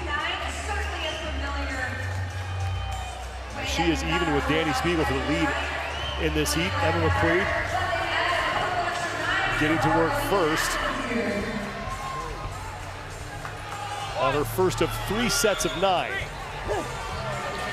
McQuaid, she wasted no time getting up on the parallel bars after the cleans and only took about a 5-second break after her first set of 3. You can see McQuaid at the top part of your screen will turn and immediately put her hands on the parallel bars. And what that's like, it's like not stepping away from your barbell between single reps. It keeps you in the moment. It keeps you attached to the movement. A lot of times you'll see athletes step away from that, and it almost encourages them to take a little bit extra time than they need. So I really like what McQuaid's doing on the parallel bars. McQuaid back to the barbell for her second set of 9. She is now in the lead with Danny Spiegel and Bailey Rail now fighting for second. And McQuaid has done up to this point, since she started the 9, was quick singles, where Danny Spiegel has been doing unbroken sets of 3 along with Bailey Rail. And this quick single format for McQuaid, as we said in heat 1, John, is that go at the speed that's fastest for you. Maybe going touch and go for McQuaid will actually end up making her rest more in between sets. However, staying on the barbell. She's doing the same thing with the barbell that she did with the parallel bar. She's not stepping away. She gets her hand on the bar as fast as she can, and then just keeps her moving forward. McQuaid done with her second set of 9, now through 99 of the 126 total repetitions. Danny Spiegel on the right side of your screen, the bottom right side of your screen, is trying to hold off Bailey Rail, who's in the long black pants on the right side, for second place. And McQuaid getting to work on her first set of 3 dips. So McQuaid will turn, put her hands on the parallel bars immediately. I mean, her rest is minimal at best between these sets. Hands on, take a breath, hop up, then she's ready to go. Final set of 3 on this round for McQuaid. And now Emma McQuaid starting to put some distance between herself and Danny Spiegel and Bailey Rail. Final set of 9 on the barbell for McQuaid. Spiegel's on her final 3 reps on this round. Spiegel's hanging tough, and her dips look good, so she really hasn't faltered at all on her pace. I think the only difference is Spiegel is resting more between her unbroken sets of 3, where McQuaid is still doing the quick singles.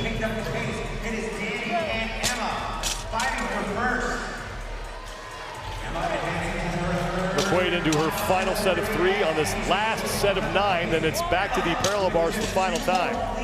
So Spiegel took that big break between sets. McQuaid doesn't have that. The amount of time she rests in between singles, McQuaid on the side, is still faster. 9 reps remain for Emma McQuaid. Time to beat 11:37.19 seconds. McQuaid has a really good chance of chasing that down. 11:37. Hands back on the parallel bars. I love the pacing from Emma McQuaid.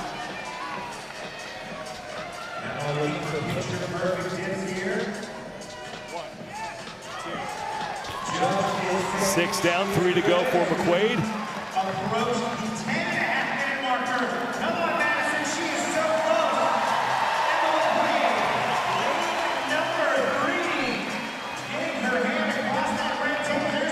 Final 3 reps for Emma McQuaid, looking for her first career event win here at the Games, and she will take heat number 2, 10:42.96 seconds.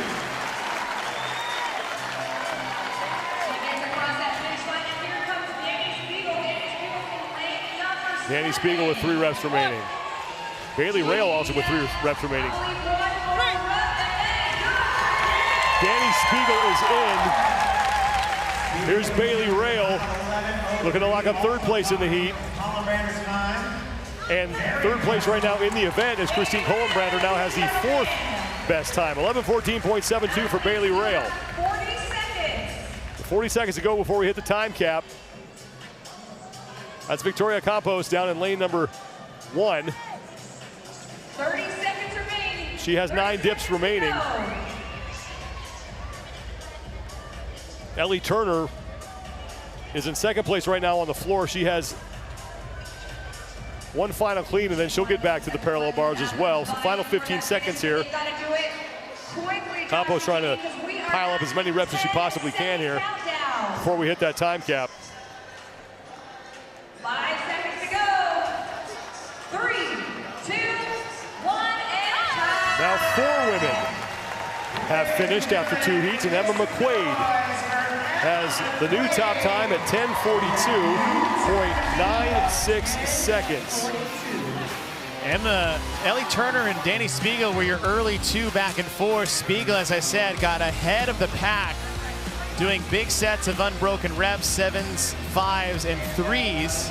But it was Emma McQuaid at the top part of the screen that moved ahead, actually caught up to her, and doing a completely different set of quick singles on the cleans, and that worked best for her skill set. And what McQuaid was very good at, which is very hard to do, is to rest minimally between short sets of work, and she did it beautifully.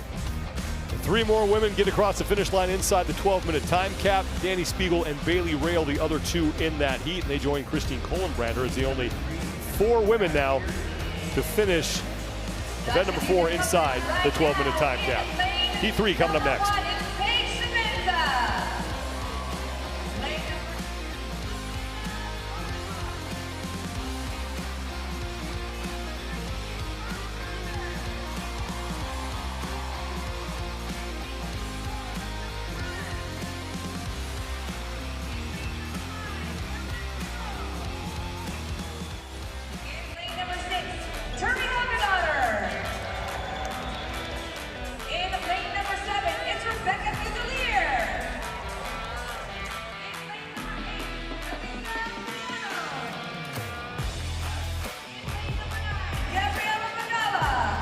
Two heats down, 2 to go here, and Elizabeth elevated its event 4 for the individuals, the 3rd and final event that they are doing today.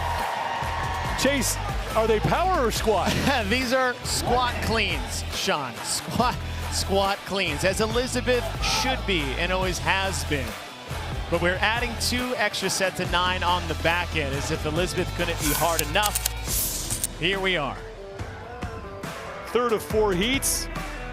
Cara Saunders is in lane number 3, and if anyone out here can move a barbell quickly, it's Cara. If anybody needs a date with the barbell, it's Cara Saunders, because she has always done so well with either heavy barbell or high volume cycling, in cleans especially. If you think back to the clean ladder back in the day, the 10-2 we saw at the CrossFit Games absolutely destroyed that. And Gabby Magawa, one of those athletes that has been in discussion for a top 5 potential, maybe even a podium position. She's going to have a good performance here if she want to make herself back in the final heat going to start day number 2 tomorrow. Stand by.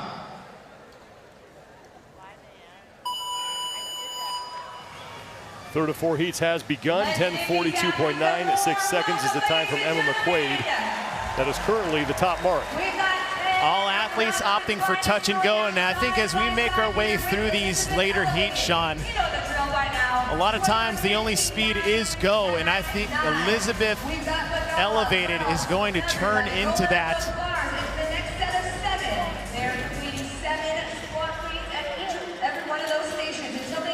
There is Cara Saunders, one of the veterans in this heat. Saunders, first debuted at the games in 2012. Both she and Turi Helgadottir was also in this heat, competed in 2012. Brooke Wells, she's down in lane number 10. And we mentioned last year and how that ended for her here on the competition floor with that injury. And now for the first time since that injury, back out here inside the Coliseum. And the question is, what expectations do we have for her? What expectations does she have for herself? Cara Saunders and Gabby Magawa, the first 2 done. Matilda Garnes is in 3rd. Paige Zamenza is in 4th. There's Saunders right to work along with Magawa. A lot of times you talk about efficiency in your movement, and whether that's with a barbell, an odd object, handstand walks, it plays into this as well. Efficiency on the traverse, efficiency on the dip, as Gabby Magawa is all over the place on those dips, and a lot of that is she could have got across too fast. Her momentum swings her through, but if you are not efficient in this, you're going to waste a lot of time and a lot of energy, as you can kind of see that just being presented right in front of us with Gabby Magawa on these traverses. Cara Saunders continues to lead. She's through 35 of the 126 scored repetitions. Let's bring in Nikki Brazier down on the competition floor. I'm noticing that in these early rounds, it takes a minute for these athletes to sort of get the rhythm of these parallel bars, because they're posted up on the left and the right sides of it. The middle tends to bend just a little bit, and that give in the very beginning in these first few rounds is causing some of these athletes to just slip up a little bit. They don't yet understand exactly where their body is going to go on that bend. So it takes a few rounds for them to get used to it, to get used to that rhythm. Cara Saunders is now onto the barbell for her set of 15. Elisa Fuliano and Rebecca Fuselier are right behind her. Now Brooke Wells has moved into 4th. Sean, another reason why they may need a couple sets to get comfortable is that these are not in the warm-up area. This is the first time they're really getting their hands on this piece of equipment for these traverses and dips off the parallel bar. In fact, most of these athletes, as crazy as it sounds, probably have more familiarity with the parallel bars inverted and walking across them than they do in that support position and doing dips. There's Elisa Fuliano, who currently sits in 2nd place. She's out of Italy, making her first career appearance here at the CrossFit Games. About 8 months ago, she was diagnosed with rheumatoid arthritis. And when she got that diagnosis, she figured that I do not have a lot of time to make the CrossFit Games. I need to make this happen now, and here she is. Cara Saunders, meanwhile, back to the parallel bars for her set of 15. Trying to take down Emma McQuaid's top time of 10:42.96 seconds. Saunders with 7 career event wins here at the CrossFit Games. The last one came in 2018 when she won bi-couplet 1.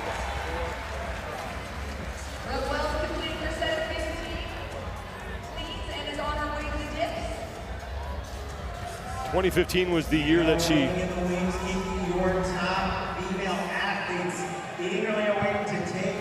that should be 2017, pardon me. 2017 is the year she finished 2nd. That was only 2 points back of Tia Toomey, the closest finish that we have ever seen at the CrossFit Games. Saunders continues to lead here in heat number 3.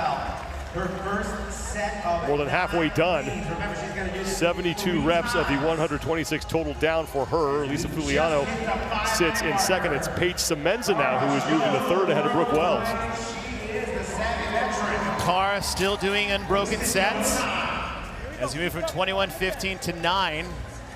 Have to go from set to 7, 5, and 3. What's going to be good for Cara, no problem with the barbell. It's just the traverse and the dips themselves that may be slowing her down a little bit. But now that we're doing sets of 3, it's a massive difference from 5 and 7. So you may see her speed up a little bit towards the tail end of this event. There's Paige Semenza, who currently sits in 3rd place in this heat. Her 3rd appearance as an individual. She did also compete in 2017 on a team. Former hockey player for Ohio State. Tied for the team leader senior season with 13 goals and had 7 multiple point games and a hat trick versus North Dakota that year. 6 minutes in, athletes who are halfway to time pass. Semenza trying to creep up on Elisa Fuliano for 2nd place in this heat. Brooke Wells is back in 4th, and Carolyn Prevost now sits in 5th place as we are past the halfway point. This event, 12-minute time cap here.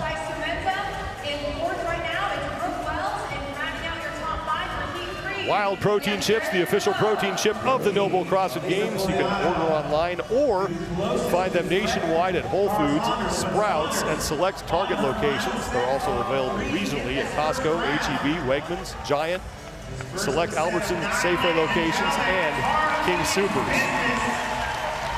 Cara Saunders back to the barbell Eyeing that top time of 10:42. for her 2nd set of 9 reps. She's on the upper right-hand part of your screen, now in the middle. 92 of the 100, now 93 of the 126 repetitions are in the bag. Elisa Fuliano and Paige Semenza still fighting for 2nd, with Brooke Wells in 4th place right now. 3, here we go, right here. Cara looks nice and relaxed. Technique really hasn't changed at all since the first set of 21. And that's just a good sign of a great mover.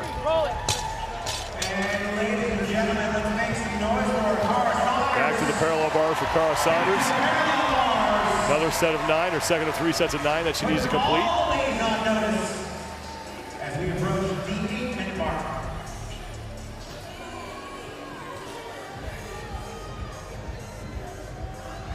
Now, one thing about these parallel bars, Sean, is traditional parallel bars you may see in a gymnastics gym or even in competition, those are typically made of a wood. These are made of a plastic. You see Cara, she's starting to wipe her wrists on her shorts because you get a sweaty hand on a plastic bar. That is a very treacherous position to be in, as opposed to say a wood bar that you can tack up with chalk. Caroline Prevost starting to creep up here.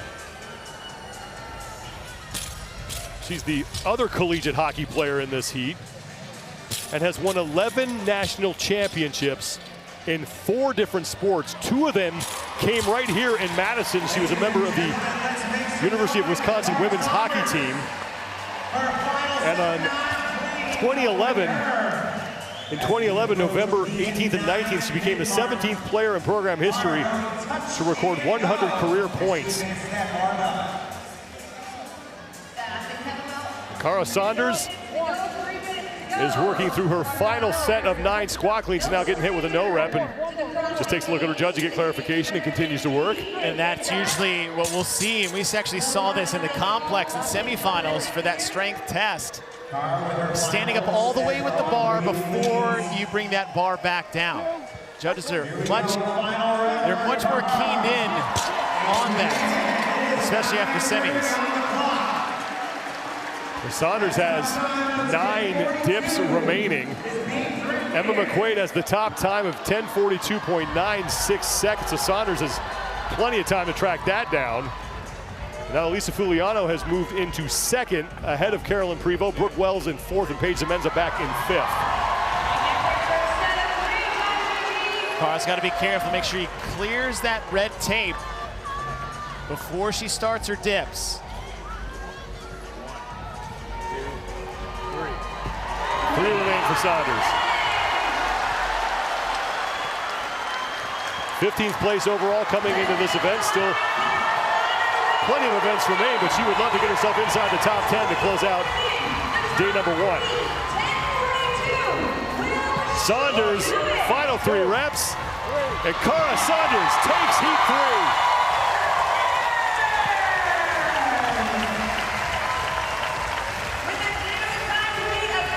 10:31.72 seconds.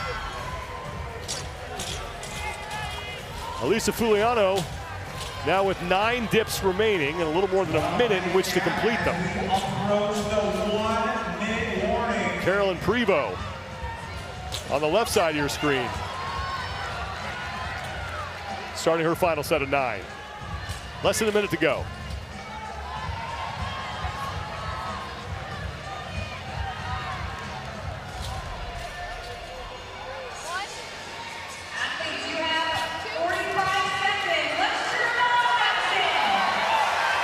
Fuliano on the right just got hit with a no rep.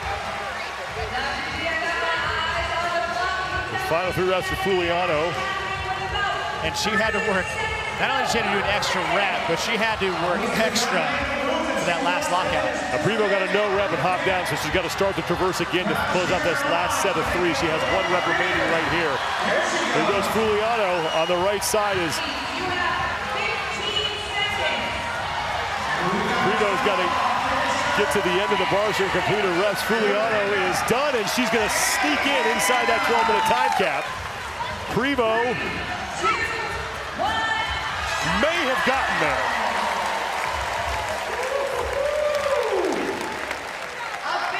there. It doesn't look like Prevost was able to get her timing chip across the finish line in time, but she, Paige Zemenza, and Brooke Wells look like they all got their final set of 9 dips done, but just not across the finish line.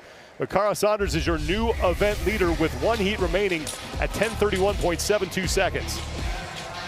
Just smooth from start to finish and really just pushed yourself to the brink towards the end. And that's what you want to see when you come down to these final few dips. You want that last one you do, the last one you could possibly have left in the tank just to maximize what you have left. But man, almost a minute ahead of the pace. Cara Saunders looking for her 8th career event win. We'll see if that time holds. 4th heat up next.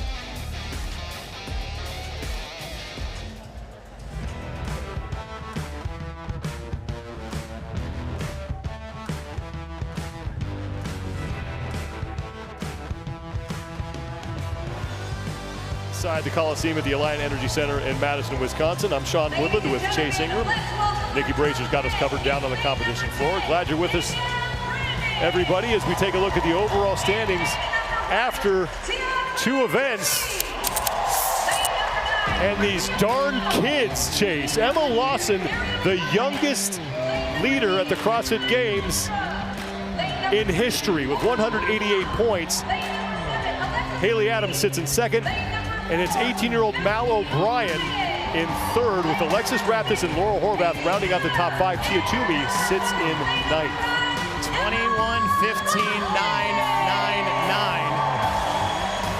21-15-9-9-9. Elizabeth is hard enough, Sean, but you got these full squat cleans as they should be and have always been, but the parallel bars, something that has been a staple in the original CrossFit gym and used for training, is now rearing its head again nearly 20 years later. The ingredients for success presented by Wild Protein Chips.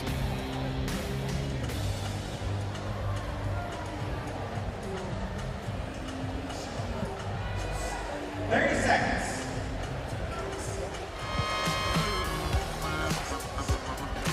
Ten women in this 4th and final heat. Overall leader Emma Lawson, just 17 years old. She will be right in the middle of the floor. Tia Toomey on the left side of your screen sits in 9th place. And I'm not used to seeing that white jersey on somebody else. No, it's a weird sight to see on the women's side for sure. Here we go, ladies and gentlemen. Final heat underway, and it's Cara Saunders with a time to beat at 10:31.72 seconds. Top 10 women going into this event, and it is going to be very explosive. You're going to see some Tia Toomey and Ariel Lowen, first to advance their barbells with the entire field right behind them. Sean, you're talking about Rich Froning back in 2014 having some poor finishes in his 4th and final year trying to win 4 in a row. And I can remember after one of the worst ones and coming up to a 21-15-9 complex and absolutely attacked it with just about rage fitness. I wouldn't be surprised to see something similar from Tia Toomey, who's sitting in 9th place overall. less than 5 rounds to go. Who's going to make their way over to the... And just to tell you how dominant she's been in her career, this is the 2nd lowest she's ever stood overall on the leaderboard in her career. Well, Toomey is done with those 21 squat cleans and hustling her way to the parallel bars. Here come Mal O'Brien, Emma Lawson, Laura Horvath, and Ariel Lowen. Now we talk about Tia Toomey being unfamiliar territory. Outside the top 5, sitting in 9th, not wearing a leader jersey. But what about the unfamiliar territory for someone like Emma Lawson in the individual side, a rookie wearing a leader jersey at 17 years old? Mal O'Brien sitting in the top 3 at 18 years old. All trying to stay away and ahead of Tia Toomey. Everybody's in a weird spot at the moment. Emma Lawson on the left side of your screen. Last year competed as a 17-year-old in the teenage division and won.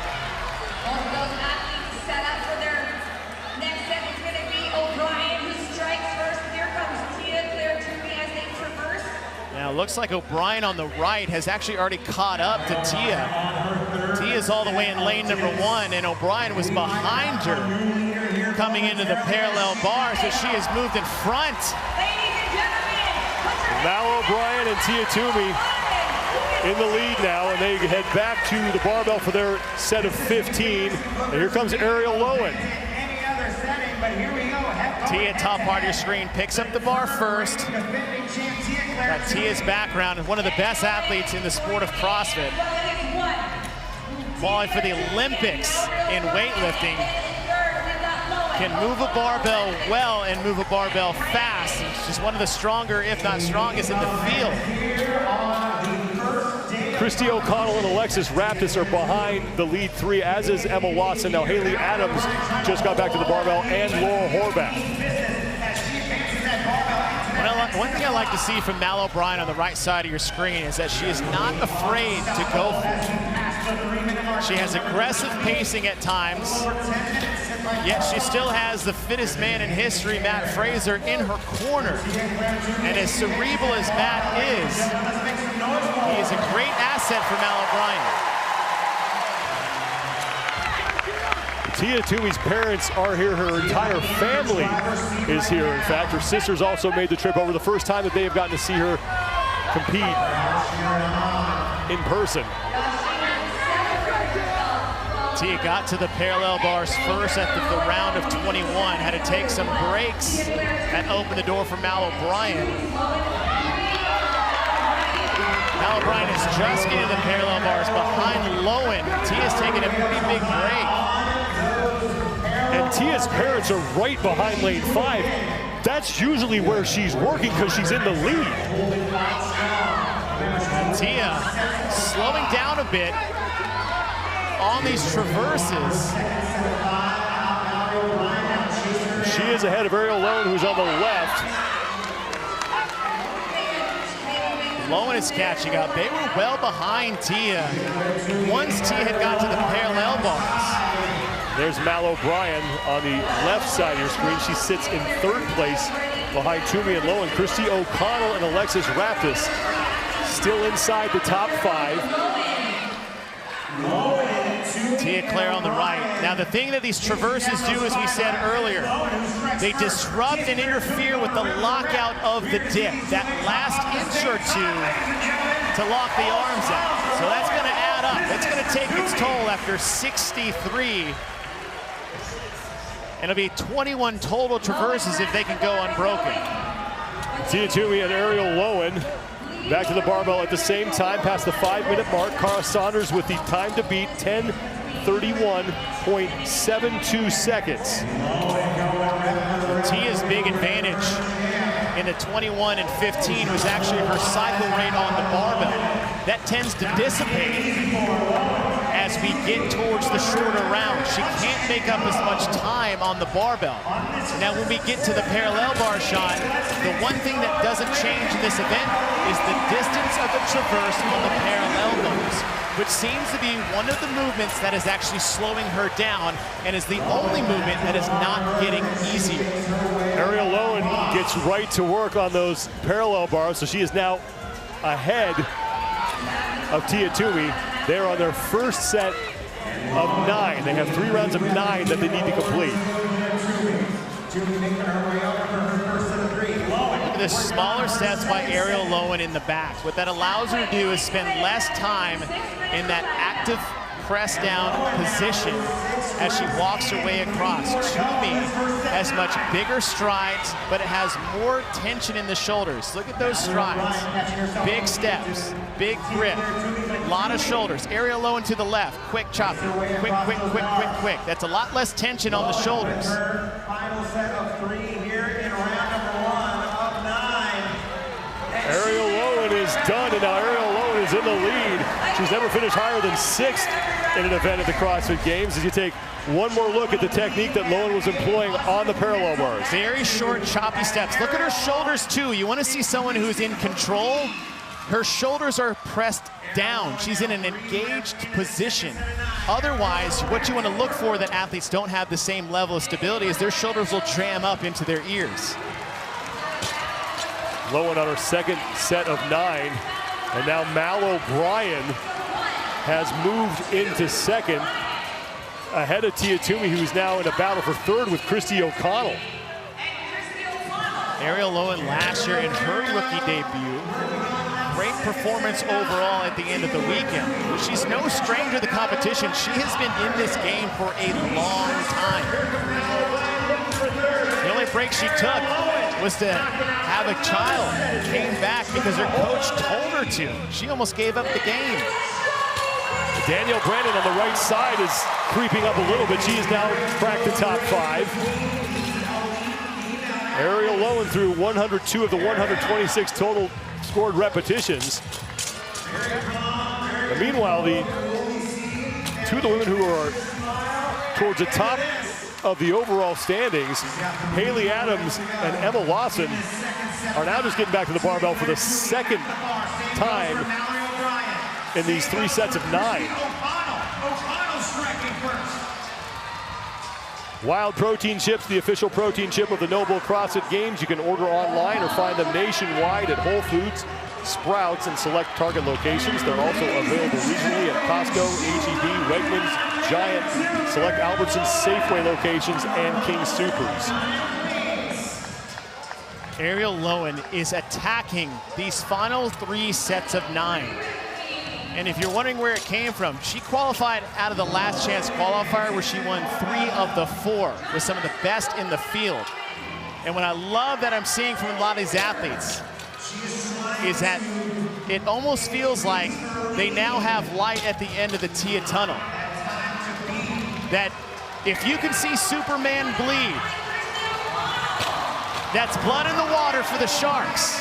And with this next gen of athletes, the Mal O'Briens, the Emma Lawsons, the Haley Adams, Ariel Lowen, her 2nd year at the games only, it puts a glimmer of hope and a reason to push past your limits knowing there could be a chance. Ariel Lowen with 9 reps remaining. 10:31.72 seconds is the time to beat. Tia Toomey has fallen back into 5th place as Danielle Brandon has continued to charge up the standings here. She now sits in a battle for 2nd with Mal O'Brien and Christy O'Connell. O'Connell and Brandon are on the right side of your screen. And there goes Ariel Lowen. 6 reps remain. Danielle Brandon and Christy O'Connell fighting for 2nd place with Mal O'Brien. So Ariel Lowen trying to lock up her first career event win here at the CrossFit Games. The crowd comes to its feet as Ariel Lowen is on her final set of 3. And Ariel Lowen has an event win in Madison.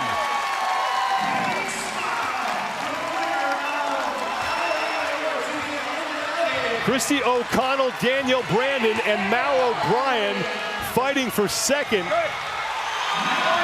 And O'Brien is across. O'Connell is in. Now times from the previous heat with Cara Saunders coming into play. And Danielle Brandon is across. So Tia Toomey is still out there. She's on the top of your screen, has 3 reps remaining. She is your leader on the floor right now. But as you mentioned, Chase, times from prior heats are starting to play in right now. Sean, we're approaching the time cap right now.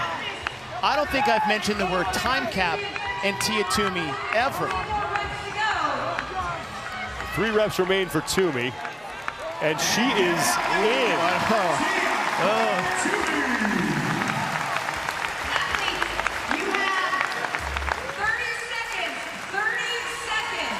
And not to conjure up drama for drama's sake, what I'm looking at now is what's coming up tomorrow, because we didn't get to do the heavy shoulder to overhead as event 2, but now we have to do it after skills tests, traverses, ring dips, squat cleans.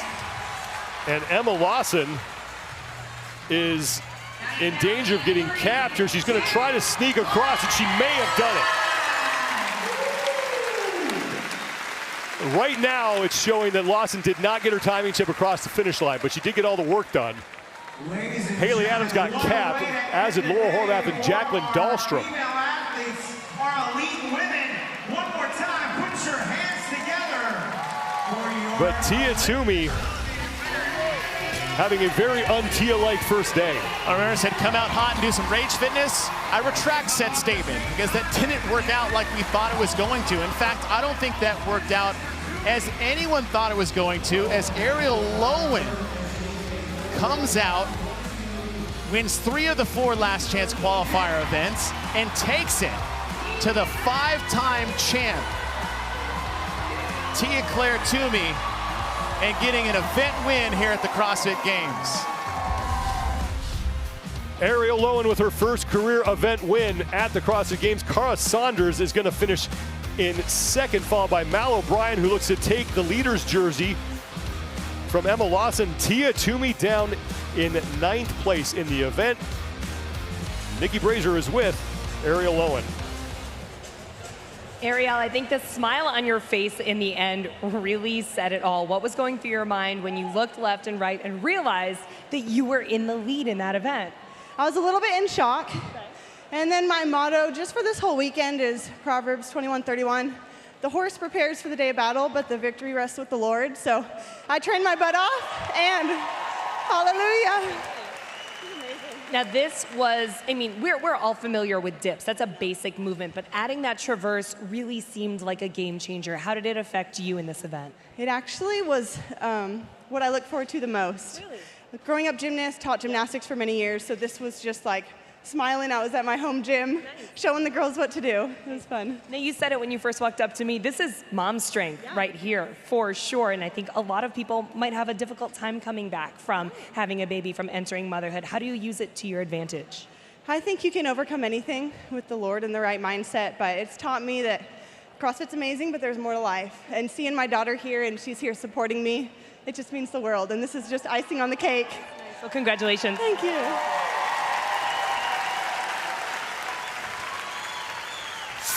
Ariel Lowen with 100 points and her first career event win. Women are done. We close things out with the men next at the 2022 NOBULL CrossFit Games.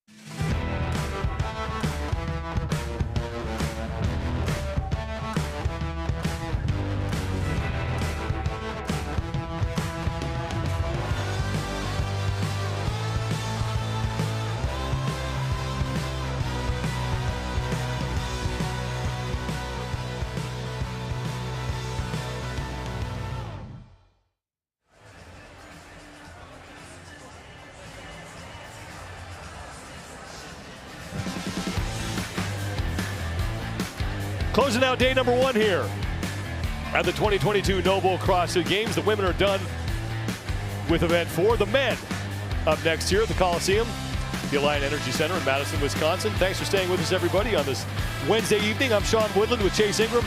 And Mike Arsenault is down on the competition floor. Chase, a question I know you love getting in your gym.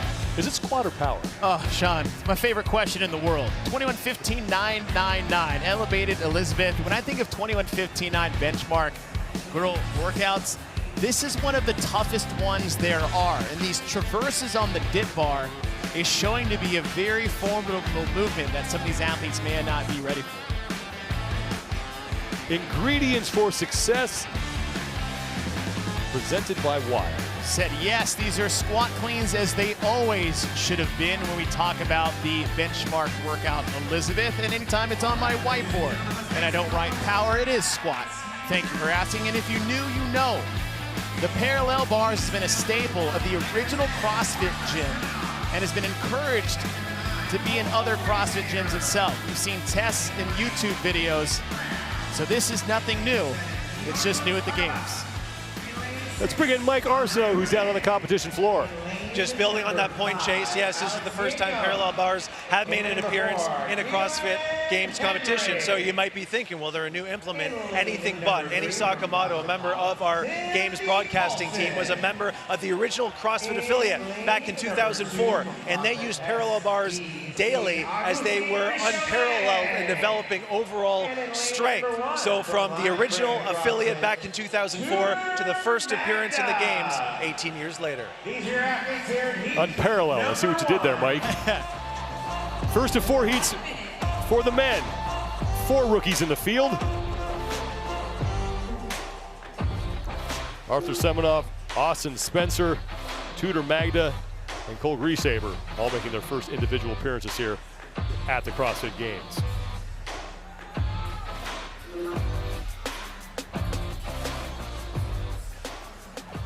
And there is Tudor Magda, who I think he just saw himself on the big screen and was not thrilled about that. Tudor, who we talked earlier in the skills test, he's one of the best handstand walkers in the men's division, did not get to showcase that at all as he actually got stuck on the single unders. But we're talking with Ariel Lolan is that having that shoulder stability, I wouldn't be surprised if he has a decent showcase here of that on those parallel bars. Stand by.